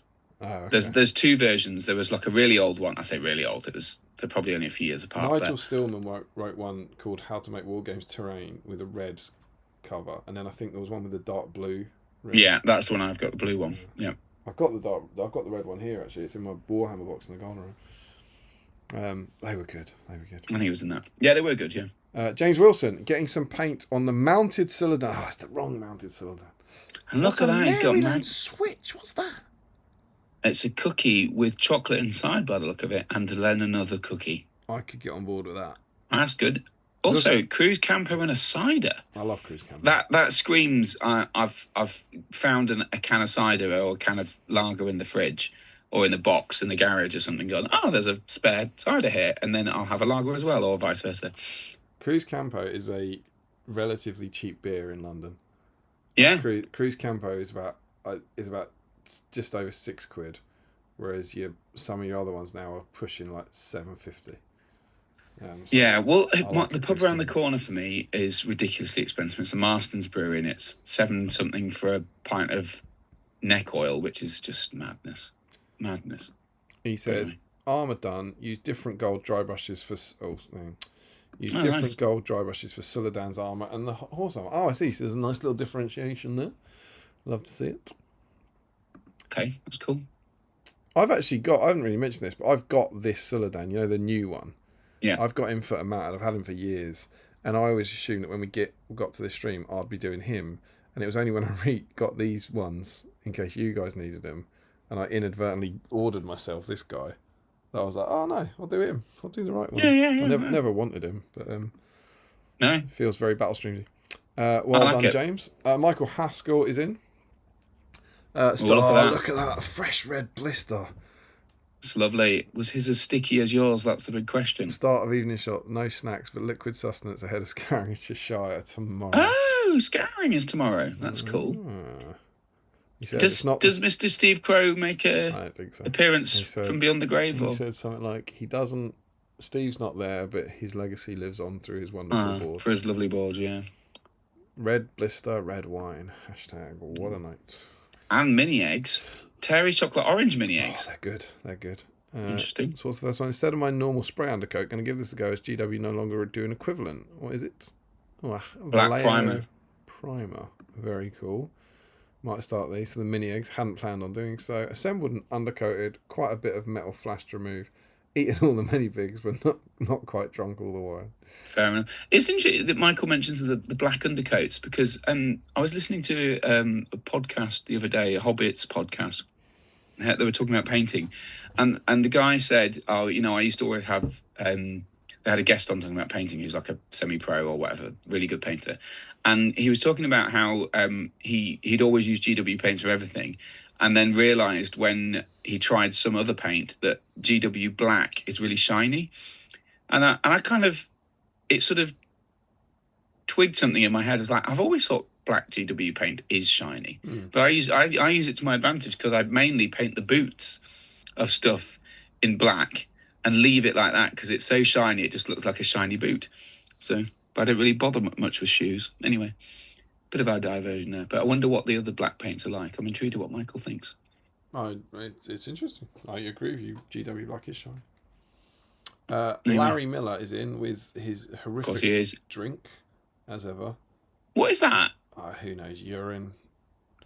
It's probably, with ice cubes in it? Yeah, he's still got Easter eggs left. I think that's crazy. That's a glass that's been shattered inside that cup. I think it's all right to have Easter eggs left in April, isn't it? I mean, depends. I just ate them all on the weekend. It's 2 weeks ago, wasn't it? I think that's more of a you problem.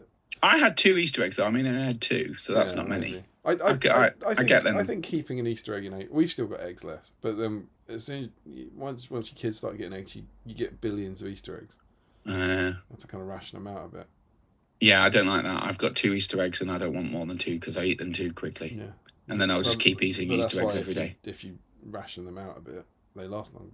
That's what I did with my licorice balls. There's a few left. He's also got a Star Wars Kinder Egg, and I bet, and I haven't looked ahead, I reckon we're going to see what's in that Kinder Egg in the comments. Oh, yeah. Oh, no, we don't, so maybe later. My sister-in-law's fiance was so excited when we got him some of these Kinder Eggs for Easter because he's trying to collect the whole thing, and he was like, yes, I've got Chewbacca or whatever it was. So super excited. I like how you're not confident enough in the relationship to call him your brother-in-law yet. He's not married. They're not married. It just feels like I don't think they'll go through with it. I see what you mean. Well, he's not. He's not yet my brother-in-law, but I guess it will be at one point. Legally, actually. The OG Suladan, based and undercoated and ready Lovely. for action. Oh, and he's we've following got the some guide. replies. Oh, look at that's what a BSIME picture. Look at that. That's lovely. That. Paints, model, mag. And the Following colour the scheme guide. is very much following suit, isn't it? It looks really good. Good composition as well. You know, the way you got Yeah. Suladan there and you got the picture just Forced behind him. focus behind. Yeah, It's very nice. good. And good. Look at the way the colours pop on the out of focus picture as well. It's nice. Very nice. Like it.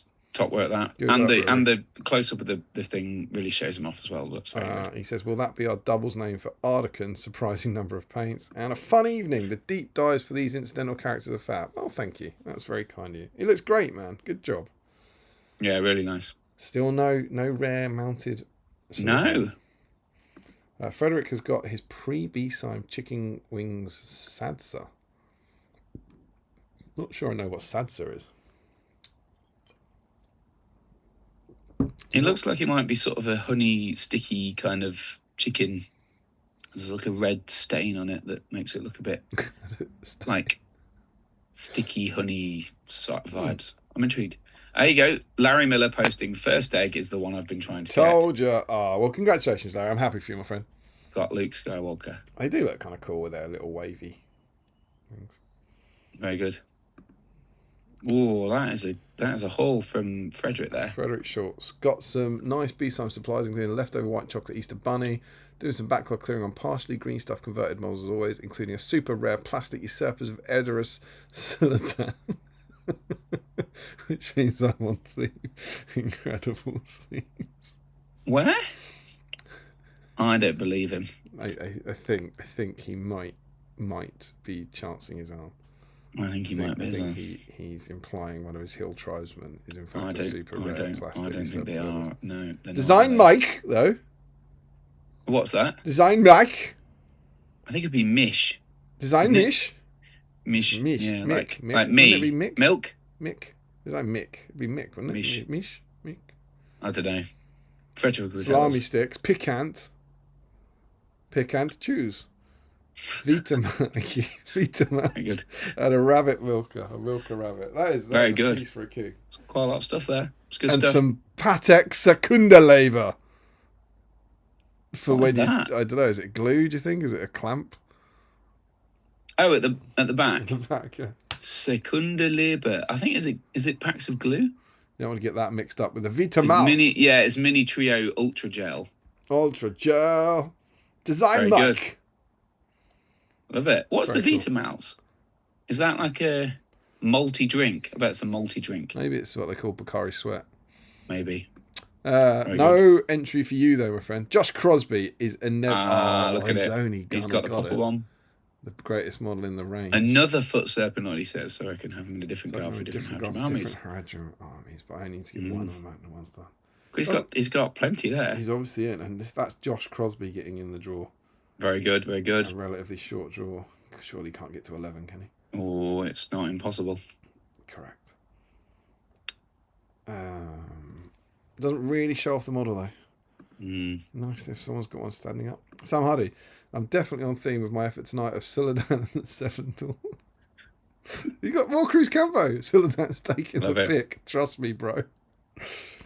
That's a big Cruz Campo. Or just close to the camera. This Cruz Campo is small, and this Cruz Campo is far away. Is doing some Grim hammers, I believe. Yeah, it looks like it. Yeah, they are converted.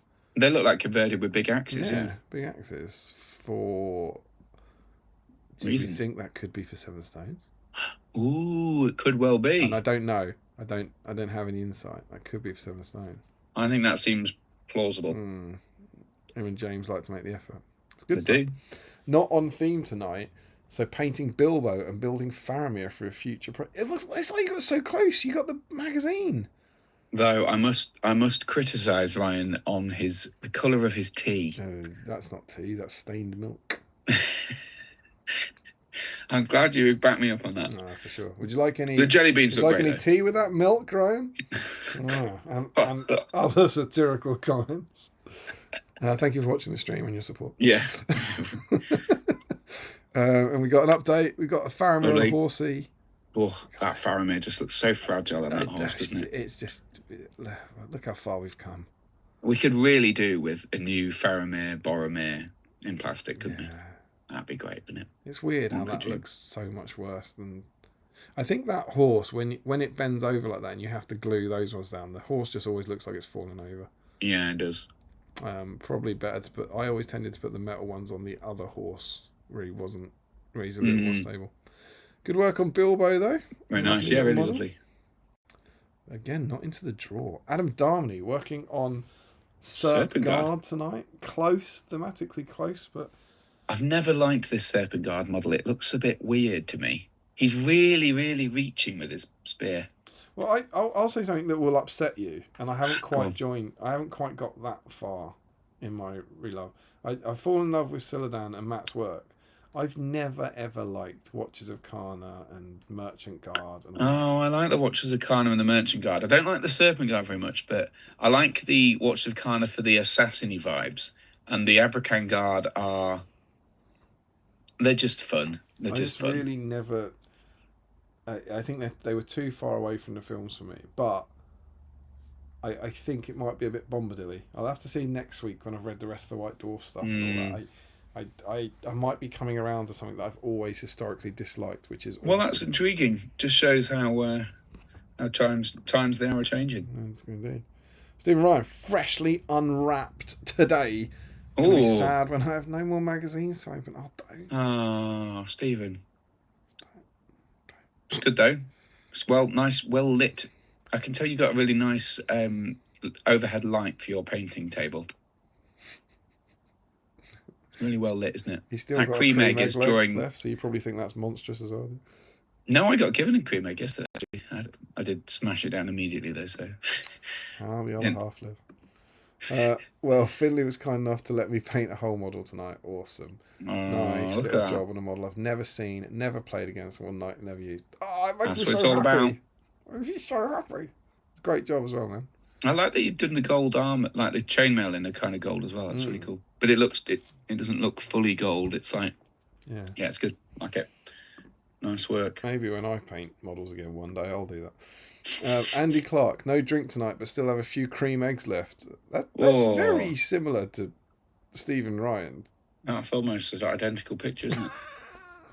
But from the opposite side. Oh, if you haven't noticed, Andy Clark is an anagram of Stephen Ryan. Andy Clark. And he's in with Trip Suladan there. iPad, he's assembled and undercoated as well. We've got some progress, have we? Yeah, it's just an undercoat. But it's good tonight. What's happened to his arm? Surely. Maybe is he planning to paint it separately? You're never doing that in a sub-assembly, are you? I wouldn't, surely. But some people love to sub-assemble everything. So. Is it true? Joe Holzman, is that the moment you bashed your knee in the background as well? Sorry. It looks like it might be the moment you bashed your knee. In the background of the picture. Yeah, possibly. Old school Suladan and an incredible marbled hazelnut Kit Kat egg for me tonight.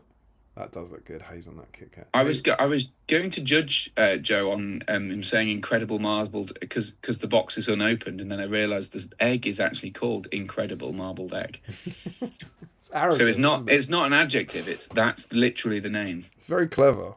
I think like Dairy Milk next year should call their egg the brilliant egg, the delicious Dairy Milk egg, the best Easter egg. That's what they should call it. I'm going to go and get the best Easter egg from the shop. What's that? Oh, yeah, that sounds good. Jack Brown is assembling Suladan, then working on 7 stones. Let's find some clues. Oh, what 7 stones have you got? So he's got... That's a Suladan in the front there. I think maybe there aren't any clues. Maybe there's no clues, is there? There's just a Suladan. I was quite intrigued by your chocolate until I said I saw it had coffee in. What had coffee in it? It's chocolate. Crunchy coffee. Oh, yeah. I think I've seen those Ritters before. They're quite good. They're like... I think you can get them at Lidl or Aldi or something like that. Good stuff. With coffee flavour. Oh. What's the beer? Barn Owl. This is Somerset. Somerset cider, it says. Perry's. Great taste award as well. Very nice, very nice. Kaito Alba, very good. 5D. Oh, And Ella, is this the Seven Stones? Do we think? It's oh, got a cheeky little Dol oh, it's a Guldur. background. Yeah, so he's assembled the two Suladans and then placed them on the background for what I assume is a Seven Stones project, Very which cool. looks very I good. likes me The some Dol detail on Guldur. the sort of Uh, pillars in the Yeah. background, they look really good. I love Dol Guldur. It's very nice. Oh, my thing's just crashed. That's good. Larry's put a picture of Michael Bublé up for you so you can recognise him. Thanks, Larry. Bryant Metalhead bought second hand. Thought it was metal as it was primed. Vendor failed to mention it was fine cast. Oh, sad face. I mean, if the sculpt's all right, it doesn't matter. I know it matters to some people. It might matter to you, but if the sculpt's all right, it's all right. Yeah, as long as it's not the really bubbly ones. You can't strip that in BioStrip. Is there any way you can strip a fine cast model? Yes. Oh, Dettol. Wow! Works on anything. It works on everything. Sam, that is gorgeous. Oh, there we go. Wow, I love the colours. Look at that. Very, very desert themed. Dark. I like it. It'd look great on an incredibly dull desert board. I think that's really gorgeous. really top work, Sam. Yeah, well done, Sam. But to quote a long dead but much loved BSIME host, my eyes are gone. Love it. It's not dead. He's got another Kenobi. I think Larry's going big on the Kinder eggs. Oh, here we go. Andy has painted some of the miniatures. Yeah. It's red there. Oh, I'm looking forward to seeing the flags that you've painted with your, because you said he didn't Larry say he'd painted the banners freehand at some point? Hopefully we can see that. And he said, and the caption for this from Frederick is, "It's over, Kenobi. I have the high ground." That's good. Matthew Allen posting for my dad, David Allen. Oh, nice. Incredible scenes, right? So David Allen is in. Very nice. Right. He'll be this people's champion. God, yes. Incredible work, David. Do you think he's watching? I hope so. So if he's painting, he must be. He might not still be watching. This was 2 hours ago he posted, so you never know. Looking good. Joe Holzman made decent progress this evening. Just metals and basing to go. Joe's leaving the gold mask to last. Very nice. That's good. It does look good. We have a comment. You're making me on That's the back. Very good. Then we have Larry Miller with some up. Oh yeah, good. There's your freehand. Look at the snakes. They're great. Oh yeah, they're really good actually. They look brilliant. I shouldn't sound so surprised, but they are very good. They look really good. Yeah, top work, Larry. Well done. Oh, Jack Brown's posted the 2 War Games terrain books. Nice. Yeah, I had the one on the right. I think I've got both, but I've definitely got the one on the left. The one on the right definitely has some Lord of the Ringsy stuff in. I think that central picture is actually a Lord of the Rings scene. It's like a Last Alliance scene. It's like Is that the board from the first ever Lord of the Rings battle report? I think it might be. It's like the one where the Elrond and Isildur are attacking orcs on the way home from something like that. Is that right? Yeah. I don't know if it's that board, and I can find it because it was reprinted in the recent Best of White Dwarf. Oh, yeah. It does look an awful lot. Yeah, I think it's that one. That's the sausage. That's it. That's it. The trees. I think the trees are little. They're little. It is that. It is definitely that. But I think those trees on the right. They're like added on somehow, aren't they? Lovely crotch as well, Jack. Oh yeah. That's nice. Top work. Thank God he put some trousers on. But yeah, I love that. How to Make War Games Terrain, but that was by Nigel Stillman. Incredible book. Some great stuff there. Thanks. Larry Miller, annoyingly, I am now 1 off completion. It's another layer. Is that annoying? Oh, look at all these. Oh, look, it's set. Which one's he missing then? Oh, that's exciting. I don't know which ones they do. I don't know either. Is there another? Is there a Darth Maul? I think it looks like he's got a Kylo Ren and a Darth Vader. Maybe there's a Darth Maul. Yeah, Is there that a makes Han? sense. I don't think he's got Han. There must be a Han. Surely there must be a Han. Yeah, there's got to be a Han Solo there. Yeah, there's it's no got- Han Solo, is there? I Yeah, like it's the way probably they all Han. peg together. That's quite Yeah, cool. that's kind of cool, isn't it? Yeah. And they've got little logos for factions or whatever. Imagine like someone going, "Oh, have you guys ever seen Battle Streams of Middle Earth? They go quite late. Put it on." So here are the selection of Kinder Egg Star Wars toys. And what's Larry Miller got a bottle of tropical juice for? I think he might be trying to prove that it's not piss. That was posted 11 minutes ago. Right. Which I think is after we said, "What's that drink?" I can only assume that Larry doesn't dilute his tropical juice. I He just also drinks don't- it double strength, no Where's the dilution. proof that that isn't piss? Mm-hmm. Wonderful. Yeah, he's totally right. Larry's pointing out that the Serpent Guard, It's none of them can probably- hold a spear in a normal way. Why is the guy really like holding it so low? It's so weird, and the other one's like, oh. The guy on the left looks like a kind of pop punk guitarist from the early 2000s. Yes, yeah, he's got like an extra strap. Really low slung. Yeah. Gosh, Who was it? There was a bass guitarist who had to have two straps joined together because he was so tall. Was it Chris? Chris Novoselic from is that how to pronounce his name? I can't remember. From Nirvana, the bassist from Nirvana. He was so tall that he had to have two straps on his bass guitar. That was pretty cool. Anyway, yes, it seems extremely tall.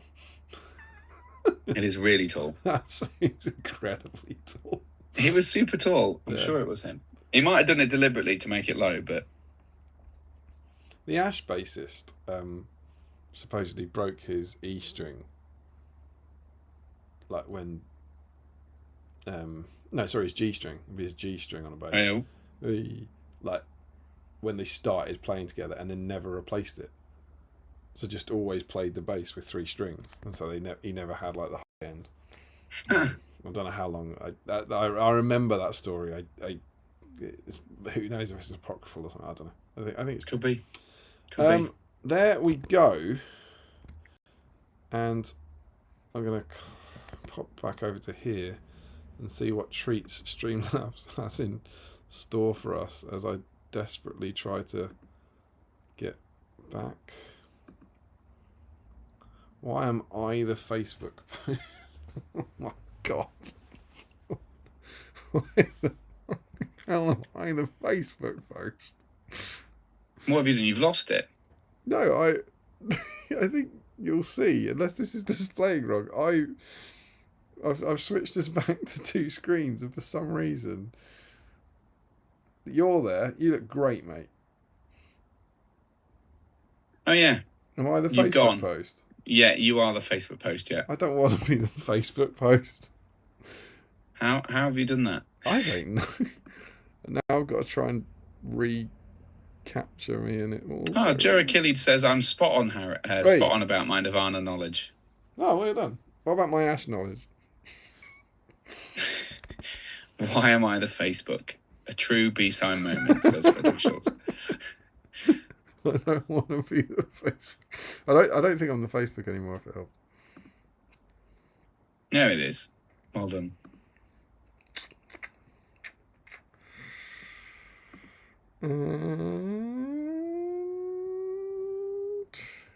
Oh, We no one went funny. don't have any emails, so that is us.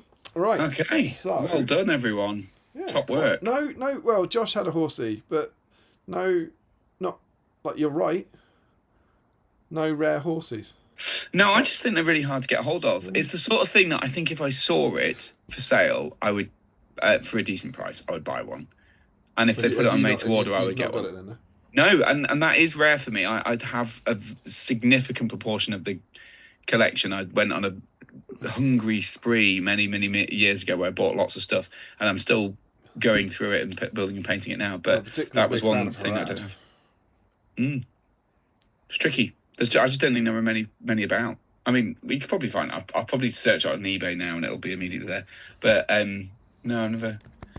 But the problem is, it's hard to search for it, isn't it? Because it's like Suladan or mounted Suladan, and then it's just, I don't the think old that's one. very hard to search for.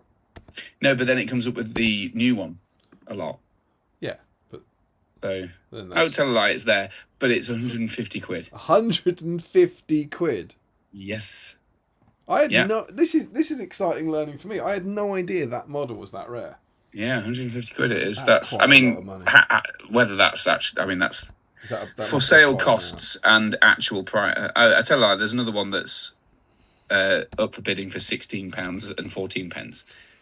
But yeah, that's a whether it'll actually end. I'm gonna watch that just to see. Nobody else look for it. But yeah, it's interesting.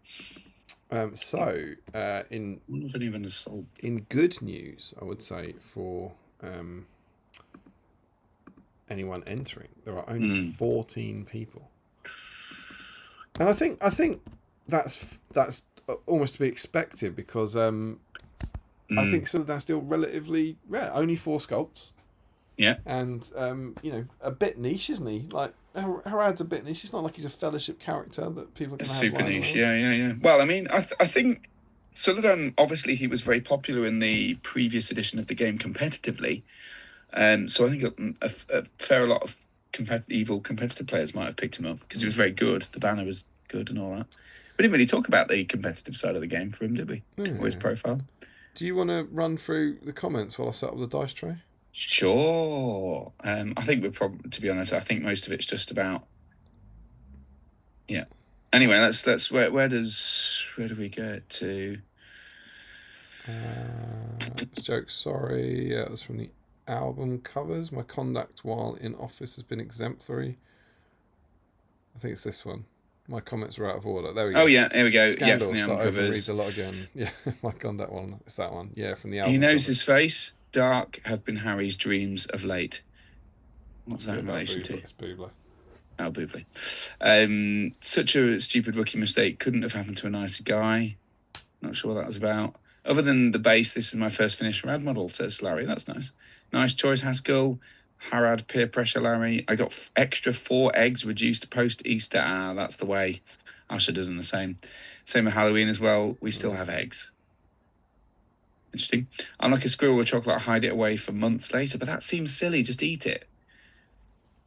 That's what I do. I eat cereal most of the time as a snack, but Easter eggs just get just demolished if they're in the house. Brother Outlaw. Is that not rather than my brother-in-law? He's my brother Outlaw, so he's not yet in-law. Hey, I guess that's true. I like that. That's quite clever. Good.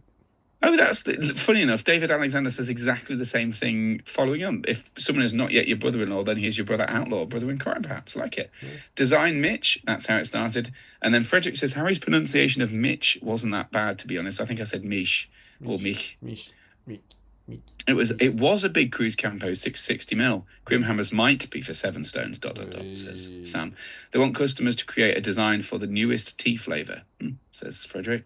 2 men say mean things about viewers' drinks, says Larry. Very good. Dishwater. First time, Larry? To be fair, the less tea, the better it is. So, Larry, God. Why would you drink hot? Why would you bother with the tea? It amazes me. Just hot milk. Fine, have hot milk if you want hot milk. That's fine. That he feels in any way qualified to judge people on what they consume is beyond me. Yeah, that's true. Frederick says, I always felt like the Serpent Guard models are like an in-between of the 2 Suladan designs, like the mask, etc. Maybe that's why they ended up redesigning him. Maybe. Yeah, I like the mask element, but just the way they hold the spears is just weird. I think that's part of the casting thing. It's like they've got to be in one piece, those ones. Like it feels like it's... Yeah, they've been designed to be flat, so... How else do you do it?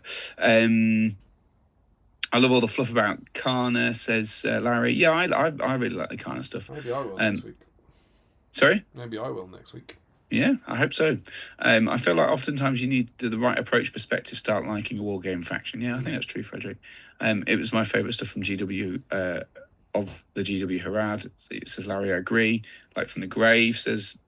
Dr. Pepper Machine. Random question around which point of the stream was the knee moment? Might have to watch it later. Frederick Schultz.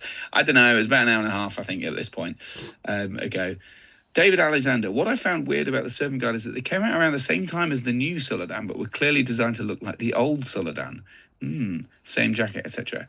Like Suladan notices bodyguards were copying his look, so decided to completely change his style out of petulance. Very good. Larry answers that the knee happened just before the Facebook. Leave the old doctor alone, says Dr. Pepper Machine, or do you need an exact time, Frederick? Joe's talking about it's the fourth of those eggs that he's had and can verify it is indeed incredible. Frederick, it's kind of what he thought. Like the new design was a continuation of the design process of the guard, moving further away from the original model. Yeah, so maybe it was the other way around. Looking at the models now, all three of the foot ones are holding SBs, weirdly, says Larry. True. Dr. Pepper Machine, does Dettol really strip paint, Harry? Yes, it does. Antiseptic Dettol, actually, that is true. You've got to get the right kind of Dettol. You've got to get the right kind of Dettol. It's got to be the brown stuff. And actually, it's one of the few exceptions where I would encourage you not to get the knockoff version as well. You've got to get the branded Dettol. There's a different chemical thing in the knockoffs. Frederick Schultz says, also the two mountain ones don't match the design of the foot ones. Is that right? God. Frederick says the Riders of the Dead, for example, are actually based on two original metal Donor Harrow swordsmen, meaning you can have perfect dismounts. Oh, that's clever. Joe says, always leave metal to last, avoid contaminated water brushes, other paints with metallic flakes. Yes, that's true. I disagree with that because I think you should just not give a crap. I tend to follow Damien's advice there, but then again, my painting doesn't look as nice as Joe's. Rubbish at these things. I just change my water. Every time if I need someone to. says that sensible, I always go, that sounds really sensible. I just never ever do it. No, I try and get away with it. You know, like you go, if I just do a little bit of gold, and then quickly move on, as if like doing it quickly will mean that the flakes won't appear. Larry's missing Yoda. Oh, so is the name? Oh, he says that's Ray. Oh, okay. It's not Leia. Who is Ray Damien? Luke. He says there's no Han. That's strange. They have Luke, Leia, Chewie, but no Han Solo. How mad. Right. Anyway, that's Frederick because Larry said that's Ray Damien, and so who is Ray Damien? Should we know her? Damien. Very good. I like it. No Han. That's weird. That is weird. It's definitely not pissed straight out of the bottle. Larry, of course, has about quarter juice. Yeah, makes sense. The foot serpent guard are all holding their spears like a weird band. The middle one looks like his arms have got tired. One's too high, one's too low, one's miles away from it. Yeah, I fear for your longevity, Laro. Yeah, I agree. It's amazing that Larry's still alive, to be honest, isn't it? With all his strange consumptions. Joey says, you're spot on, Harry. Nice Nirvana knowledge, thank you. Don't see a problem. Why am I the Facebook? True BSIME moment. History. Posts in place. Oh, it's all jumped. Oh, where's it gone? My post in place of Damien. It's beautiful. Says Larry. Incredible scenes. No, it's gone. It's his face again, sad times. Better check that's not Larry listening to that. Josh has two of them. So, yeah, I mean, you're in for 150 quid. The mountain model is worth nothing. ... Everything. That's Kingdom of Heaven. Yeah, there you go.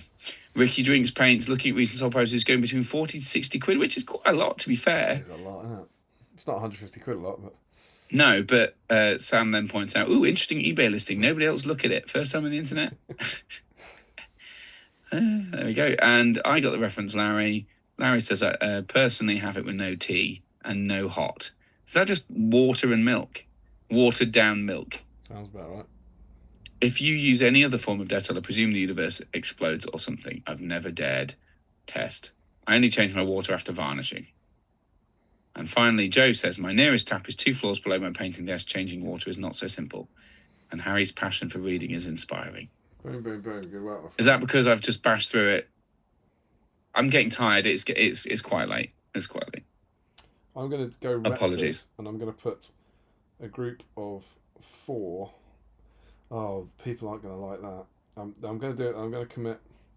I said I was going to put a group of 4. We've got 14, so it's 5, 5, 4. And I always feel like the bottom group gets the advantage of always being in the smallest group. So I said, nice. I'll put 4 in the middle. You wouldn't believe he's in the middle group. Oh, Joe says I missed one of his comments, and I scrolled back and I found it. He still had the trousers on because there's no Dettol around. Very clever, because he's stripping. He's not stripped himself with the I get it. Good Thank stuff. you. Sorry, Joe. That is actually a good comment, and I'm sorry I missed that one. Yeah, all right. So now I did smash my way into this Campbell smashed it. earlier. So let's see what we've been left with. That is no good. That is not good enough. So remember, this is what you're playing for. The black BSIME dice. Oh, yeah. Easterling Blade. The game ended when you wanted it to. Woo, woo, woo. Right. In my bag of dice. So...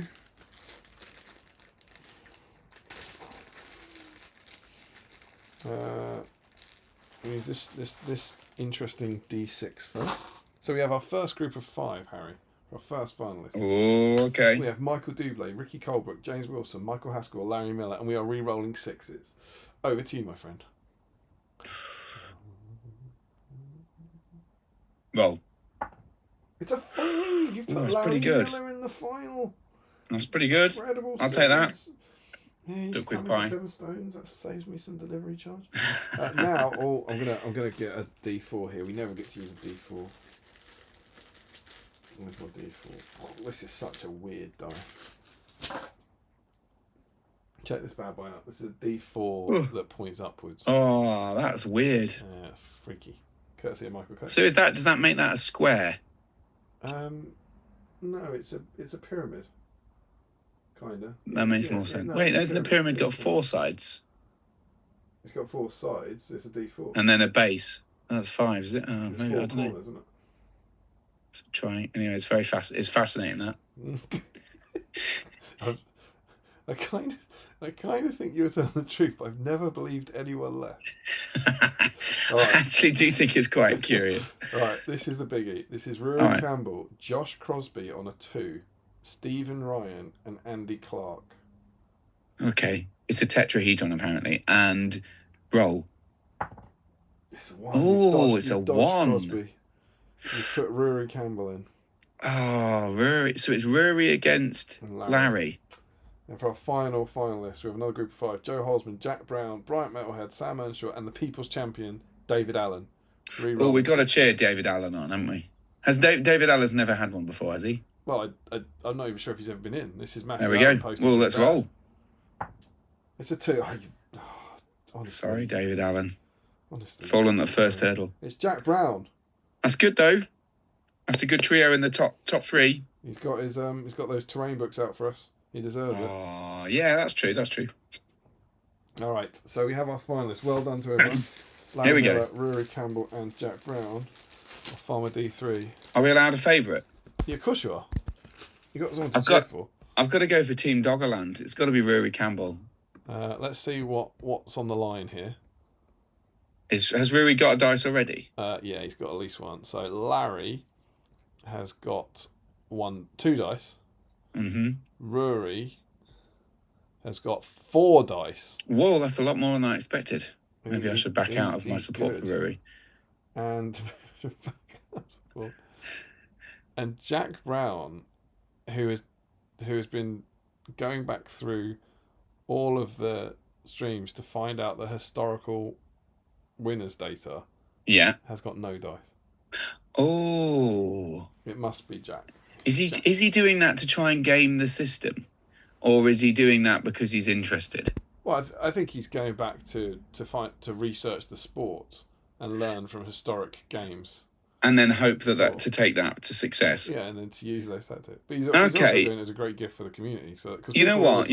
I'm going to retract my support for Rory Campbell, and I'm going to give it to Jack. I'm going to vote for Jack as well. I think he's the People's Champion. He hasn't got a dice already, and I apologise, Rory. Also, for your postage sake, Larry would be good. So I think actually anyone here, I'm quite happy to have a win. I think Jack will know that whether or not he's been in the final because his spreadsheet will tell him. Excellent. So Larry's on a 1, Rory's on a 2, and Jack is on a 3. Oh, it's exciting, this. And it is the first to 3 as ever. First to 3. All right, make that roll. Roll. Rory Campbell. Rory. You know what? Withdraw that, says Campbell. Right, here we go. Roll it. Larry Miller. Ooh, Larry and Rory. Here we go. Lack of experience. This is Jack's second final, he says, but can he get a score on the board with this roll here? No, it's Rory. He's got a match point. Just one more. Jack, Here we where go. are you? Come on, Jack. Let's have a roll. Come on, Jack. Get out the starting gun. Hello. 2-2. God, Jack's not even. Where's- He's not put a Jack? score on the board yet. He Come can't on. get 3 in a row, can he? He can't get Come 3 in a on. row. Here we go. Here we go. Oh, it's Rory Campbell. Goes to Rory. Campbell. So my retraction has fed into his success, which was my ploy all along. Well done, Harry. So clever. Yeah. So really, I win because I chose the right person and cleverly gamed it. I've got bigger news. Oh, go on. What's the big news? This is huge. Go on. He won Has the this last upset one. the tallies? He won the last one. Wow. He's gone back to back. Does that also mean that you have yet to send the previous dice and can now send them both and save yourself postage? It's pretty sweet. That's incredible from Campbell. He's gone back to back. And That's incredible. This is gonna I mean, Joe Holzman is gonna be terrified by this. Because Wow. I think, let's have a look. Rory Campbell has now joined Joe Holzman and Ashley Fisher on 5 dice. Oh, but they're well behind Josh, aren't they? Yeah, Josh is on 10. That's a crazy number. Covers is on 6. It is a crazy number what Crosby did. But I don't think Crosby never went back to back. No. So is this he went, a first? He went 109, 111, 113, 115, which is incredible. He's not. Is gone this back a to first? back. Is this the first time anyone has ever gone back to back? I'm having a look. It might be. We had an Wow. 84 and an 86 from Joe Holzman. It's incredible that we could live to see such days. Pinnacle of the sport, Rory taking over the 53 the game. and 55 from Max. That's not quite good enough, though, is it? It is. I think it is. I think we have BSIME history here tonight. I think this is the first time ever someone has won back-to-back dice. Incredible scenes from Rory incredible work. Love it. Wow. What a time to be alive, truly. What? Yeah. And so he's won that. I'll post them. I'll post the two of them together. Amazing scenes. Excuse me for yawning so much. It's not from lack of enjoyment. I am enjoying myself. It's not through lack of thrill at history being made. I mean, I that is pretty cool. I'm excited. I'm glad to be part of history. I think I was part of a record-breaking stream previously, although I think it was later overtaken by someone. Oh, so maybe we can keep breaking records every time I'm on. That would be great. And you also have the fact that 3 streams ago, Joe Holzman was like, Rory who? 3 dice Campbell, whatevs. And now he's joined Holzman. He's joined Fisher. He's got great. He's in great Campbell. form. And I think it's getting to 5 dice earns you the title of number of dice before surname. So I think he's 5 dice Campbell. 5 dice Campbell. Incredible scenes. I'm very proud of you. I'll save you an effort here and read through. Thank you. The Sam's inevitable commentary. I actually lost the comments. I don't know where they are. Harry's passion for reading is inspiring. No water either. That is the least offensive part. Harry missed one of my comments. It's fine. Trousers. Jack says, eventually I will have the data to know which group you make smaller more often. See, this is the kind of thing that Jack's doing. It's an important stuff. Last I checked, it was 5 dice Holzman in the front. Welcome, Sam says, welcome to BSIME Hunger Games for a dice. Larry has offered to be tribute. Tetrahedron, he did drink the piss. Joe Holzman, a square would be flat and wouldn't be fit for purpose. Larry says you can have triangular and square-based pyramids. Frederick says a pyramid has 5 sides. Team Spirit says Rory wants his place shoving Crosby aside. Fred Schultz, while searching for that Suladan, I found out that Colourfish Scalper sells a random Colourfish Scalper. That's good. Sells a random plastic Harad Bowman for around 10 quid on eBay. Funny as always. And Jack claims the final spot. Dexterous. I also didn't like the Serpent God poses. Had a crack at making my own. Posted in the whip. Oh, I'd like to see them. Indeed. Dr. Pepper Machine, 2 dice Miller. Duck Pie. Turns out pyramids can have any number of sides. I like that people are off at 1 a.m. in the morning Googling what a pyramid is. Dexterous. I think I took inspiration from Brad Pitt's duel in Troy. That's a great fight. Him and Hector. That's a brilliant fight. Larry says he's going to be voting for Larry. It's Jack's second final, and here comes Sam. They prepare to rush for the cornucopia. Rory gets a sword. Larry takes a bottle and eats it. Rory slashes at Jack. Larry eats more glass. I'll come back to the others. Rory slays Jack before he can get a weapon. Larry collapses with blood pouring from his mouth. Grats, mate.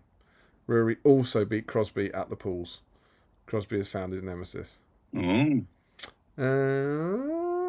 That's Fred Machine. Piss ritual never fails, they say. Keith Allen, thanks for all the support. First stream I've made it to the end. I even managed to find the whip thread. So Keith is Keith Allen Matthew Allen, or am I going mad? Is it Matthew Allen? Or is it David Allen as Keith Allen? I don't know. Someone Allen. We're assuming they're connected. Ricky says congratulations. Frederick says congratulations, Rory. Jack Brown, second win in a row for Rory. Incredible scenes. Dr. Pepper Machine is still 5 dice holesman, yes. And then here comes the reaction to the incredible news as I live and breathe from Dr. Pepper Machine. Rory beat Crosby at the Falls. Crosby's found his nemesis. Joe Hobbs was it was not Rory who's. I was not Rory who 3 streams ago. Oh, I see. I was not Rory who 3 streams ago. I played him at Articon list, so I knew exactly who he was. Yeah, I mean, I don't mean you didn't know. I mean, I meant in the annals of dice history, he was nothing to you, and I think you know that. Jack Brown, 3 in the last 12, probably. But I don't think there's 18 people watching. I don't think there's been enough reaction there to the history they just witnessed. That's almost disappointing. But we can only put this. I think I'm excited. I think it was a great moment. Not here. Keith says I'm K. Either David Allen and Matthew is my son. Right, there you go. So it is David who got in, but it was posted by Matt. I am K either David Allen, or is that I am Keith? That's Keith. I think that's Keith. I think that's a typo. Keith David Allen. Wonderful. I thought Joe was having a dig at me, he says. Because he was talking about Rory. Because he remembers who he plays. Even though it was last year. Namaste. Whereas, obviously, I played Michael Dublé many, many years ago. 2022, I believe, at least. And haven't seen him since. And you remember... Though I feel like just bringing it up again as... Slinkies saying, digging. We'll never forget this, as you kissed. I mean, the Slinky thing does ring a bell, but, I mean, it's like you say, it's very easy for me to say that now. I should have remembered the Slinkies. That does sound fun. I said that when being shown a photo of him. You went, oh yeah, I recognise it, which is obviously what you would say. The question is whether I'll recognise him at 7 stones, isn't it? A picture of him go, nothing. If at 7 stones we play in the first game and he goes, hi Harry, nice to see you, and I'm like, who are you? I'm going to put you two in the same group. I really hope Michael Haskell bails me out in that one, because Michael bails me out of so many of those sort of situations when he's like, he remembers exactly who people are and how long ago we played them and what armies were used. I just don't. Some people have that kind of memory, don't they? I don't know if you. I am awful at it. I'm really bad at it. I'm bad, but like some people will remember literally years ago, and they'll be like, "Oh yeah, can you remember that game we had in 2021 where I had Boromir and you had, the ring, whatever ring wraith or something, and you rolled 4 dice to compel Boromir, and he rolled a 6 on that 1 dice, and he kept his will, and it was a great moment." And I'd be like, I don't even know who you are. Yeah, well, I really enjoyed that game, so I remember it. I don't know what to tell you. It's true. Incredible scenes. I've almost finished the Picari Sweat, by the way. It's not bad when it's in date. Yeah, it might be better it's in date. Who knows? We'll see. Let's have the briefest of look ahead to 87. The deadly Hasharan assassins stalk the night. Learn how to use army-specific strategies in your battle games. That sounds quite fun. Face the fury of the Hasharan as they try and slay a brave Gondorian hero. That's another hint towards that scenario. Cool. Paint your Hasharan assassin ready to murder the enemies of Harad. And create a set of Haradrim buildings and a city wall for your battle games. when it comes. All of that sounds good. So, I having looked ahead, I genuinely think that is a better issue than the one we've had. well, maybe we should. I think it could be a really good one next one. I'm not opposed to. If we can make it work, you could do a double, given how much you love this stuff. I mean, I do. I wouldn't object to it if the timings work. Let's see if we can get that. I have definitely made the stuff out of the thing. If you've made it, you love it. It'd be great if we can make it work. And even better, I actually have Hasharin I would like to paint. There we go.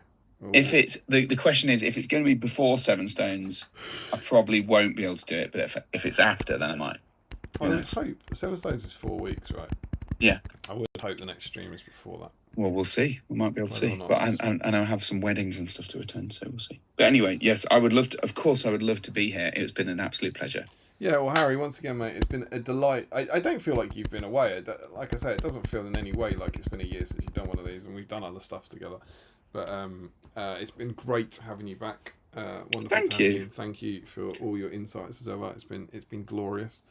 Thanks to everyone who joined. It's been great having you, and I hope you've enjoyed it. Thank you for all the kind comments. It's really nice. And to those 17 wonderful people out there who are still up. What is that?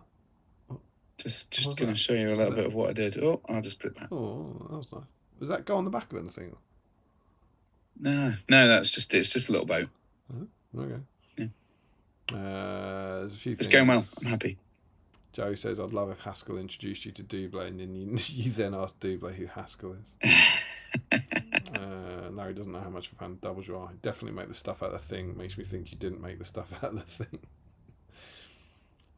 And yes, Jack Brown correctly points out there is a joke here about Michael's Doublé partner. Very good, very good. But thank you, one and all, for joining us. We hope you've enjoyed Suladan week. It's been great. I'm really glad we did it. I'm glid we did stick with Suladan, gave him the moment in the sun that he deserved. Really liked. I think it's good. Yeah, it's good.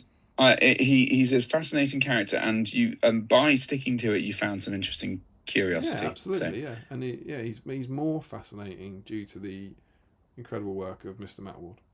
So, yeah, I agree. Let's pour one out for Matt, I think, and all he did. Yeah, absolutely. Lovely jubbly. Josh Crosby said, "Thanks, Harry. Your love for the Harad fills me with comfort and joy." Oh, thanks, Josh. Your love for the Harad fills me with comfort and joy, and thank you for putting us right on the analysis of the lacking of a lack of analysis we put in on I must do a shout out as well. Parallel Fields moment. Yeah, quite. Don't forget, our first month of BSIME Hobby Bingo is ending. You can go if you want to get involved. Go over to the Facebook post, and all the instructions there for commenting. And then my hope is that next week there will be our first bonus stream where we go through it and start kind of marking people off and what they're doing for their BSIME Hobby Bingo. And if you're a patron, there is a prize. So if you're one of our wonderful patrons and you want to kind of play along, go to our Facebook page and put your comments in there. It's all very self-explanatory on the post. And so hopefully next week there'll be the first of a new set of streams, much shorter, in the middle of the week at some point, where we look through people's progress on that. So that's something to look forward to. That'd be cool. Yeah, well, that's the hope. I remember you talking about this and I was excited about it. So hopefully a bit of extra motivation for people. And extra content. Yeah, well, quite. But there we go. Thank you all so much. Thanks for joining us. It's been a delight. It's been a pleasure, and we hope you'll have wonderful weekends. And we will see you very soon on Battle Streams. Thanks for inviting me, Damien. Bye bye. Bye bye, everyone. Hold screen.